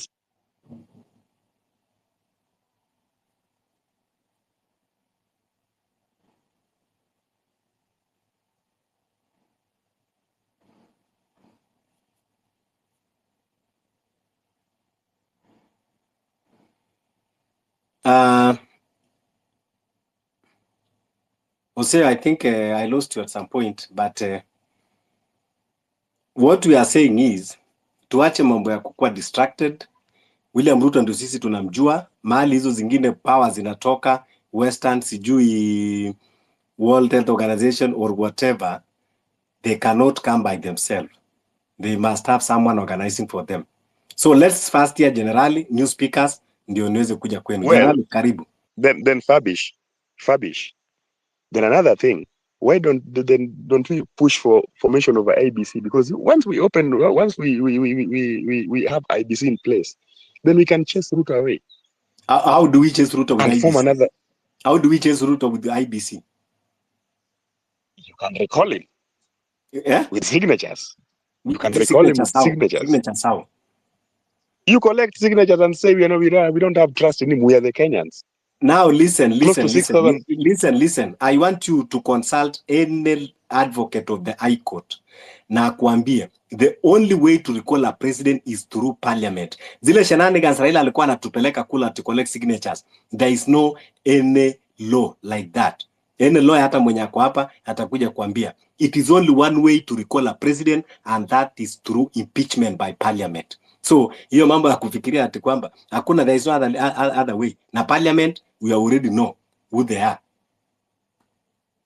Sesko, naona umeinua mkono for long time. Fabish, you're talking of the parliament. Let me ask you, if we take signatures and take to the parliament and force these people to do what we want, because that is why they are there, they are our representatives. And in case they're not there, then we are the we are the owners of the country. Huh? How do we own the country then? It's evidenced so well in the constitution that the power belongs to us. We can either exercise it through our representative or directly. Oh, yes, so tell me, how do we have to exercise it directly? The rest now you can bring a lawyer. Hey. Kweli bado kuna kazi. Wajua nilikuwa nafikiria ni watu wa now. I want to agree with Wallace kwamba kweli civic education inahitajika. You know, I was thinking no mama sokoni, you know, kwa villages peke yake wanahitaji civic education. But I realize kwamba hata sisi katika hizi spaces we need civic education. Oseo, there is no other way to recall a president. A president, you can only recall him through the impeachment parliament and a meet your threshold ambayo inatakikana by parliament, kama ile ilikuwa inafanyika ya deputy president, ndio the same inakuwa applied kwa president. As it stands now, parliament it is an extension of the executive. I want to agree with you that yes, Constitution chapter 1, power belongs to the people, and that is why we are saying now we want to exercise it by doing a revolution and taking the power. So here hatuhitaji ati kwamba ati that one now you need ati to a lawyer. We now want to take our power, and this is what we are discussing in this space, that we want to do revolution to take our powers back. Because parliaments have failed us. William Ruto himself, he has failed us. So Sijui tena mbona tutakuwa But distracted. Yes. Fabish, once you throw him out and there's no IBC, then it means that we are going to suspend the constitution. Thank you so much. That is now the saying of NIS. Listen, if Ruto died today and there is no IBC, you want to tell me that this country is going to stand, is not going to go forward? What are you talking about? You know, sometimes, let us be realistic, but sisi kama tumesema tuna throw out. Kwani sisi ni wa Kenya, tunakuja to 2007 kulikuwa kuna constitution ya prime minister, but because of the crisis and what happens, we sat down na tukatengeza kitu ilikuwa inaitwa the national accord. Tukatengeneza a short term arrangement ya 5 years, tukaweka prime minister so both of them can work together. The people that are distracting us from forming IBC ni yeye bado William Ruto, alafu ndio tunasema kwamba tumgoje IBC. Kwani itahitaji nini kuform? We will have a transitional committee ambao watakuwa they take care of everything. We will form transitional, you know. So but don't be mad, hii brother, mambo we're ya just kusema weighing on thoughts. ati sijui what if saizi akufe, unafikia sasa hii akikufa ndio Kenya sasa itakuwa imeisha mambo yake? So please let's be critical when you are thinking. Just hold your thought there. Wacha tusikie Seko.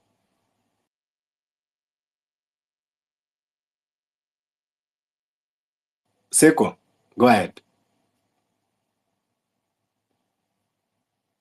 So Fabish, nimeona ni kama tunaenda steps 5 mbele tunarudi 6 nyuma. I mean No, we are not going as kwamba tunaenda. I know where this conversation is coming from, but we are still okay. Yeah, I mean, Osayo, we don't go by what you think, ama we go by what the constitution says, and that constitution is not obeyed in Kenya, and so the only way we can go is by revolution. Huwezi toa president na IBC ati collect signatures, that is impossible. Constitution imesema the only way we can pitch a president it's by going to the National Assembly. Sasa sisi wenyewe nini yetu tunaona venye iko National Assembly yetu imebaiwa. I mean, I thought people knew how these things go. Mtu, you're being worried about what will happen if President Ruto goes today. You will know the fact that nimeona hata bado hujaelewa venye president anaweza kuwa impeached. You will understand when he goes, you will know the next step. For now you're saying Ruto must go. Nimesikia mtu hapa akituambia we first deal with hawa wadogo hawa ati ndio Ruto. We are dealing with Ruto. He is the means of the source of the problems of this country. There's no way I'm going to go for a senator there. Mimi hata mambo ya Cheregai mimi sitaki, hata tumsikizi, hata you're not even giving attention to him. Hata akikuja kutuambia ati president run for 7 years, hizo ni project za Ruto. We don't care. What you are saying is Ruto must go. Wacheni kutuambia tu deal na issues zingine sijui nini hapa. It is not going to work that way. What you want is Ruto to go. Wacha kutuambia to solve mambo ya my MPs, we start recalling them. That is nonsense. They still have powers right now because Ruto is on their side. Ishongo has the audacity kukuja na ana tweet hapa anasema Kenya anataka regardless ya mambo imefanyika. I mean wanapitisha finance bill inapelekwa kwa huu jamaa tunataka kuchase out, anasema haitaki and they are there clapping, wanapiga makofi. Amesign ataki they are clapping and the same people in them nini parliament wamesema ipite. I mean, what else do you want us to do? To impeach who are impeaching there? Parliament achana nao. We have no arms of government in Kenya right now. We want revolution to take place. Ruto aende nyumbani. Hii mambo ya kutuambia sijui mambo ya nini ati tupate akina nani, hiyo ni ufala. It is not working that way. The only thing that can work in Kenya ni Ruto aende, mambo ianze from there. Mambo ya kutuambia tuanze kuenda huko tuchukue signature kwa watu. IBC kiformiwa itaformiwa na watu wenye wako paid already by Ruto. So IBC itakuwa sasa ni Ruto. Hata signature I mean, I thought you are far kujua how a president is being impeached. Msiturudishe nyuma na usikuje kutuambia hapa tusitoe Ruto, kwanza tutoe hawa watu wengine, hiyo ni ufala. Hatutaki kusikia hiyo. Ruto aende, akienda ama manyang'ao wake wote wameenda. Kwani you didn't see yesterday? Speaker mzima anakuja kwanza kusema ati leta hiyo bill kwa nini? Yani I mean, Kenyans should wake up, man. Hii makizungu mingi hapa contradicting things. It's not fucking making sense. We need change and the change is revolution. Tutoe ujamaa hapa before 2027 ifike. Because ikifika na unaona hakuna bill inapelekwa inaanguka huko kwa parliament. I mean, the worst can happen. Anaweza piga hii miaka 5 yake iishe and then achukue ingine 7, akuwe amerule for 19 years. Mnataka kuturudisha dictatorship time ya Moi. We don't want that nonsense. That's why we are saying the only thing you can do right now is chasing this guy out. Hakuna story nyingine. Mambo ya constitution peleka huko mbali. Hiyo ni ufala. They don't obey the constitution. Court inasimamisha mambo na bado mambo inaendelea. I mean, what constitution and then are you telling us to obey? Ama kukua align with? Tuongee vitu zina make sense kwa Kenya. Muache mabitu mingi hapa, makizungu mingi hapa. We are all educated. Muacha mambo mingi. What you want is Ruto to go. That is the only thing you're supposed to be talking right now. History ingine hapa is not making sense. IBC collecting signatures. Signatures zina collect yango zinapelekwa parliament. Kwa National Assembly, si story ya IBC. Asante Seko. You know, mimi kwanza ninaumwa na kichwa nikisikia mtu akiniambia ati tukiondoa Ruto then what? Yani you mean kwamba this hey, yani where education we are learned. Wow. Mesha Njogu.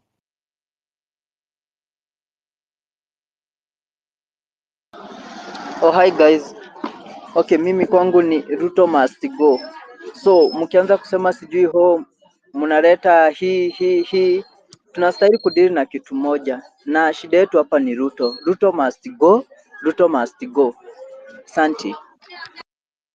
Asante. So you know, Ruto anajaribu katika kila njia na hawa watu wengine kina ODM kuleta majendas tofauti.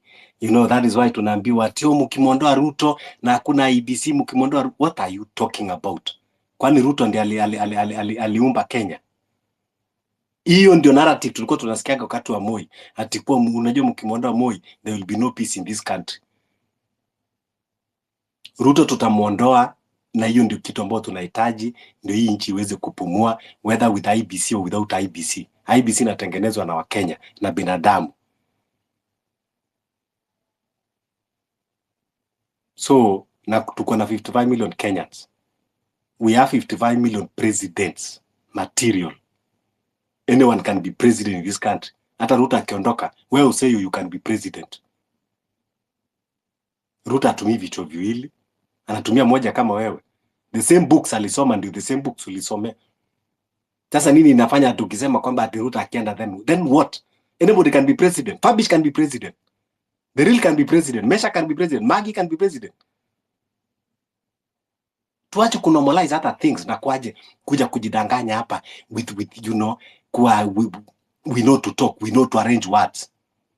Hiyo ndio kitu ambao inatumaliza sisi wa Kenya. And that is why we are distracted and we keep on asking what happened to the movement? What happened?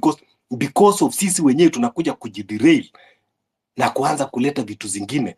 Sasa kuanza kuja kuambiana ati no, we should go for the bills. Hata shida si Ruto, shida ni hizi bills ambazo tunaletewa. And you are leaving the source of the bills mali nakuja. Ukianza to go for those bills, utafanya hata 10 years. Ruto hata kosa kila siku anakusukumia bill. Hata kesha anaweza kuja akakusukumia bill akakwambia kwamba haufai kuzaa watoto. Ili ungangane tu wewe unafukuzana nayo. Let's be realistic. Be objective. Si lazima tuongee visungu mingi.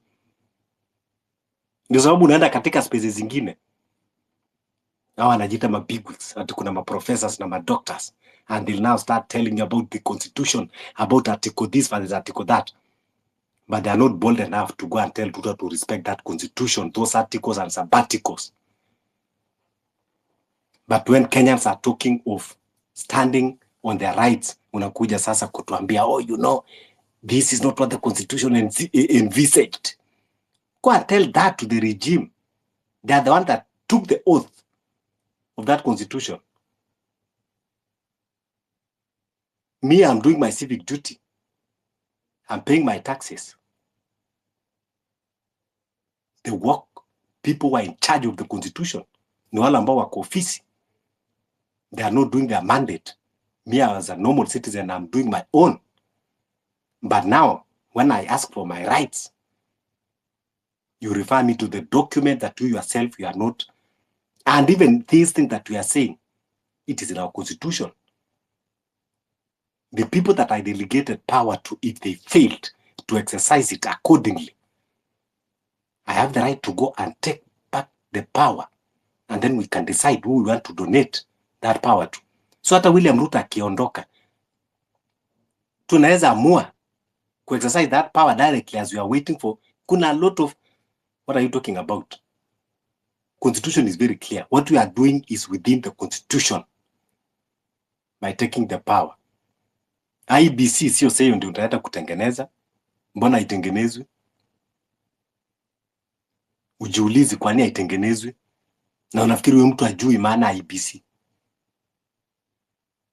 The real, umeinua mkono sana.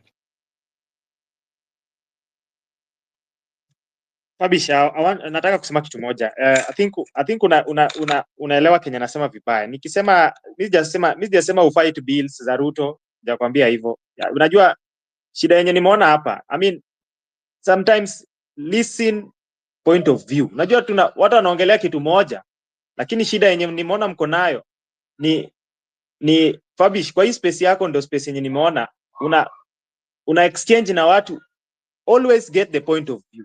The point of view is very important, and don't try to kusema watu wengine vitu wenye wanasema. Fabish, venye nasikia ukiongea, I don't think you have experience of these streets. Na nimekusikia vizuri sana. You don't have experience for these streets, Fabish. I have lost people I know in maandamano. In 2023 we were on the streets. Bado natuambia to follow constitution. Fighting for the regime yenye iko hapa sahi 2023. More than 100 people were died. Government ilisema about 70. Nobody fought for justice for these people, including Raila mwenye alituma watu kwa street.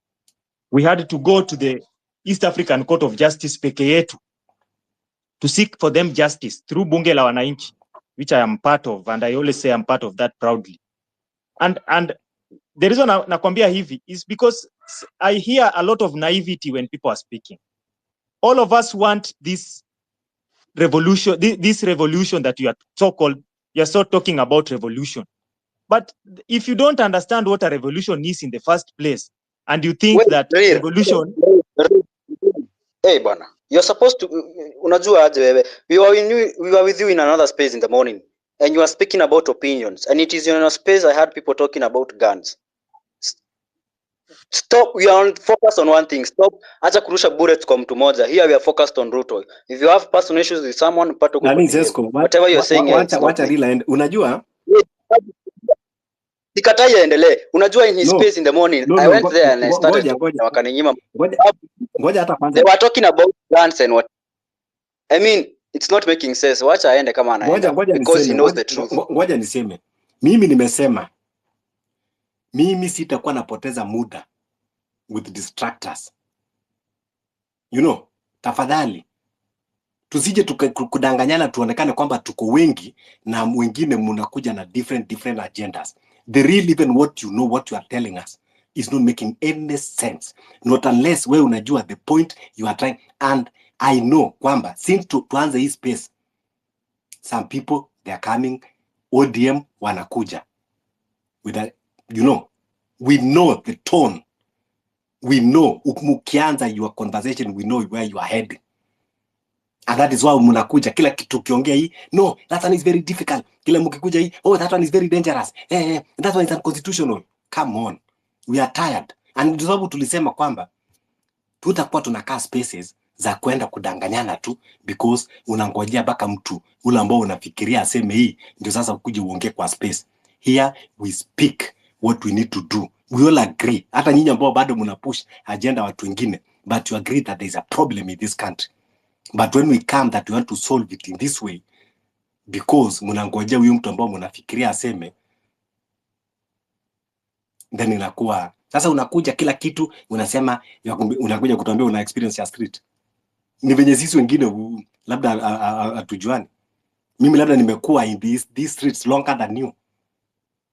I've been in these streets even before hii Ruto. hata katika serikali ya Uhuru. If I decided to reveal some things, utashangaa. Nilianza kupush other things wakati hata watu wengi walikuwa bado hawajaona. Sasa hindi unakuja kutuambia ati kwamba ati mtu anasema you judge me, you don't know me. But now you are here to judge me kwamba ati I don't know about the streets. What is that about the street? What is that about revolution? Revolution is just kugwai.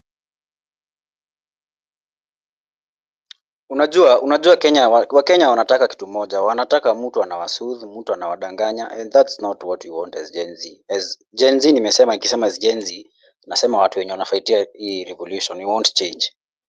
Hatutaki story mingi, story ya constitution and whatever. Educate people on a good way. Wacha kuja hapa kutupatia vitu zenye zinatusinya and you're still continuing. I was in a space in the morning with the real, na nakumbuka tukiwa na yeye hapo. They say freedom of opinion. And then a guy from America there anaanza kutupatia opinion yake ati he's going to fund us with guns and whatever. I mean, tulienda kwa street na maji na simu. And this guy slaughtered us. Then you're telling us to take guns. I mean, it's not making sense. Wakenya tuache kudanganyana. Now, we were talking about Morara Kebaso here, akiibia watu. This guy, we were talking. Right now, nimetumia Fabish sahi screenshot. The guy has just blocked me right now. Na akacomment mambo yake na akani block. Why do you have to block me? If you think I'm not speaking the right thing, can't you tell me I'm not speaking the right thing? Blocking me now raises a lot of alarms right now, because you know you're speaking the truth. We are telling you the truth. You don't want to be told the truth. Morara Kebaso many block, and he had followed me. Unfollow because I'm telling him the truth. He knows he's conning people. He's a con man. He knows he's a project of government. He's in bed with the government. But Kenyans now want that person. Content. Akuja wadanganya hapa kwa space. And that's one of the reason we are not holding the space that was planned today. We had planned a space with Tony Gashoka, and he wanted to bring Akina Kalonzo and whoever. But the terms and conditions that he was giving us, we cannot go as per that, because Kenya agenda yanatupatia tuongelelea, it's not making sense for us kabisa, and that's why we refused actually. If you can't believe, inbox me, nitakutumia hadi screenshot tukiongea na hao majamaa. They are asking us to go and have a meeting at Karen with who is this guy Kalonzo. We are not buying that. We are not here to negotiate or what. We are speaking revolution. That is the language tunaelewa. Mambo ya constitution whatever imekataa kufanya kazi. Arm of government amenunua yote. Registration yake yote, judiciary ni yake, senate ni yake. Mmeona mambo imefanyika huko. I mean, there's nowhere else to run to other than streets. Na streets ndio tunaongelelea saa hii. The real, mlikuwa wapi na hiyo constitution kabla Gen Z tuende tuka protest huko kwa street? Unamesikia ukisema mambo ya street, I feel like laughing. Do you know what is street? Umetokea street wewe? Have you ever been umoi gongwa na hiyo bunduki hiyo? Hata sasa kupigwa risasi, kugongwa na hiyo bunduki sasa. Kama kijiti. People died, people we know, people who are close to us. Comrades walikufa hiyo siku. And you're still talking about the constitution. That constitution you're talking about, even up to this point, ije kupatia watu justice. Tukue realistic. Unajua madistractors wako wengi sana hapa. When they feel like now Kenyans want to raise their awareness, now they will be holding spaces, they will be trying to bring distraction, pushing. That is why unaona kwamba we are derailed. We are derailed, tunatafuta watu ambao wanatu derail. You know, they are amongst us. They come, they conceal themselves. I'm calling everyone out. Watu kama wanataka tufanye, kama wataki tufanye tutaachana nayo. Lakini mimi nitaendelea kusema ukweli mpaka ile siku nitakosa sauti. You know. So tukiwa tunaongea unakuja tukiongea hii solution, no, it's not working for you. When we talk this one, no, it's not working for you. When we talking this one, then no, we need to hear opinions. We need to do. Come on. Yeah, Malia. Go ahead. Sorry about before, I was held up somewhere. So comrades, nilisikia sijui weekend ama ni when ati Morara Kebaso was in a club with his bodyguards. Yeah, weekend. Sasa nikashindwa. Club, I think inaitwa club what? Is it 18 or something? Club 18 Sasa amefika nikashindwa Yeah, majana. Club 18. He was in Club 18. Bodyguards and women drinking. I was like, I thought this guy is a Christian. Venye anatuonyeshanga hapo is all about Christianity.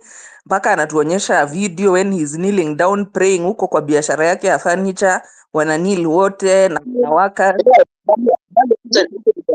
Atatuambia ni Christian because that's what Ruto did. Ruto bought the church. Alienda akabrainwash watu kanisa huko, wanawaletea pesa huko. Now he bought the church and that's why I'm telling people Morara is a project of Ruto. He's actually going the steps that Ruto followed. Anajua kina kanisa huko atakuwa ana brainwash watu wengi sana. Continue. You know, I was like, are they sure kweli waliona Morara kwa club? But they walisema specifics mpaka the name of the club, nikasema it can't be a lie. Sasa I was like, this guy yani the way hata amekuwa, hata sijui siku alikuwa ameenda Meru, akienda Chuka University kwa Christian Union kuwahubiria young people, I don't know what, not follow my example, you know, I'm a very responsible person, sijui, you know, it's God, mazee ni God na hizo stories mingi. Sasa I was like, anyway, the good thing amejitoa yeye mwenyewe, his true colors ameanza kutuonyesha mapema. For Zakayo, he at least tried to pretend mpaka the last minute sasa alikuwa shapenya ndio akaanza kuonyesha true colors. Huyu hata kabla hajafika pahali alafu this fundraising, we addressed the issue with him that because he wants the public to fund him. Can he be accountable atupatia an audited account of how that money is being spent? Because ilifika point the guy was asking for money every single day. Ikafika point paka anaitisha pesa ya furniture. Yeye mwenyewe he is having a furniture shop and he's asking people to donate money for furniture, and then hata printers na computers. Amedonetiwa nyumba, amedonetiwa vitu mingi, gari, and he cannot just buy two printers and a computer. So I was like, this guy, I stopped dealing with him from that point because if you look at any candidate yenye ako funded kama wa US, unaweza fund mtu kama Obama or the rest, but the nini is very transparent system inakuanga. You have to be, because if you are being funded by the public, there has to be audited accounts that the public gave you this and this is how you spent the money. But this guy ni kama this is his personal project ya get rich, because I understand sijui aliran for MCA akaanguka. And there's a time alisema he has never run for any office, na aliran for MCA somewhere in Thika Road. I don't know where, but aliran akafail. So this guy, this is just a money minting operation. Sijui kama ni project or not, but he's making money out of this thing. That is the main thing. Because at the rate at which ana solicit for funds, it's not normal. Every single day unaitisha pesa, then unakuja unasema you want to ongeza your security so because it's security, I cannot be able to show you accountability, nionyeshe kwenye pesa zenu zilienda, because unajua security is private. Sasa siwezi wapea audited accounts how. So from that point nikajua tu jamaa tumechezwa. So huyo achana tu na yeye, ataenda tu nini. Anyway, imeanza kujitoa cause what was he thinking? Alikuwa anafikiria hakuna mtu atamjua akienda kwa club na wanawake, hakuna mtu atanotice ni Morara Kebaso wako hapa mwenye anashindanga akituambia mambo ya church. Anyway, achana na huyo. So what I can say, this guy who we are dealing with over here is somebody who anafuata mastyles za Moi basically, you know. So anapenda situation where there is some kind of situation where they can be, yani pali yenye anaweza unleash violence tuseme, cause hiyo ndio his strong suit, na he has grown up, he has cut his teeth through those tactics ya kutoa watu wa Rift Valley, anawafanyia nini tribal clashes, anakuja huko post election. So he's those politicians who believe in a lot of violence, unaona. So he believes in, yani in fact unaona venye watu wengine wanasema ati sasa watu wajiami. My friend, that is what that guy is waiting for. Yani that is his dream come true. Watu tu wajiami, and then sasa he let him now come and unleash all his ile violence yote anakuanga nayo kwa hiyo kichwa yake, you know.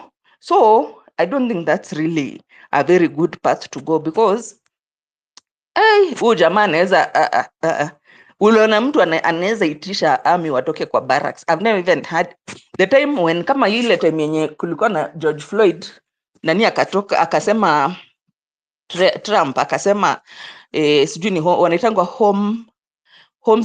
homeland security, something like that, but it's like army or paramilitary. So wanatokanga sa ile imekuwa too wild, yani sasa polisi wameshindwa kumanage the situation. So from that situation venye ilienda ikiescalate juu kutoka hiyo siku yenye huyo jamaa alikufa, wakaenda wakachoma police station at 10 o'clock the same day at night. Then sasa looting ikaanza, looting mbaya kabisa, wakafunga ma highways nini. So venye sasa ilifika hapo na ikaanza kuspread to other towns is when nani alitoa au watu wa homeland security wachunge. But if you see how those guys were operating, hakuna mtu, in fact if you can be asked casualties when walikufa kwa marching nini demos za George Floyd, you cannot even say maybe na wenye walikufa si ati waliuliwa na polisi ama hao homeland security, no, they were just killed by other civilians who might have been having guns. So you see this, let me tell you the truth, unaona hizo mademos venye mulifanya, they really helped the situation. Let me tell you the truth. Saizi, before that, hao watu walikuwa na kiburi ingine ya wazimu, whereby ungewapata kama kwa barabara, they are always on the road, na hizo masiren wakiambia watu watoka kwa barabara so that they can pass all the time.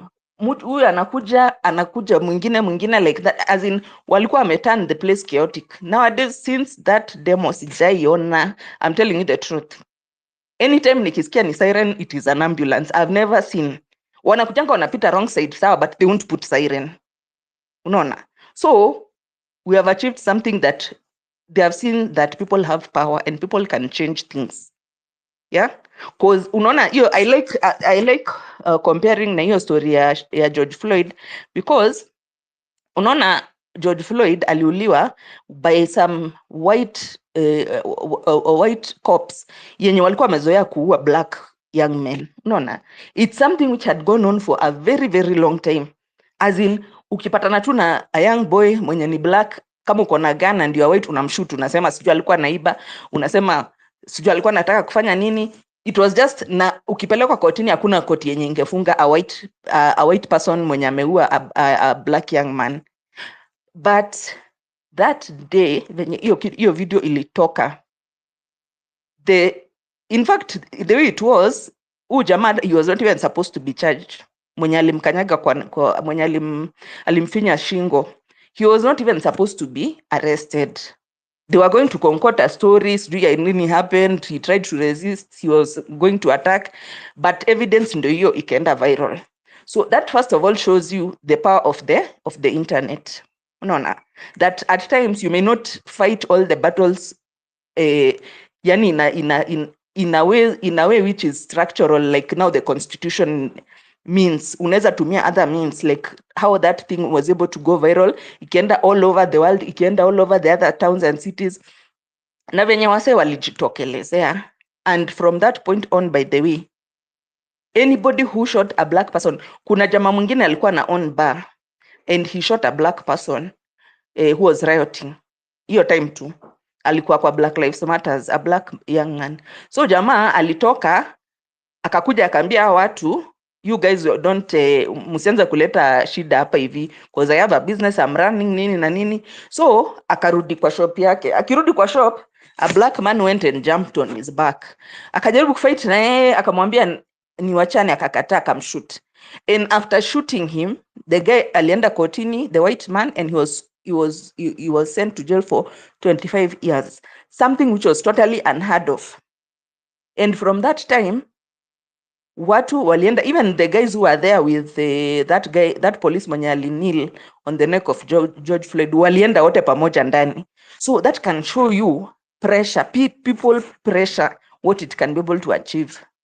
Juu mimi ungeniambia pre-June 25th ati sasa this so-called big people wangeacha kuweka siren, I could have told you hapana. Ungeniambia that these people, they'll be scared mpaka they cannot even stay in their own houses, wanaenda kulala sijui wapi na non destination juu wanaogopa watu wakuje usiku kwa surround nini boma ama wachome boma ama wafanye. So there are so many ways in which can be able to put pressure and bring change. That's what I think is the at times easy traditional methods which people talk about like bearing arms, it may have the it might be counteractive. Juu mtu lawless kama Ruto, what he wants is that chaotic situation. He thrives in chaos, unaona? Sasa chaotic kama hiyo ikikuja sasa, he'll have opportunity to say that watu walikuwa wanataka ku overthrow the government sijui nini na nini, sasa aite military, you know, a little military over nothing. You can see since independence hakuna hata in 1982 Moi was not so quick to kuita nini over something so trivial. And then there were also mercenaries who are being hired from outside the country.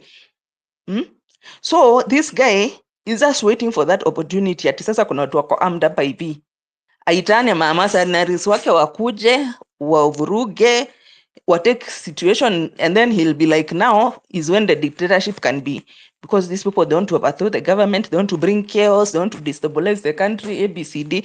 Hizo ndo vitu anangoja, and he thrives in chaos.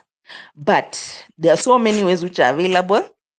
We can study all other revolutions to on which other methodologies we can use. And thankfully, internet iko hapo. It's not like kitambo yenye we are just relying on news. Kitu yenye Moi ata approve juu all these media houses, they are normally controlled. They are under CAK, Communication Authority of Kenya, na they are usually told what to broadcast. Na mambo ya demo, they were told that they should not be airing it live because it's like incitement. And I remember kama time ya 2007, because they were covering live, ikafika point, I think Meshuki ndo alikuanga Minister of Internal Security ama somebody, akasema no more live coverage of what is going on because you are inciting, like wase wenye wako let's say sasa Wakikuyu ndio wanauliwa Rift Valley, so or Nyanza.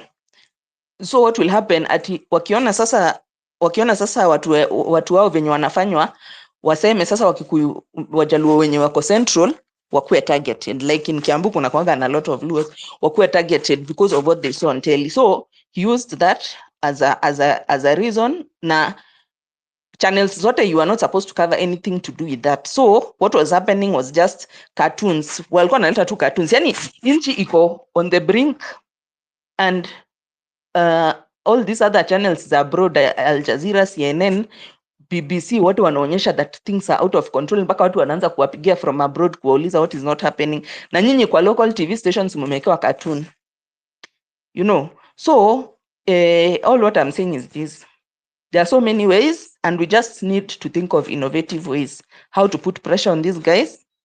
It's not impossible. Let me tell you, me, if you'd have told me an MP can be scared of his constituents, siku hizi hata wanaogopanga kuenda kwa meetings. It's not those days when walikuwa natafuta meeting iko wapi tuende hapo, where is the meeting tuende hapo. Siku hizi they are thinking twice because ground imekuwa hostile, and that's what we need.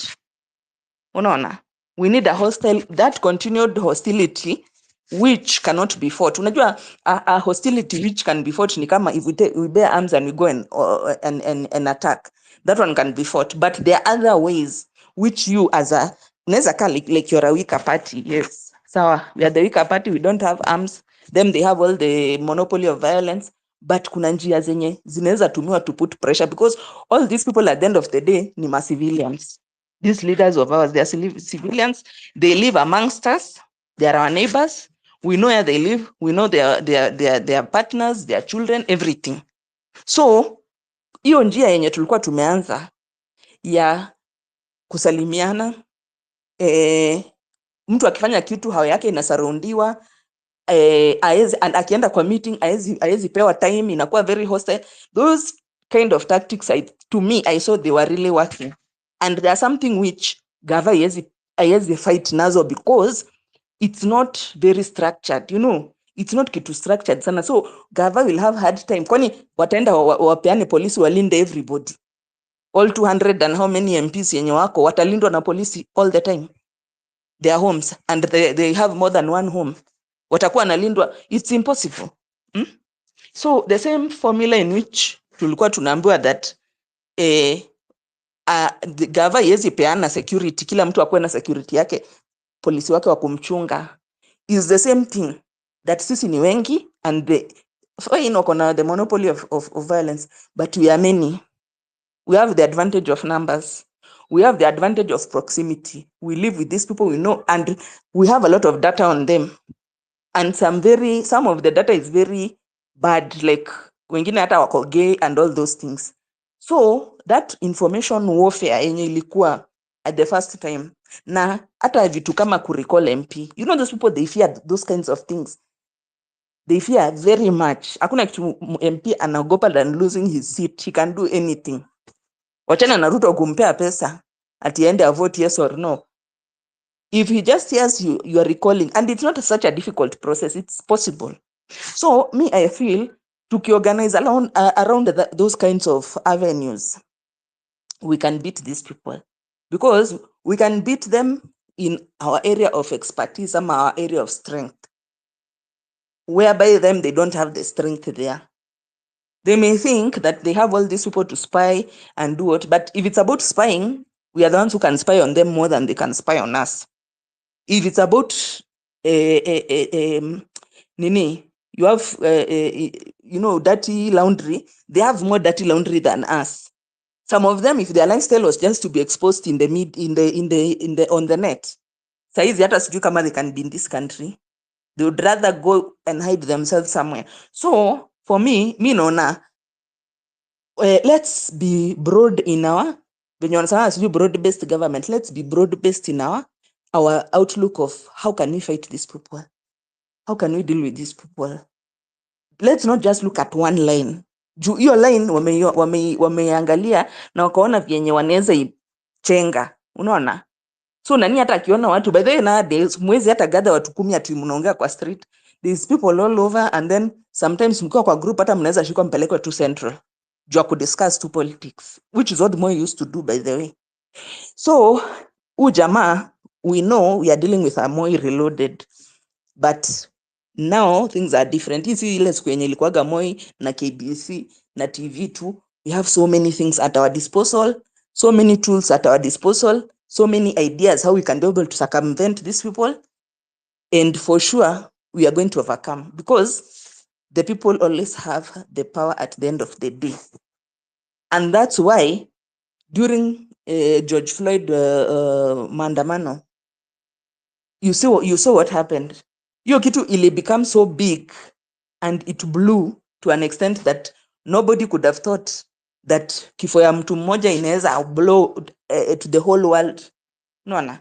Because nowadays the world is a global village. Kama ile time yenye tunasemanga trendisha topic ya this guy should not go to Uga or those kinds of things.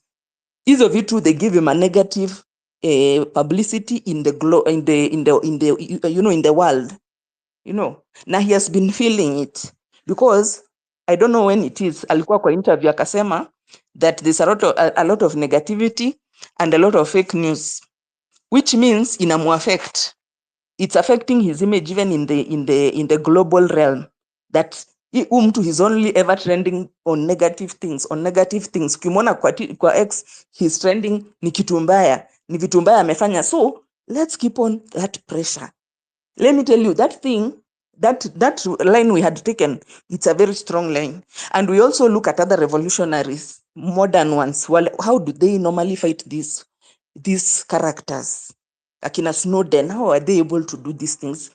I think that can be a better means than kukua confrontational in their area of strength, which is violence. Thank you.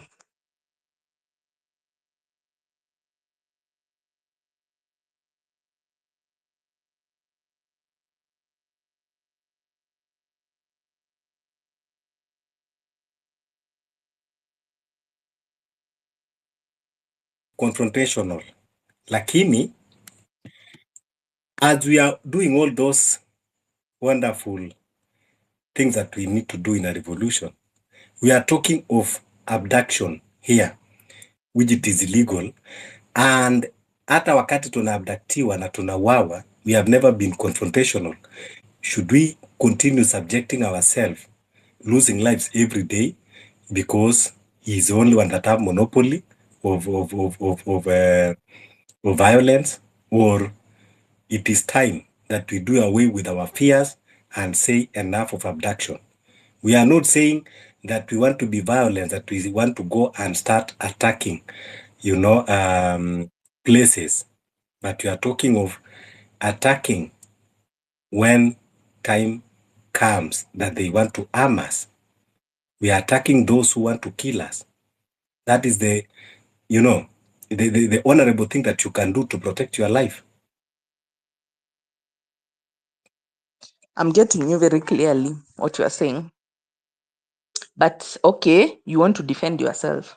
So what is your idea of defending yourself? Like now, if they come kama venye walienda kwa Boniface Mwangi's house, ako nyumbani, ako na watoto, na wanataka kumabduct. Sasa because he doesn't want to be in a confrontation hapo kwa watoto, maybe they might even harm his children, he just goes willingly. Because this is a protege of Moi, I can maybe tell you how it was during Moi time. Moi time, he was seeing the people who are walikuwa naitangwa instigators, yani hao ndio watu wenye wana cause rebellion against his regime, tuseme. So him used to use many ways of warfare, but abduction, by the way, it was a very serious one because alikuwa anaendaga ana abduct, then anawafunga. In fact, that time ulikuwa tu unashikwa and then you are jailed in, kulikuwa na matocha chambers huko chini ya Nyayo House, Nyati House, yani places which are incommunicado, which even we don't know those places exist, unaona, of which kama ile group ya the 3 guys who were abducted for 30 something days, ni kama walikuwa wamewekwa in a similar kind of a situation. June alikuwa nasikia sijui it was dark, those kind of things. So huyu mtu ana recreate to what Moi had done, and that's what Moi used to do. So I'm just wondering, ukiangalia, I'm not saying that what they are doing is right. I'm just saying, how can we go around this thing with minimal casualty to ourselves? Nona, because That's hapo umesema minimal casualty. Like now, we are not doing anything. We are not defending ourselves. But do you think for now that we are not doing anything, are we having the minimal casualties? Okay, let me ask you, because tuseme of late, is there anyone mwenye amekuwa abducted na kauliwa more recently? Maybe I'm not aware. Unajua, yes, you are not aware because wala watu ambao unaona juzi, unajua kuna watu wengi wanakuwa abducted that are not known publicly, or they don't have influence of media.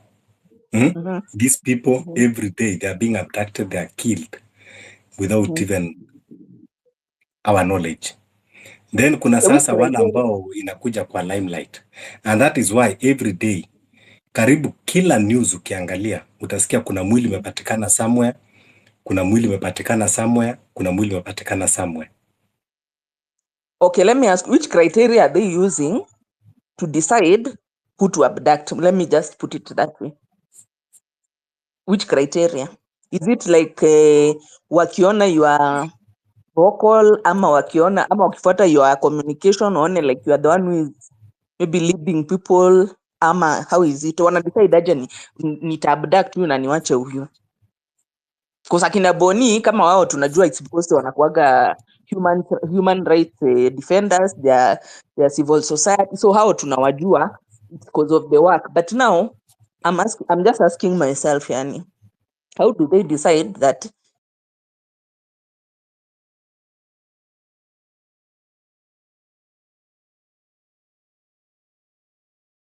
nichukue Fabric, I abduct Fabric and I leave the other person?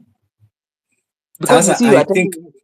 I You are think telling that us they are unknown, I unknown think I think people. that question that question, it is only them that they can answer the kind of criteria, because you know they are the one that doing that. Not unless if you're asking that question that you are doubting whether there are abduction going on, then now that your question can stand legit. But if you are just asking about their operations, it is only them that they have the knowledge on how they're doing their operations. Not unless you are questioning whether people are being abducted, or you think ni sisi tu ndio tunapeana propaganda. Sijasema mnapeana propaganda. I'm just saying, unajua sasa these things they are not in the media. Or rather, not many people are aware. Yeah, so people tutakuwa tunangojea zile za media, because I think you know very well that everything in this country is biased, even the media. Not everything ambao unaona. They have been threatened with, you know, so hawezi later. But I'm just saying, okay, maybe then we need to bring more awareness. Because you see, if me, I'm not, okay, myself, I'm normally quite on X, I can see what's, but sahi najua ni Aoko, na who else? Kuna jamaa nimeona they were abducted like recently. But I think kama kunaweza kuwa vyenye tunaweza give more publicity. Unajua these people. So as you are saying, tupatie publicity, so we should wait for more abductions. So the more they abduct, the more we give publicity, so that people can be aware, right? No, that's not what I'm saying. So how are you going to give publicity here? Okay, I'm just saying like this. If we say that people are being abducted, but you see, we have not put a face to it, and also we have not given it a lot of publicity. Then juka saizi, so you know, Aoko ameabductiwa. So I was watching Senate, walikuwa na discuss that issue of Aoko, that way is Aoko. Amepelekwa wapi? So these guys venye nimeona, hata ukiona the way they are releasing people, the people who are abducted yenye wamerelease, to me, into my understanding, kama hawa kina Njagi wenye walikuwa wameabductiwa for over 30 days, those guys I don't think walikuwa wakam back alive, but ile tu publicity ilikuwa kwa hiyo kitu, wakaona this thing, the way it is so public, it will bring a problem if we kill these guys, so wakawa abandon na huko wenye waliwapeleka. So yeah, I'm just saying, I know we want to, but I'm saying, like, if we bring more awareness and pia we put a face and we make these things trend, it helps a lot. Because pia they are so much on the public limelight of the in the global arena, that there are a lot of human rights violations which are going on in Kenya. Paka there was an envoy who was even I understand you now. So you mean kwamba what we just need to do is just continue pushing hashtags. That is when we can stop them from abducting, because they will be in global arena.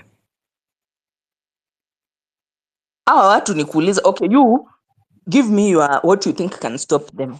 Maybe you, because mimi nikiwangalia, I'm seeing that you see, like, if they abduct me now and then it's visible, they will have a hard time thinking of eliminating me kwa sababu. But you see, if yani hata hakuna watu wako aware, maybe very few people are aware that kuna mtu mwenye amekuwa abducted, unaona, then it becomes easy for them, because it's like you know, there is no consequence for them in terms of that mtu wenye wamechukua. It's just like anybody being kidnapped, unaona. Na sasa the bad thing is these people, you cannot even tell who is abducting, because now hata they're in plain clothes, ni watu plain clothes wanakuja wanachukua mtu, or they come, they shove you in the car, and a lot of times hata wafichi, si wanafanyanga tu hata in the middle of town and all that. Na hizo ni tactics zenye, those are extrajudicial. They are extrajudicial. It's like anti-terror police unit venye wanafanyanga. Ndio sababu nakwambia, because the more tunaandamana, ndio the more tutakuwa na a lot of vocal people, na the more abduction itakuwa inaendelea. So tunaweza kumalizaje? Because these are solutions ambao tunaongea, So unafikiria kudeal na hao because umesema ni extrajudicial, umesema they are doing it unconstitutional. So unafikiri tutafanyaje, ama unaona kama hizi hashtags zinatusaidia? Mimi kusema ukweli nimeona ni kama zinasaidia because So tuendelee kupush hashtags. Mtu akiabductiwa we come, because leo tuko 260 million. Leo tumefika 260 million ya oko hashtags. Even the people who are not very well known, we can also bring wacha wenye wataabductiwa, the ones who are already missing, the people who are already missing. Yeah, I understand. What I'm saying is leo tumefika 260 million hashtags ya aoko. Do you think we deserve a medal? It's not a medal, it's just a strategy. No, yeah, and do you it doesn't think now do you think the strategy now that we are at 260 million and there is no any communication from them, wala hata they are not ready to hata kukuja tu ku address, so unafikiria kwamba ita work na kesho Fabish mwenye hatafikisha 260 million, because we don't know, maybe they need 1 billion for them to respond, but now kesho Fabish mwenye anaweza sifikishe 10,000 hashtag, unafikiri itakuwaje? I can see your point. Nimeiona sasa, nimeona point yako. We need to bring awareness. Yeah, we need to bring awareness to it as a, yani not based on an individual basis, but as a practice, that this abduction practice, unaona sasa kama this issue of femicide, hii wiki yenye imepita about 10 ladies have been killed or 11 thereabout, and FIDA wamesema wamepea gava ultimatum that in the next 30 days, if the government is not going to either declare this a national disaster or going to give some concrete steps to how this thing is going to be put to an end, wataingia kwa streets. No, so still it's another way which can work, and I've seen your point that it's something which needs demos actually now to bring more. Not only demos, you know what you are telling, what we are trying to educate ourselves here is that is why many people are taking it either intentionally or they are not getting the point. We need first to create awareness from the point of that kidnapping.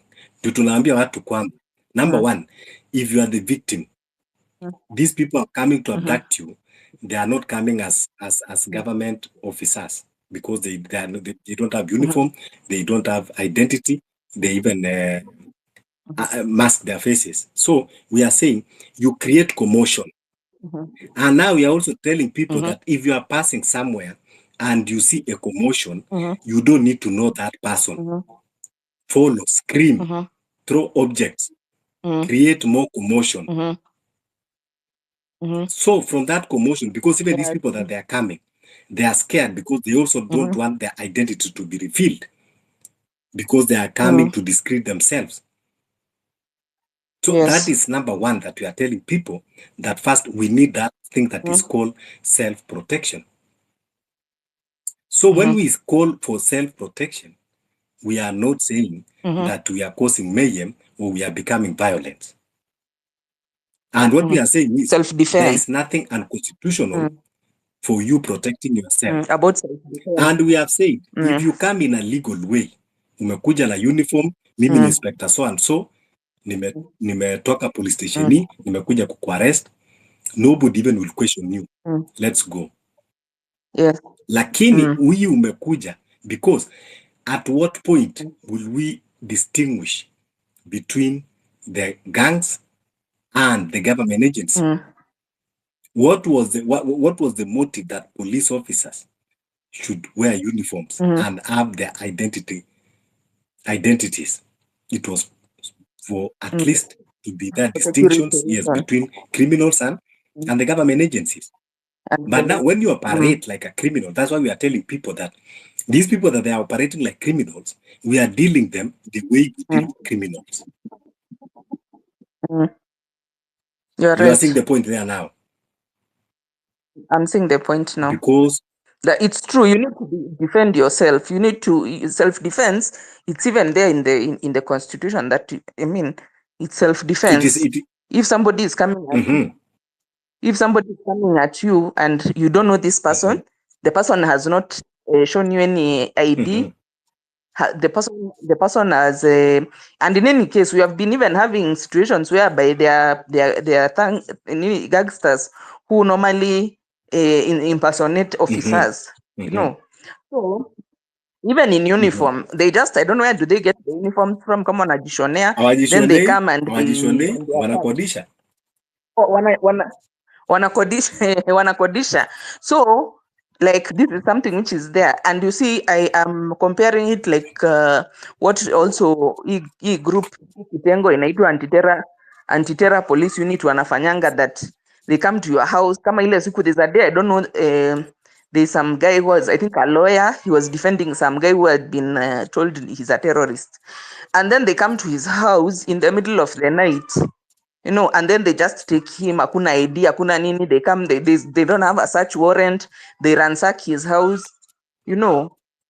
I think this thing it should be even, there should be some court case about it, because you know the way that's, you know, those extrajudicial things, they are not legal. They are not legal in the according to the constitution. Even if somebody is a terrorist, does it mean you can't arrest them in No, you know, the way you are supposed to make an Malia, and that is where we are coming from. Kama umekuwa unafuatuzia sisi hapa kwa spaces, the NPS wamedanganya, they have distanced themselves, wakasema they are not part of the kidnappers. The DCI, they have distanced themselves. Sasa ndio tukasema sisi tunaambia watu wetu kuwa very well, even PS wamesema kwamba they are not part of them. The DCI wamesema they are not part of them. That means we have gangs, criminals on the loose, and that is why we are saying if there are criminals on the loose, that means you have to deal with them like criminals. Yes, because they have made statement and they have distanced themselves.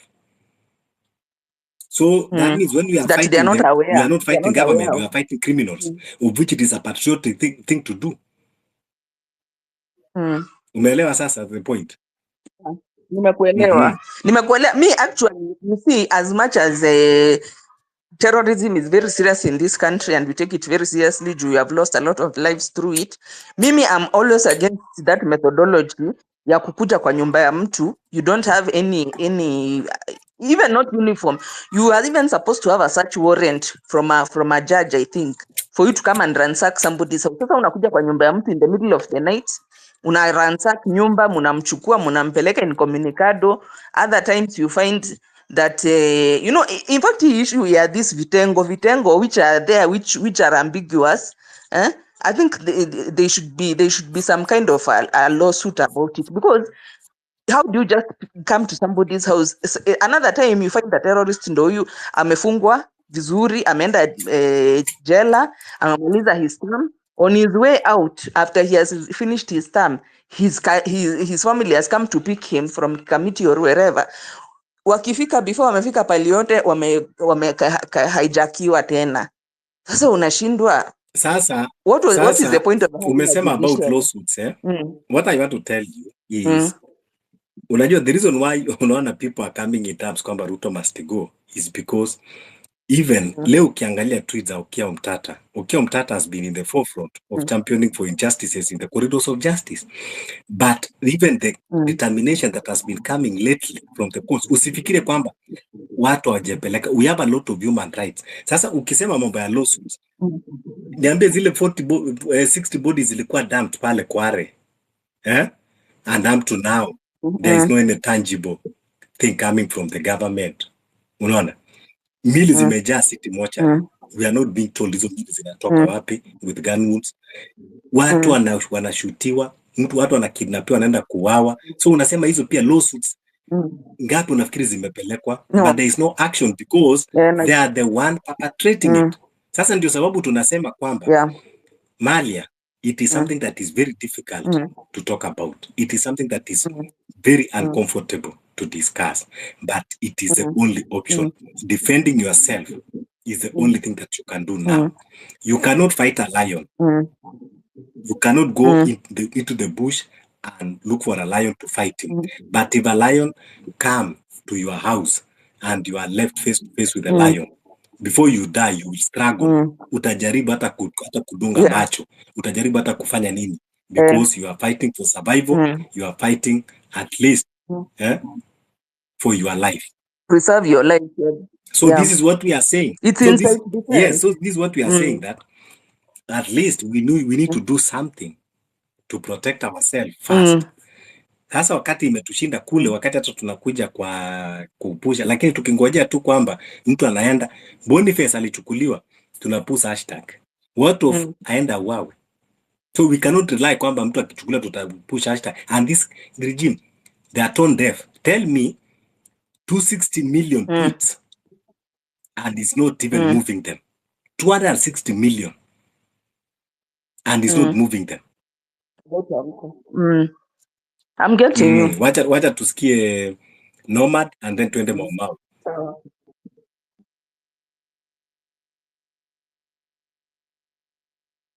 Nomad. I've really gotten you. I've gotten Nasalimu you. nyote wa Kenya. Hi, good evening Kenyans. Good evening. Mimi naomba nanisikia? Tunakusikia vizuri. Can you hear? Yeah. Aha.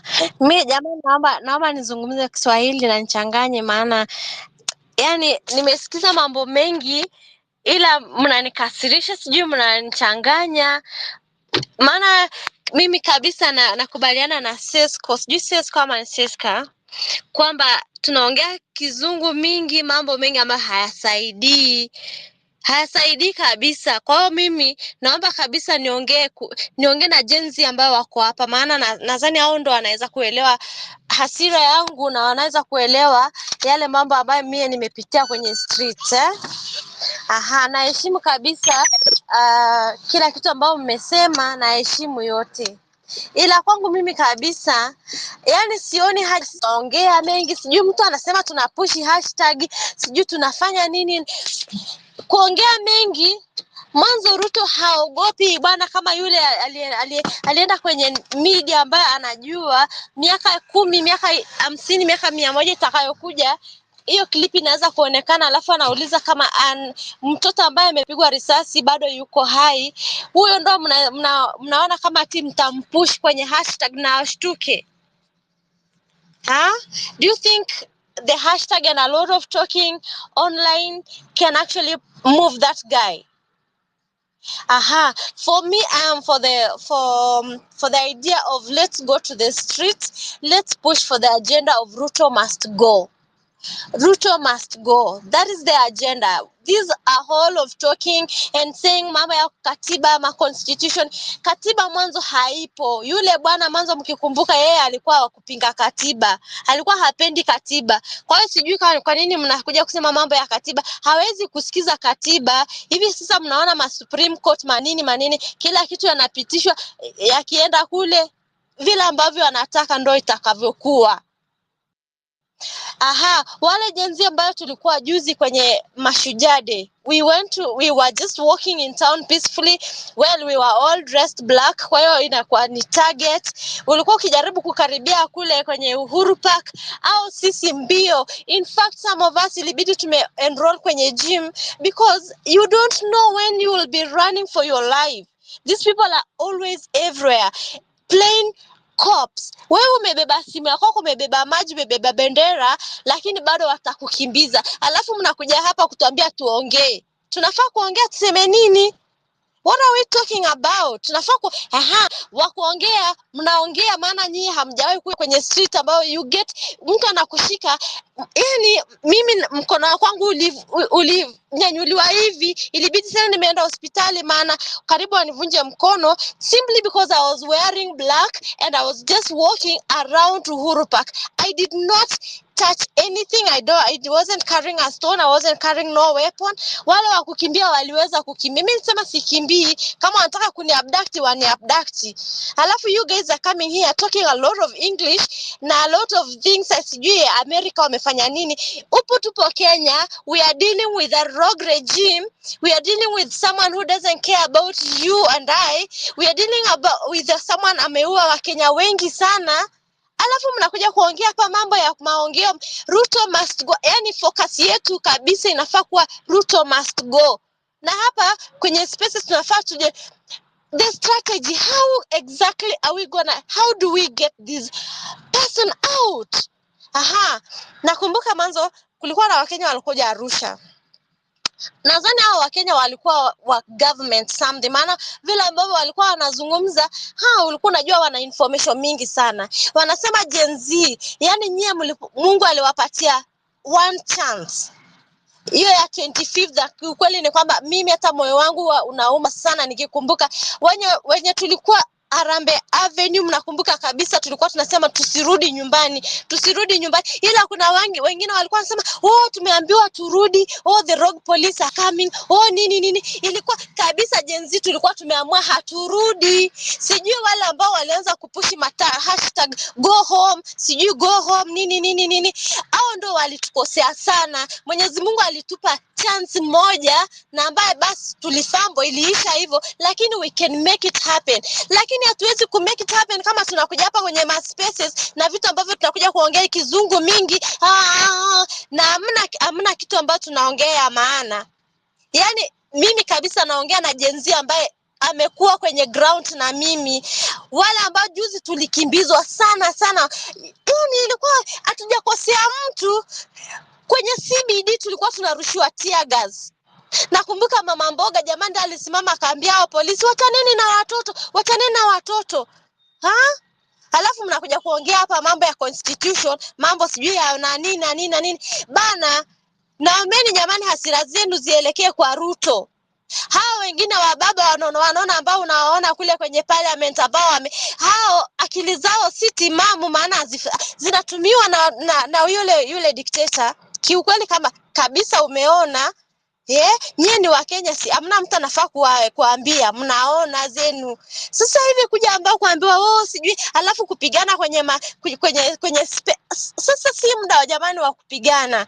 Ni muda wetu sisi Wakenya tuje pamoja. We have one enemy. Vile ambavyo mnasema poverty is the enemy, Ruto is the enemy. That should be the key. Yani focus yetu kabisa inafaa kuwa Ruto must go. Mwanzo naomeni samahani maana mimi natumia laini ya Vodacom, ila nikija Kenya natumia ya Safaricom, lakini kuanzia kesho jamani nitaenda kununua laini ya Airtel, maana Safaricom yani ukivuka boda moyo wako unaanza kupiga sana. Mwanzo hata ukienda dukani unaogopa, hujui utachukuliwa saa ngapi, nani atakuja kukuchukua. Mwanzo tena mnasema those people who are coming to abduct you, sijui unafaa hawakupi muda wa kuuliza maswali. Those people are criminals, they are rogue. Hawakupi muda. Kwa hiyo wewe umeondoka. Yani tuliona vile ambao yule mkaka sijui anaitwa nani, yule mkaka aliyechukuliwa alipotoka gym. He was not even given a chance to explain ama ya kuuliza maswali. Kwa hiyo kusema sijui nini, mimi am for aura. Kama mbaya. If Ruto wants, of course he is going the wrong way. Mimi kwangu hivyo yani kiwe kiumane mambo ya kuja kusanitize hapa constitution masijui nini makizungu mingi kuleta Amerika. Sisi tupo Kenya na hivi ndio situation yenye iko Kenya sasa hivi, so we go with that please. Thank you. Asante sana binti, asante sana Nomad. Nakubaliana, hiyo ndio mambo ambayo tumekuwa tukisema kwa hizi spaces, kuwa lazima tutafute solution, na solution ni hiyo. Hakuna njia nyingine ya kusema ati kwamba sijui tutapaka rangi, sijui tupake nini, sijui tupatie spices. There is no other way out. That is the only way out. Nani Sesko? Okay, Sesko, wewe ni host, umeinua mkono alafu peane mic.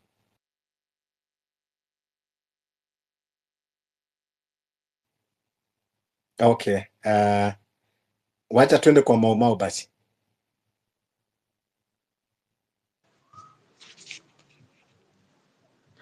Asante na habari za jioni, na natumai sisi nyinyi wote mko wazima. Kwangu mie niko mzima. ingawa tu niko na makasiriko kama dada mwenzangu Nomad. Wajua wengi wetu ni kweli yale tunayozungumzia hapa, nafikiria tumekuja kwa spaces ili tubishane tu. Wengi tunaonekana ni kuleta mabishano, ndio kuleta mambo za nchi zingine mambo ambayo sioni kama kwetu kabisa yanatusaidia. I would like to say this, hata kama watu wamesema tusiongee vizungu mingi, ndivyo vizungu na makatiba ambazo hazitusaidii sisi, sio za maana kwetu. Kweli tulienda shule ili tuweze kuzungumza na katiba iliwekwa hapo ili kulida Wakenya na kulida mwananchi yeyote, hata kama ni wa kutoka nje anapoingia nchini. Lakini wajua hii katiba imetumika inatumika na viongozi kuwalida wao na kukandamiza na kuumiza wengine kama sisi. You know, what we are looking at is somebody who is a narcissist. Mtu ambaye hasikii. Nimesikia watu wakiuliza tutafanya nini ili tumalize extrajudicial killing, abduction and kidnapping. Hii mambo yote tunastahili kumuondoa huyu narcissist, dictator. Tukimuondoa tutakuja na uongozi mpya, uongozi ambao hautakuwa ukiumiza wananchi. The reason why we should remove this guy is to do away with the abductions that are ongoing. As we speak, kuna yule MCA ambaye alikuwa abducted. Mpaka wa sasa hatujajua aliko. Mpaka wa sasa hakuna any communication from the regime. It doesn't matter the hashtag that we're gonna push, whether several millions or billions. We have been pushing for Adani to go.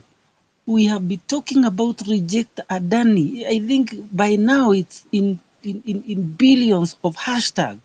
But still huyu mjamaa anaendelea kuisukuma down our throats.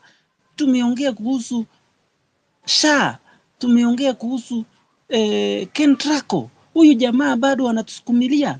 Wanafunzi ni wangapi nchi hii ambao wamenena kwa matelevisheni, in social media, wakikataa the new funding model?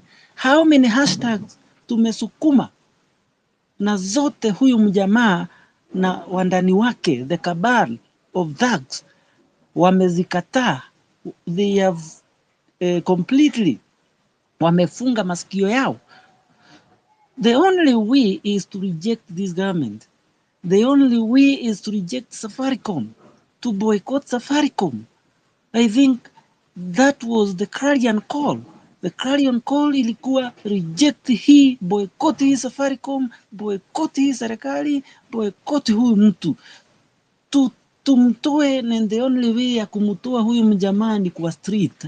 There is nothing else.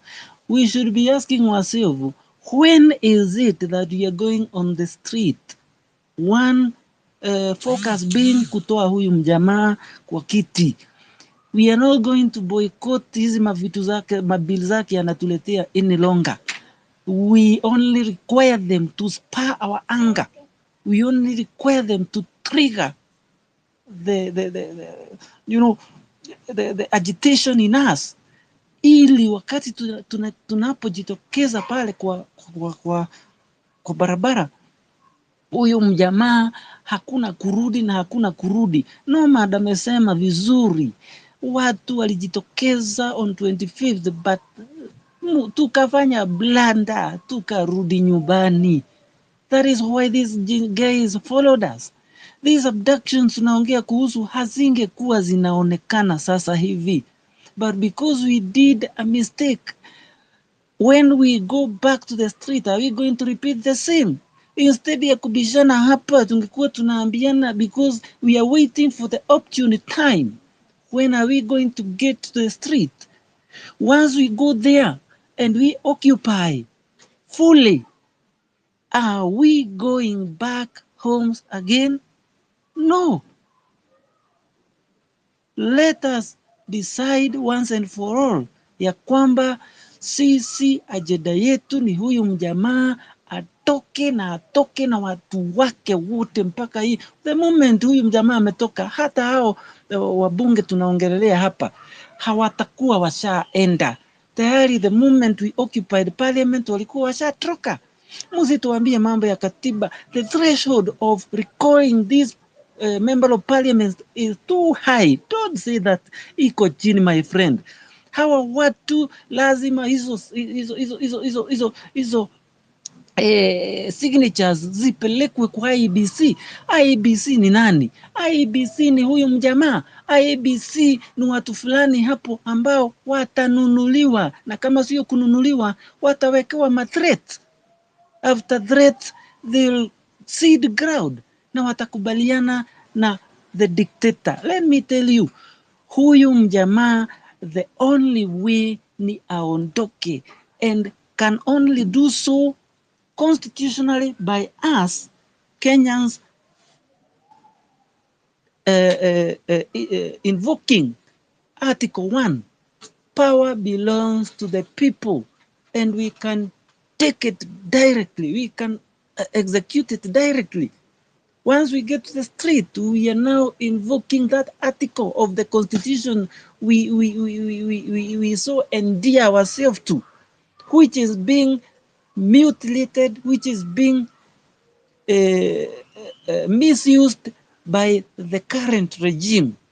Huyu mjamaa, as long as we continue talking, he cannot listen to us.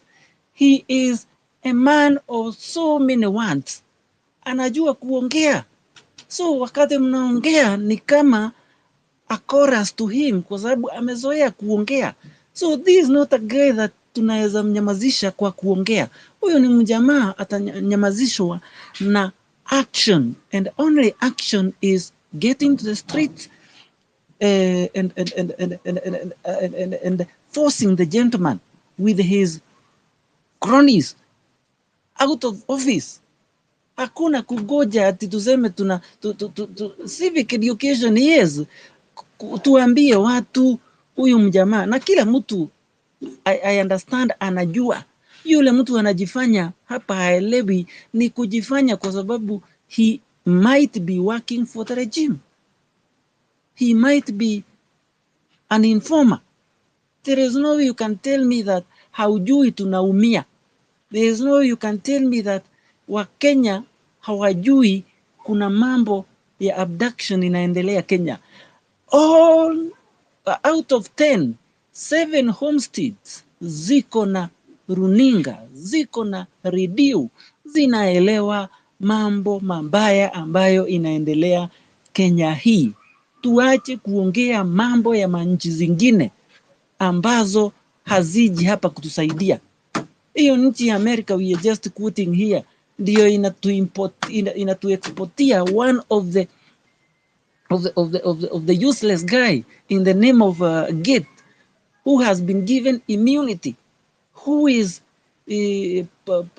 pushing for some of very useless bills, some of very useless ideas to our nation. Sasa wakati tuna cherepik hapa na pale ati US inafanya hivi, sijui imefanya hivi, na kuna watu ambao wametoka tunawaona wametoka huko vigogo wenye mali wameletwa huku. Kwa nini analetwa na anapewa hiyo immunity? I believe analetwa kwa sababu ya kitu moja, aje atumie pesa zake kusaidia huyu mjamaa kukaa kwa hii kiti. Hiyo ndio sababu moja. That is one of the reason I believe hawa mikora ambao wanaletwa kutoka nchi za nje na hii regime ya loot all waje wafanye. So my dear comrade, patriot, acha tupiganie hii nchi, ukombozi kikamilifu, na ukombozi ambao tunataka sio wa ballot. Ukombozi ambao tunataka ni tunyakue uongozi. Goja tuwe na akamiti ambayo itaoversee, tusituambie hatuna IBC. Tumekuwa na IBC all through 2007 tumekuwa nayo mpaka saa hii, na kile kitu wanatupatia ni these reject politicians, very useless, who cannot hold accountable the executive. Kazi huyu executive ameenda pale pia amechagua judiciary, another judiciary who cannot hold the executive accountable. So kindly, my dear friends, my dear Kenyans, sisi hapa hatutakuja kuongea mambo ya kusanitize, massaging this regime. This is a fallen regime. This is a failed regime. This is a regime which is actually shaming our nation. Ukiangalia mpaka nje, huyu jamaa hawezi enda kukutana na diaspora kwa sababu akienda pahali wanamuibia. Ruto must go kila pahali, hata kama hayuko. Tumeona social media from diaspora, people are spreading the same gospel, huyu mtu aende. So if diaspora themselves wanajua hivi, unataka kuniambia sisi Wakenya ambao tunaishi hii nchi ambapo tunaumizwa sisi wenyewe hatuelewi yale mambo yanayoendelea? So hii ni kitu mimi mwenyewe kwangu naomba iwe ni kesho, as we push for 11-11. Kindly ngoja tuambiane ukweli ya kwamba let's whip the emotion. Ngoja Wakenya wajue ya kwamba hii nchi sio nchi tena. Kila kitu we cannot afford to live in this state anymore as it is. The guy that we thought is our savior went to sleep with the same dictator, Raila. So unless we ourselves as Kenyans take power, we cannot delegate the same power to any other person. Mambo ya Murara, don't discuss it here. It is a waste of time. Somebody who cannot listen to people, that's a waste of time. Kindly, we focus on things that are affecting us Kenyans. Na mambo yenye inatuaffect ni hii serikali tutaitoa lini? Hicho ndicho kitu tunastahili kuzungumzia sasa hivi. As I speak, I'm not in Safaricom. Nishatoka kwa sababu Safaricom is a useless whatever, which has been facilitating whatever that we have been seeing, especially leaking our data. And that is why we have so many killings, so many abductions.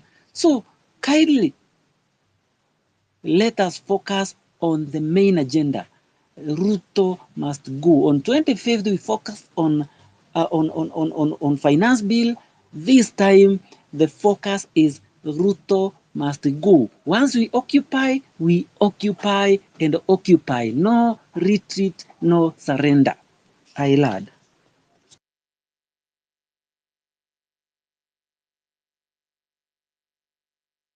Asante sana. Wow, yes. No retreat, no surrender. That is the voice. So wacha tusikie kutoka kwa Checkstan, then tukuje kwa Kim and tuendelee. Yeah. Ruto must go. Mic check. Ruto must go. Mnanisikia? Yeah, Ruto must go, tunakusikia. Haya.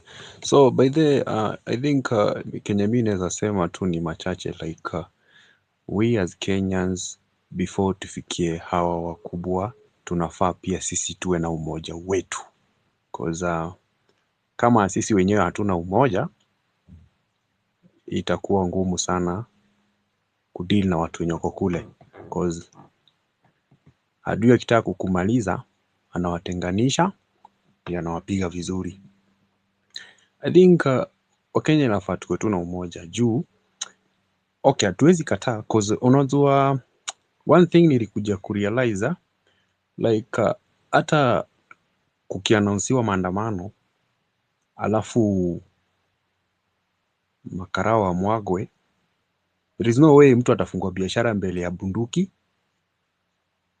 So ikienda hivyo wiki mzima inatingiza nchi. Si lazima hata watu watokee. Hiyo design tu kumeannouncewa tu like watu wanajua. So unaona tu makarao wakikuwa deployed hapo wajae. There is no way mtu atafanya shughuli zake. Hakuna. So hiyo inaumiza pia nchi economy. So hata ikuangi must watu watokee. Hiyo tu announcement peke yake inafanya gava inashtuka kidogo, ina deploy makarao, watu wanakataa kwenda kazi, kuna kuwa tu hivyo nchi inanyamaza tu. But I think the only thing we as Kenya tunafaa tukue na kura, tuwe na kura cause unajua wase wengi hawa politicians hutuchezea akili, sababu wanajuanga vijana wengi wavotingi. Kazi yao ni kusaidia ni kukampeni, tunajua, lakini kuvote hatuvote. A day before siku ya kuvote utapata vijana kwa klabu wanajibamba, mtu kesho umetei umesahau. Wale watu wanaenda kuvote ni mama, baba, wazee, mashosho ndio unawapata kwa line, ama wale watu kuanzia tu miaka 45 kwenda juu. But ukianza hawa wadogo si wengi, percentage ndogo sana ya vijana ndio vote, na si ndio tuko na kura mingi. So hapo upande wa vote inafaa wase wakuwe na vote. Alafu then another thing unajua siafu ikipanga laini, ukipatana na siafu imepanga line, hawezi jua mkubwa wa hiyo siafu ni mgani, lakini zinaenda kumaanisha kuna ile ilikuwa ya kwanza, but hawezi jua ni gani.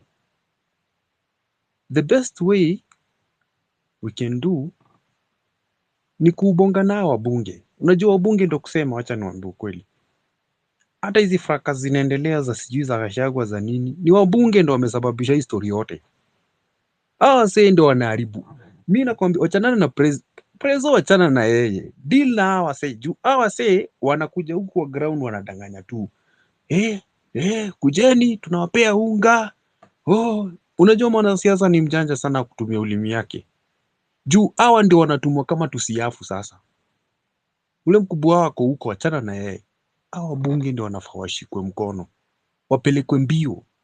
Unajua wakipewa pressure watarudi kwa ground vizuri na wajue hapa ni kunoma. So msee kama huyo hata shortcut haiwezi. Kuzu msee amenacha ufala ingine kubwa sana. Unaona kama sahi ameshika mzae. Venye tu alimshika hivi, nikajua tu what hapa imeenda. Na ni mjanja alicheza hiyo game. Ile day niliona mzae akienda ile bezi ya Kware huko. Hapo ndio maandamano ilianza kuisha nguvu. Venye tu alitoka huko akapatana na Zakayo. Hapo ndio mambo ilitulia. So inatuonyesha nini? Vijana ndio walisare. Na huo msee ndio alisimamia. Like tuseme alijaribu kuteka advantage pale na aliweza.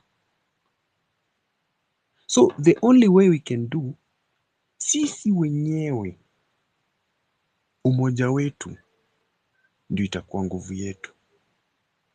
Tuachange kutukanana kwa mneti, tuache juu napatanga hata most, kuna dem fulani amebonga kitu hapo nikashika point yake.